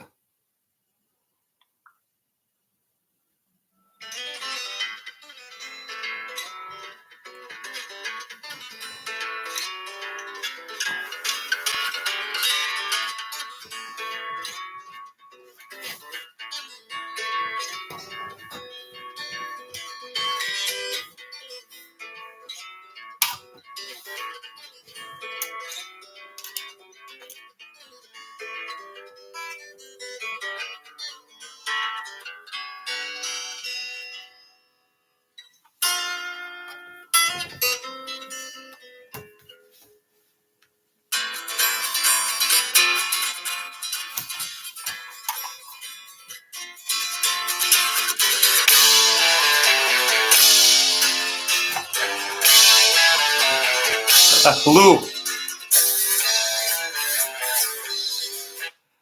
4 hours long, Lou. You know how I do it. Longer than I expected. Hey, EB23, does that get your heart pumping? EB, does that get your heart pumping? Thank you. Lose life. We cover everything. We cover everything, bro. We cover everything here. Get it in while you can. I'll rest when I'm dead. Got a long time to rest then. Get it in. Get it in.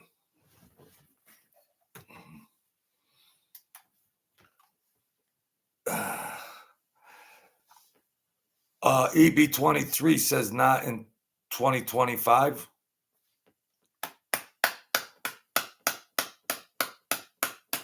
You don't have to listen to it, bro. You don't have to. You don't have to. Don't be a. Don't be a. So listening to the Cars in 2025 is not doesn't have your approval. Really? It had 142 million views.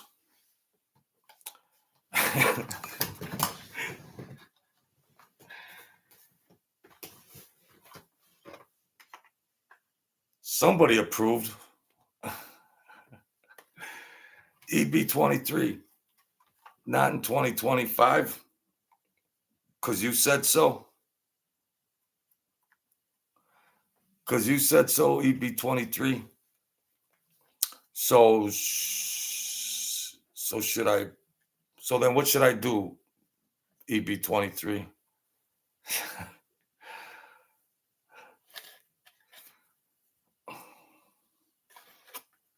Don't come in sideways, bro. Don't come in sideways. Let's just leave it at that. Don't come in sideways. All right. Because if you were in front of me, you'd get slapped. You'd get slapped. Trying to promote love and compassion. I'm trying real hard to promote love and compassion. But we all fall short of the heavenly glory. But if you were in front of me, you'd get smashed. You'd get smashed, bro. Try to be a Christian, but don't come in here thinking you're cute behind your phone or your keyboard. I would smash your face in. However old you are, I'm 61. I would smash your face in, EB23. You come in here and try to disrespect my comments. I'd smash you out, bro. So go back to the Mongoloid or go back to wherever the hell you come from. I got to plug this in. Hold on.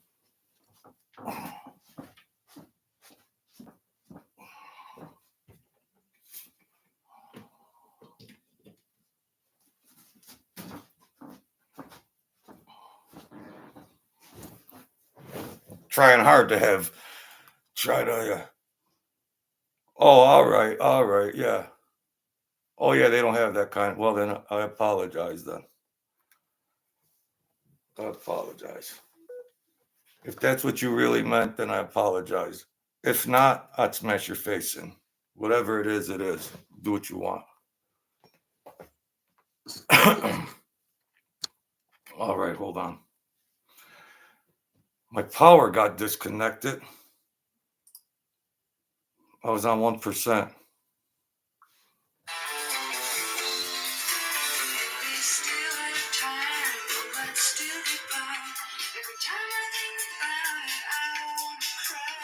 Heart.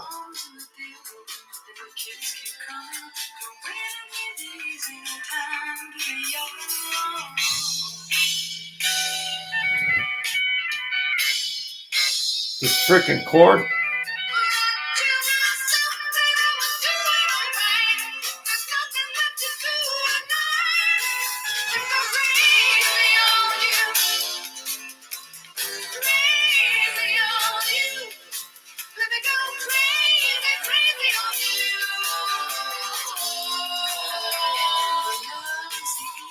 breeze touching the skin. The gentle sweet singing breeze in the wind. The whisper that calls back to you in the night. And kisses you here and there in the night. Yeah, there goes the power. This phone is so crazy. I gotta get a damn new phone.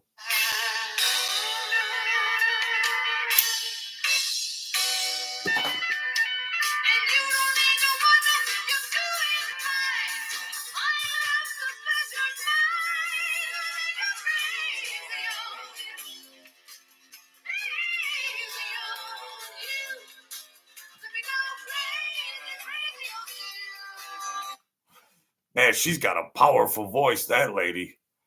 I think they went in the Hall of Fame too, Johnny D. I think they went to the Robert Plant at the Hall of Fame. Heart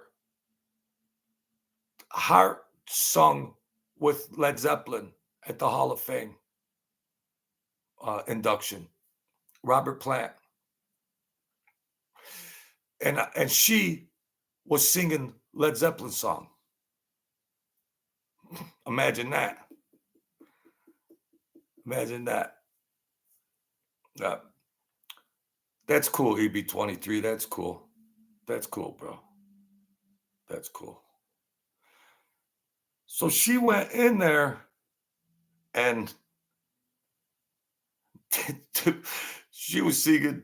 She's got that powerful voice. I mean, it's hard for people to do. You know, can you have a Led Zeppelin cover band? I mean, it would take a lot to have a Led Zeppelin cover band. You got to play those same riffs that Jimmy Page played. You got to play those same drums that John Bonham played. How are you going to have vocals that compare to Robert Plant? And John Paul Jones, you got to with keyboards and bass and how. There's a lot of cover bands for a lot of groups, but I never heard of a cover band for Led Zeppelin. I don't know. It'd be a tough task. It'd be a tough task. Oh, he's in a band, Lose Life?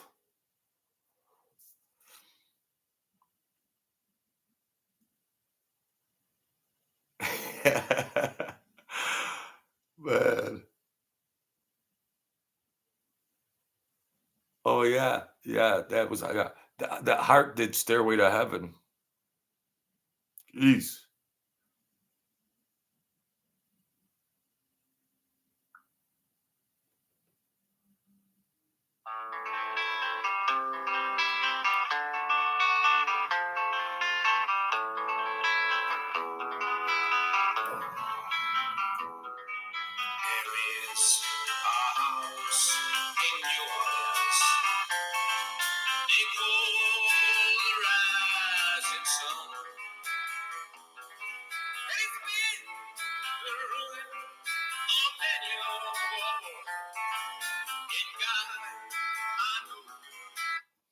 In this song, the drum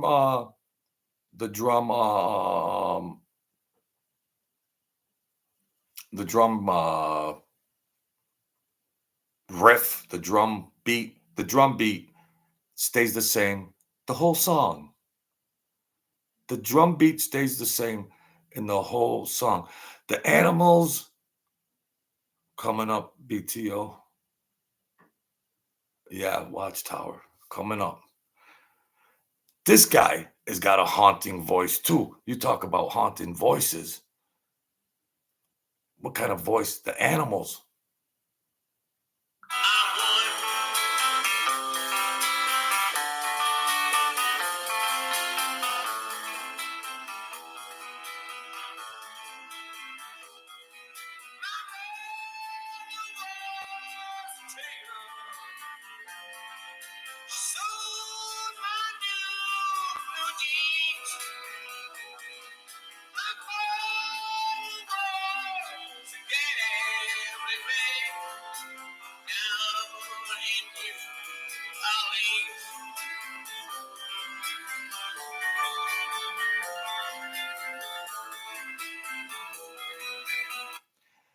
Hey, Deb. Uh, oh yeah. Wow. So when Journey came on the scene, take Journey came on the scene, and it was like every song was a hit. Journey came on the scene, and yeah.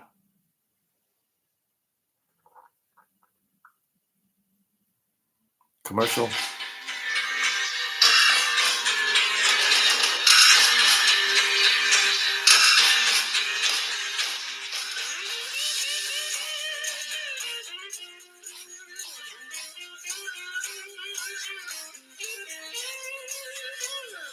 must be some kind of way out of here. Say the joker to the thief. There's too much confusion. I can't get no relief. Businessman there, drink my wine. Come and dig my earth. None will ever own the mine. Nobody up in this world.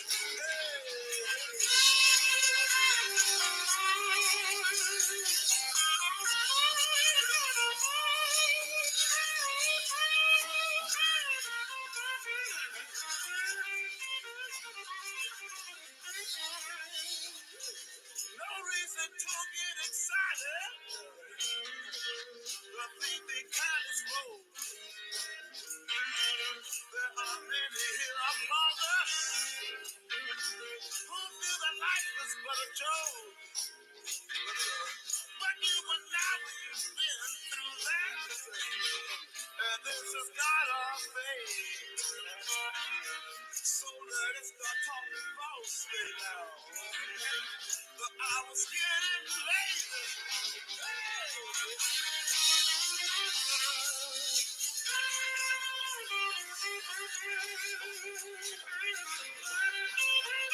Jimi Hendrix.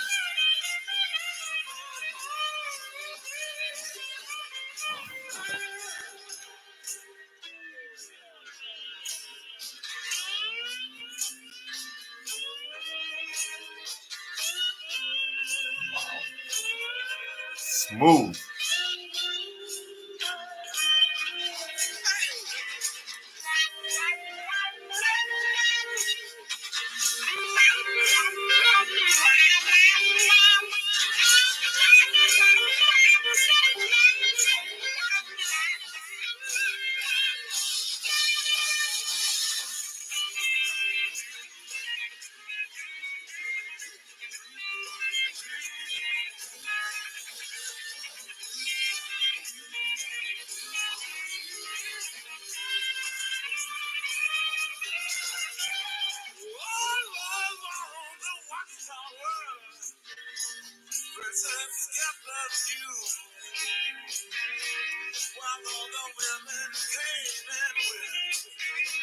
That's sad.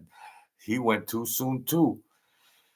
Jimmy, he went too soon too. Gosh, man. Why did a lot of people go at the age of 37? What was that the age of a lot of rock stars passed at the age of 37? Yeah. Johnny D. I was in 7th grade. I met a kid in 7th grade, and he lived across the street from the school.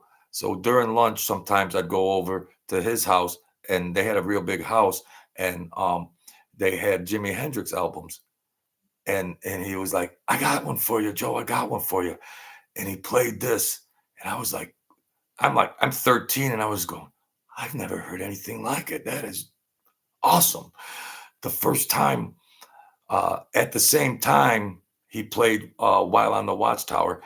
He played the Star Spangled Banner right after that. Jimi Hendrix plays the Star Spangled Banner on guitar right after that. And I was like, holy cow, who's this guy? Yeah. He said, there's a song also, Hey Joe. Hey Joe, what? Yeah. Hey, Joe, what you doing with that gun in your hand? I was like, this guy's all right. This guy's all right. Jimi Hendrix. Bad. Yeah. And they play it in they play that also in the Bronx Tale. The song is on the song. It's in the Bronx Tale when uh, the fire they had the fire bombs. The uh, they burned up in the car with alcohol bottles. Fire Molotov cocktail.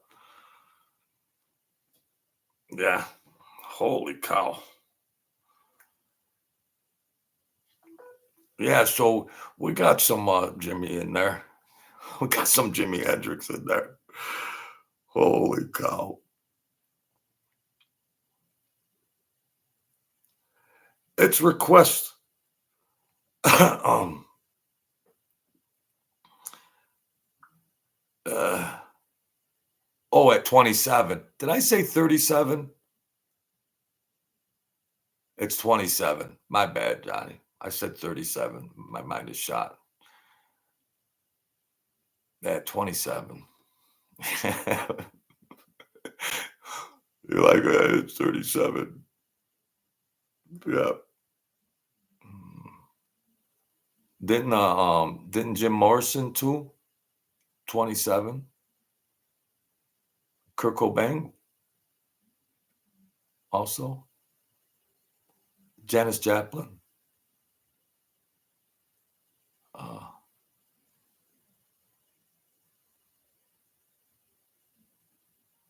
oh Lord, while on the watchtower.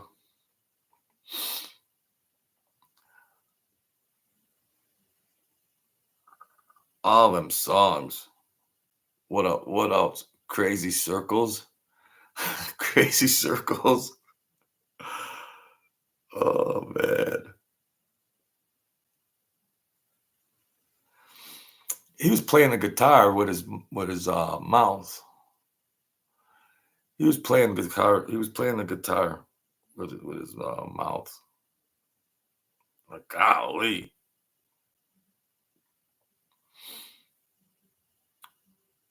Uh, he was related to the Isley brothers. Jimi Hendrix was related to the Isley brothers in some fashion. Um, and it was in Cleveland, historically Cleveland. Johnny D, if there's any, I believe it was Cleveland. I tell you.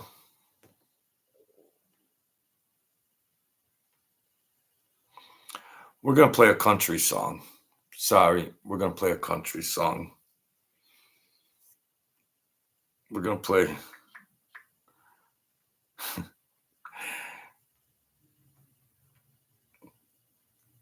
It's about.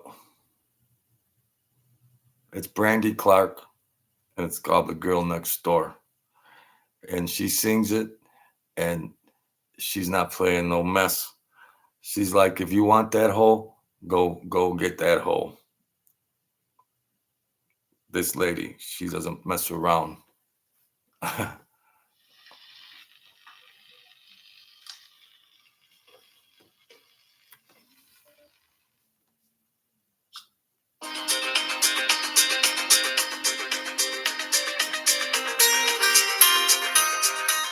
Country.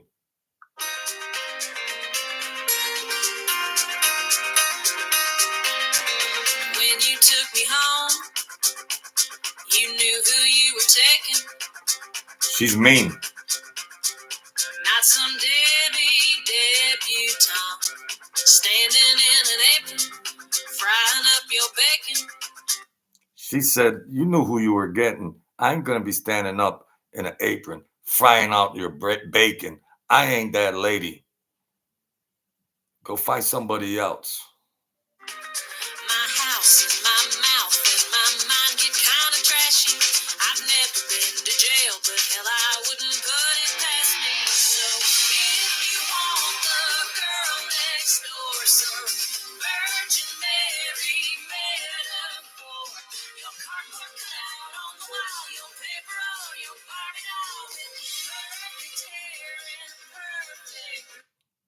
I ain't your Barbie doll.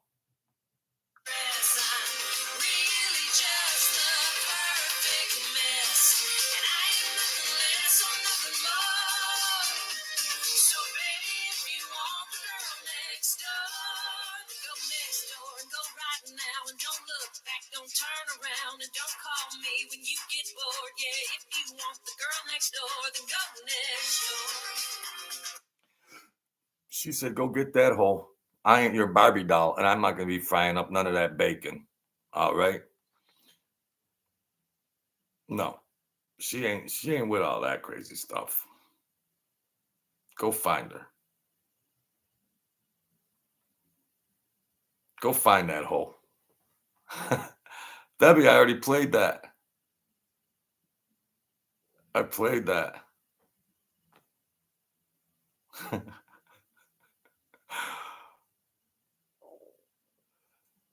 There's a lot of good country songs out there too. I don't have a country crowd in here.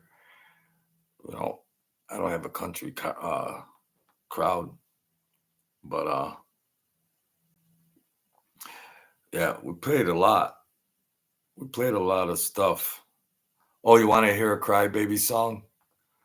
You want to hear a cry? The guy cries, man. This guy's crying, man. He should give the girl royalties. He should give her should give the lady royalties. Watermelon. Oh. No slicing or dicing required. Amarillo by morning. Amarillo by morning. Snacking made easy.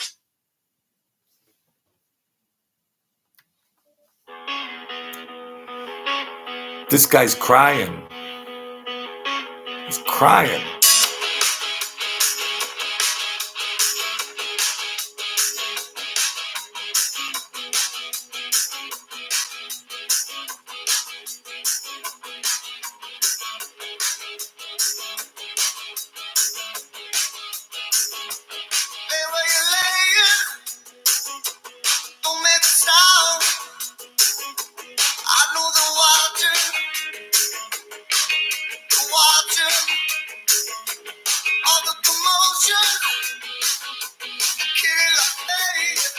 Crying.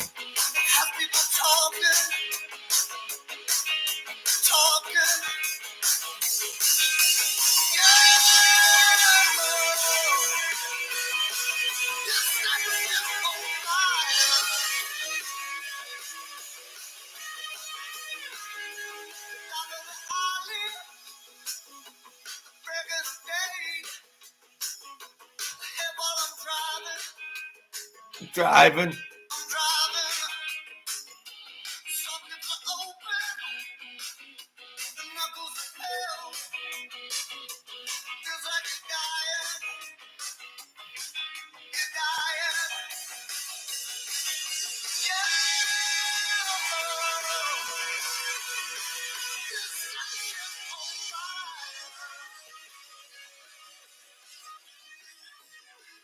I like that cry.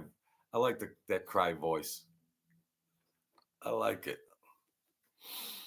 I was thinking of that country group. It had a good country song, but it was about the farmers. Wyatt Earp. It was about the farmers and how they struggle and everything. But I can't think of it. I got brain damage. 4 hours and 30 minutes. It's after midnight. It's after midnight.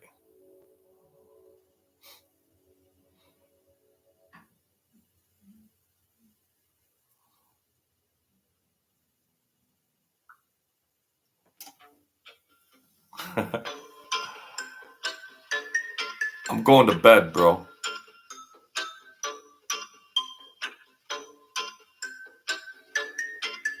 I'm going to bed. Now and then I think of when we were together. Like when you said you felt so happy you could die.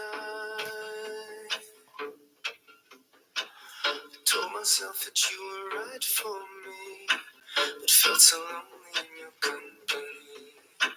But that was love to make us still remember.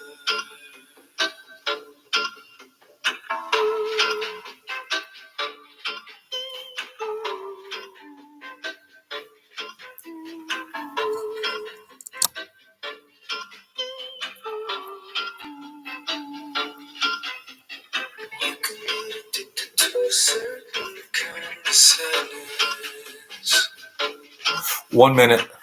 like resignation to the end, always the end.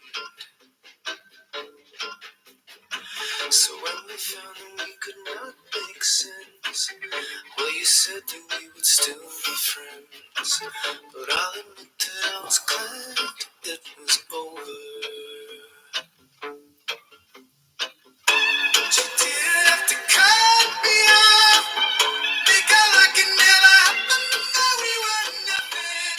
I don't even need your love, but you treat me like a stranger, and I feel so rough. No, you didn't have to stoop so low. Have your friends collect your records and then change your number. You said I don't need that gold. Now you're just somebody that I used to know. Another breakup. Another breakup. Another breakup. Terrible. Another breakup. Jeez.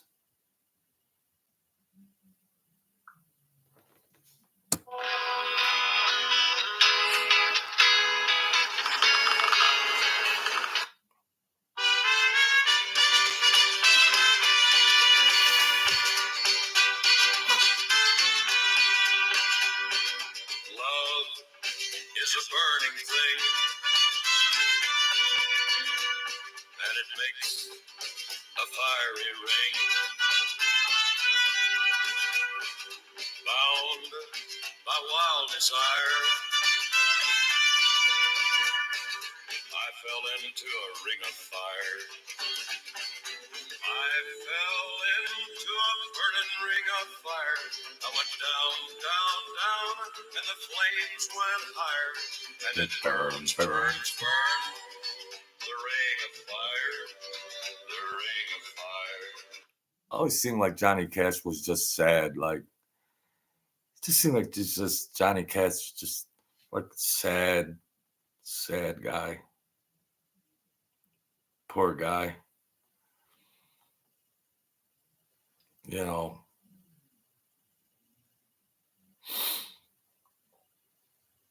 Tragic, I'll tell you.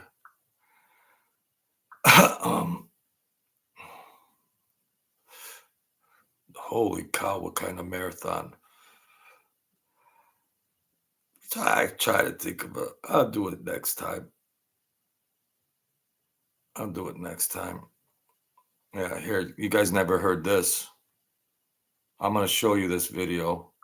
I'm going to show you this video. Let's get a real lock up there, please.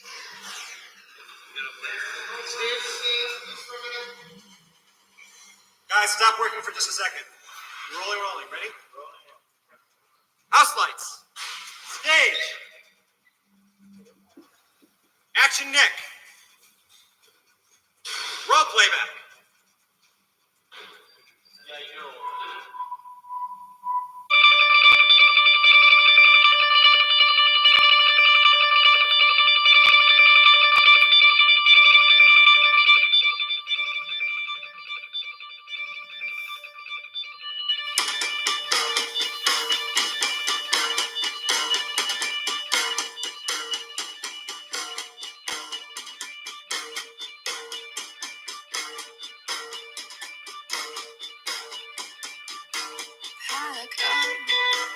I'm straight. I'm numb. Oh, say, oh, say, oh, say.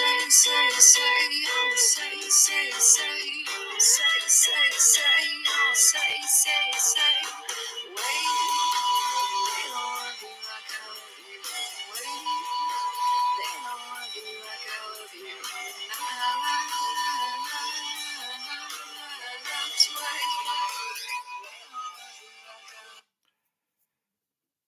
She's saying they can't love you like I love you, but she gets very sad.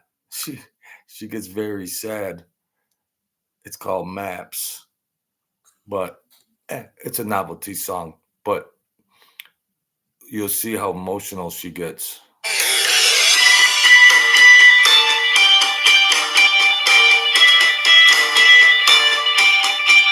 Made on, don't stray.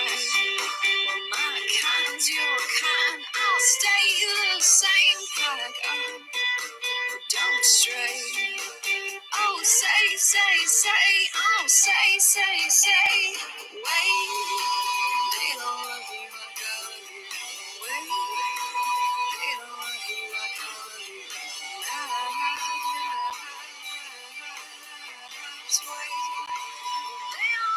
like I love you. Wait, they don't love you like I love you. Wait, they don't love me like I love you.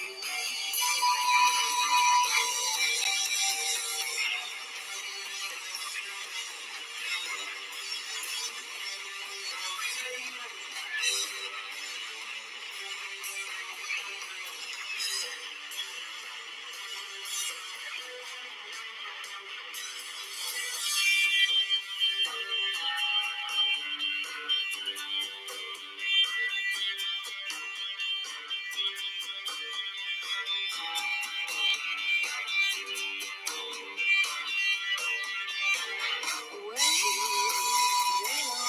I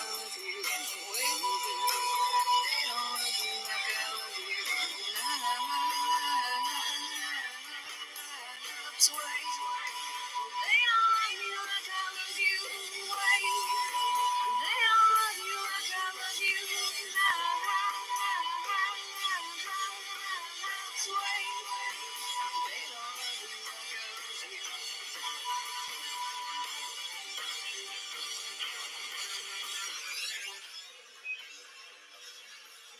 She started crying. The love song broke her heart.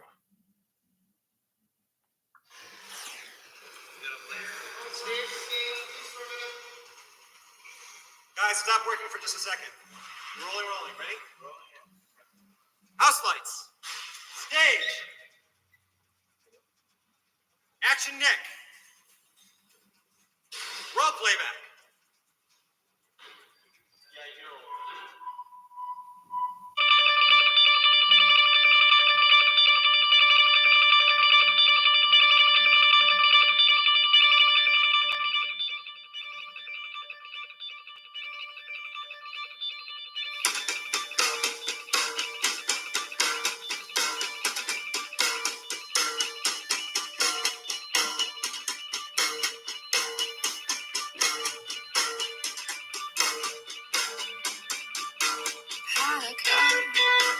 I'm straight.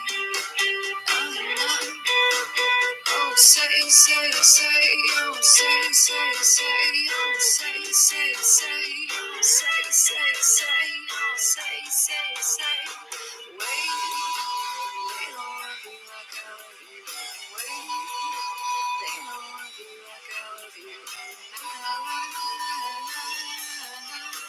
That's why they don't love you like I love you.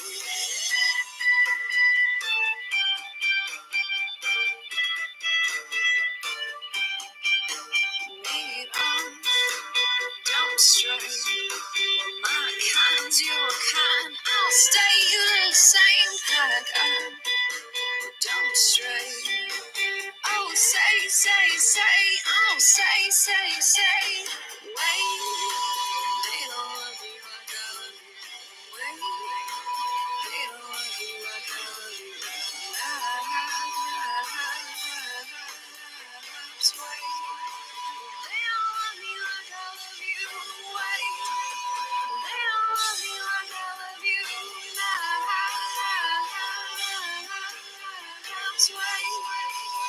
don't love me like I love you.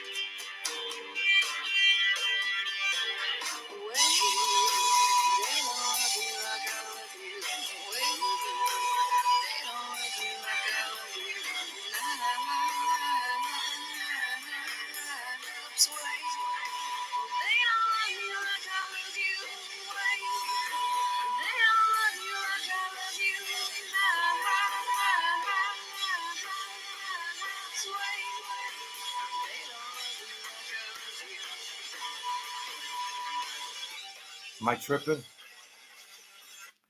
Am I tripping or what? Man, she sounds so sad. She starts crying. Jeez.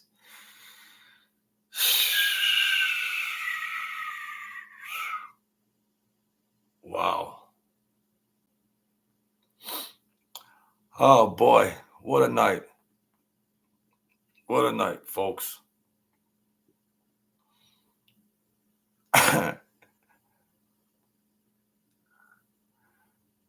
Last song. Okay. You know,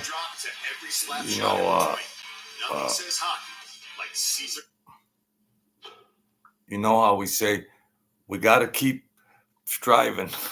we gotta keep going.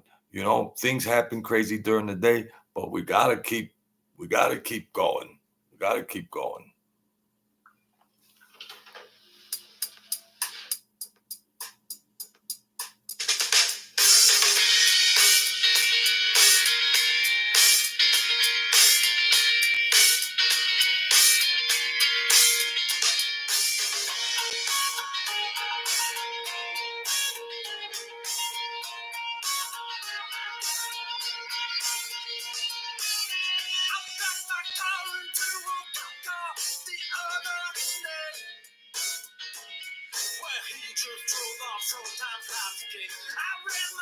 Copyright.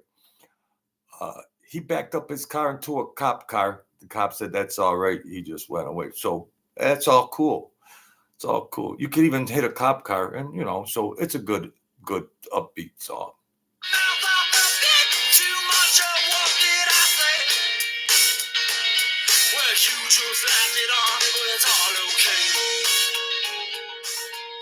Things will get better.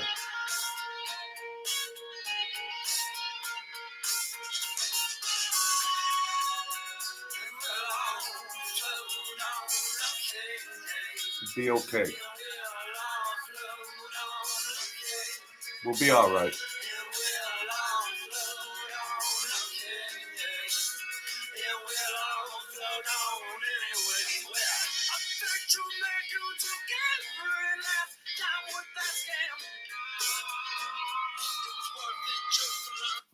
He got ripped off.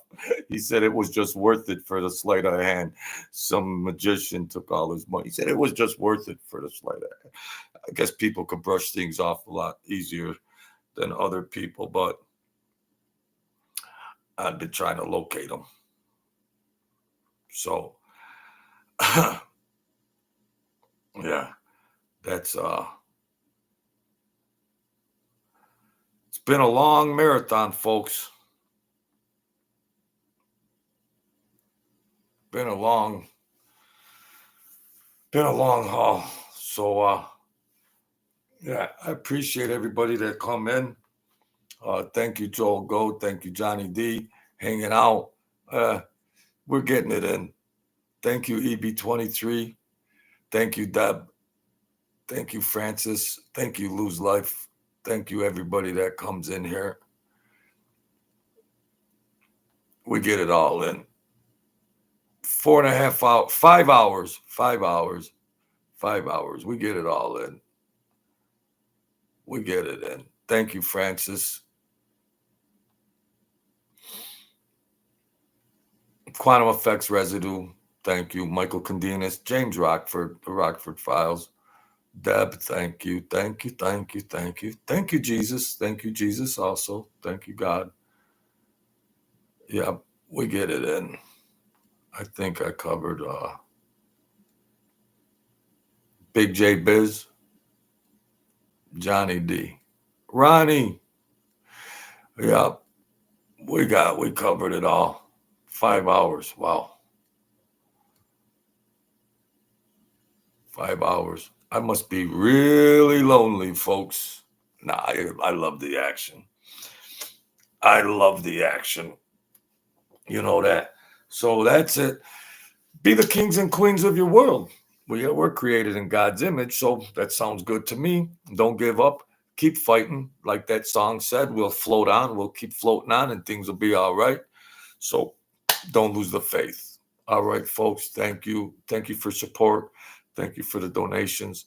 I appreciate everything. God bless you. Uh, and we'll, God willing, I'll be back. We'll keep the show going and everything. So I appreciate all your interaction and everything. It's good food, spiritual food. That's all good stuff. So um, we'll do some different genres and all that. So thank you, folks. God bless you all. And we're gonna continue on. God bless you all. Good night.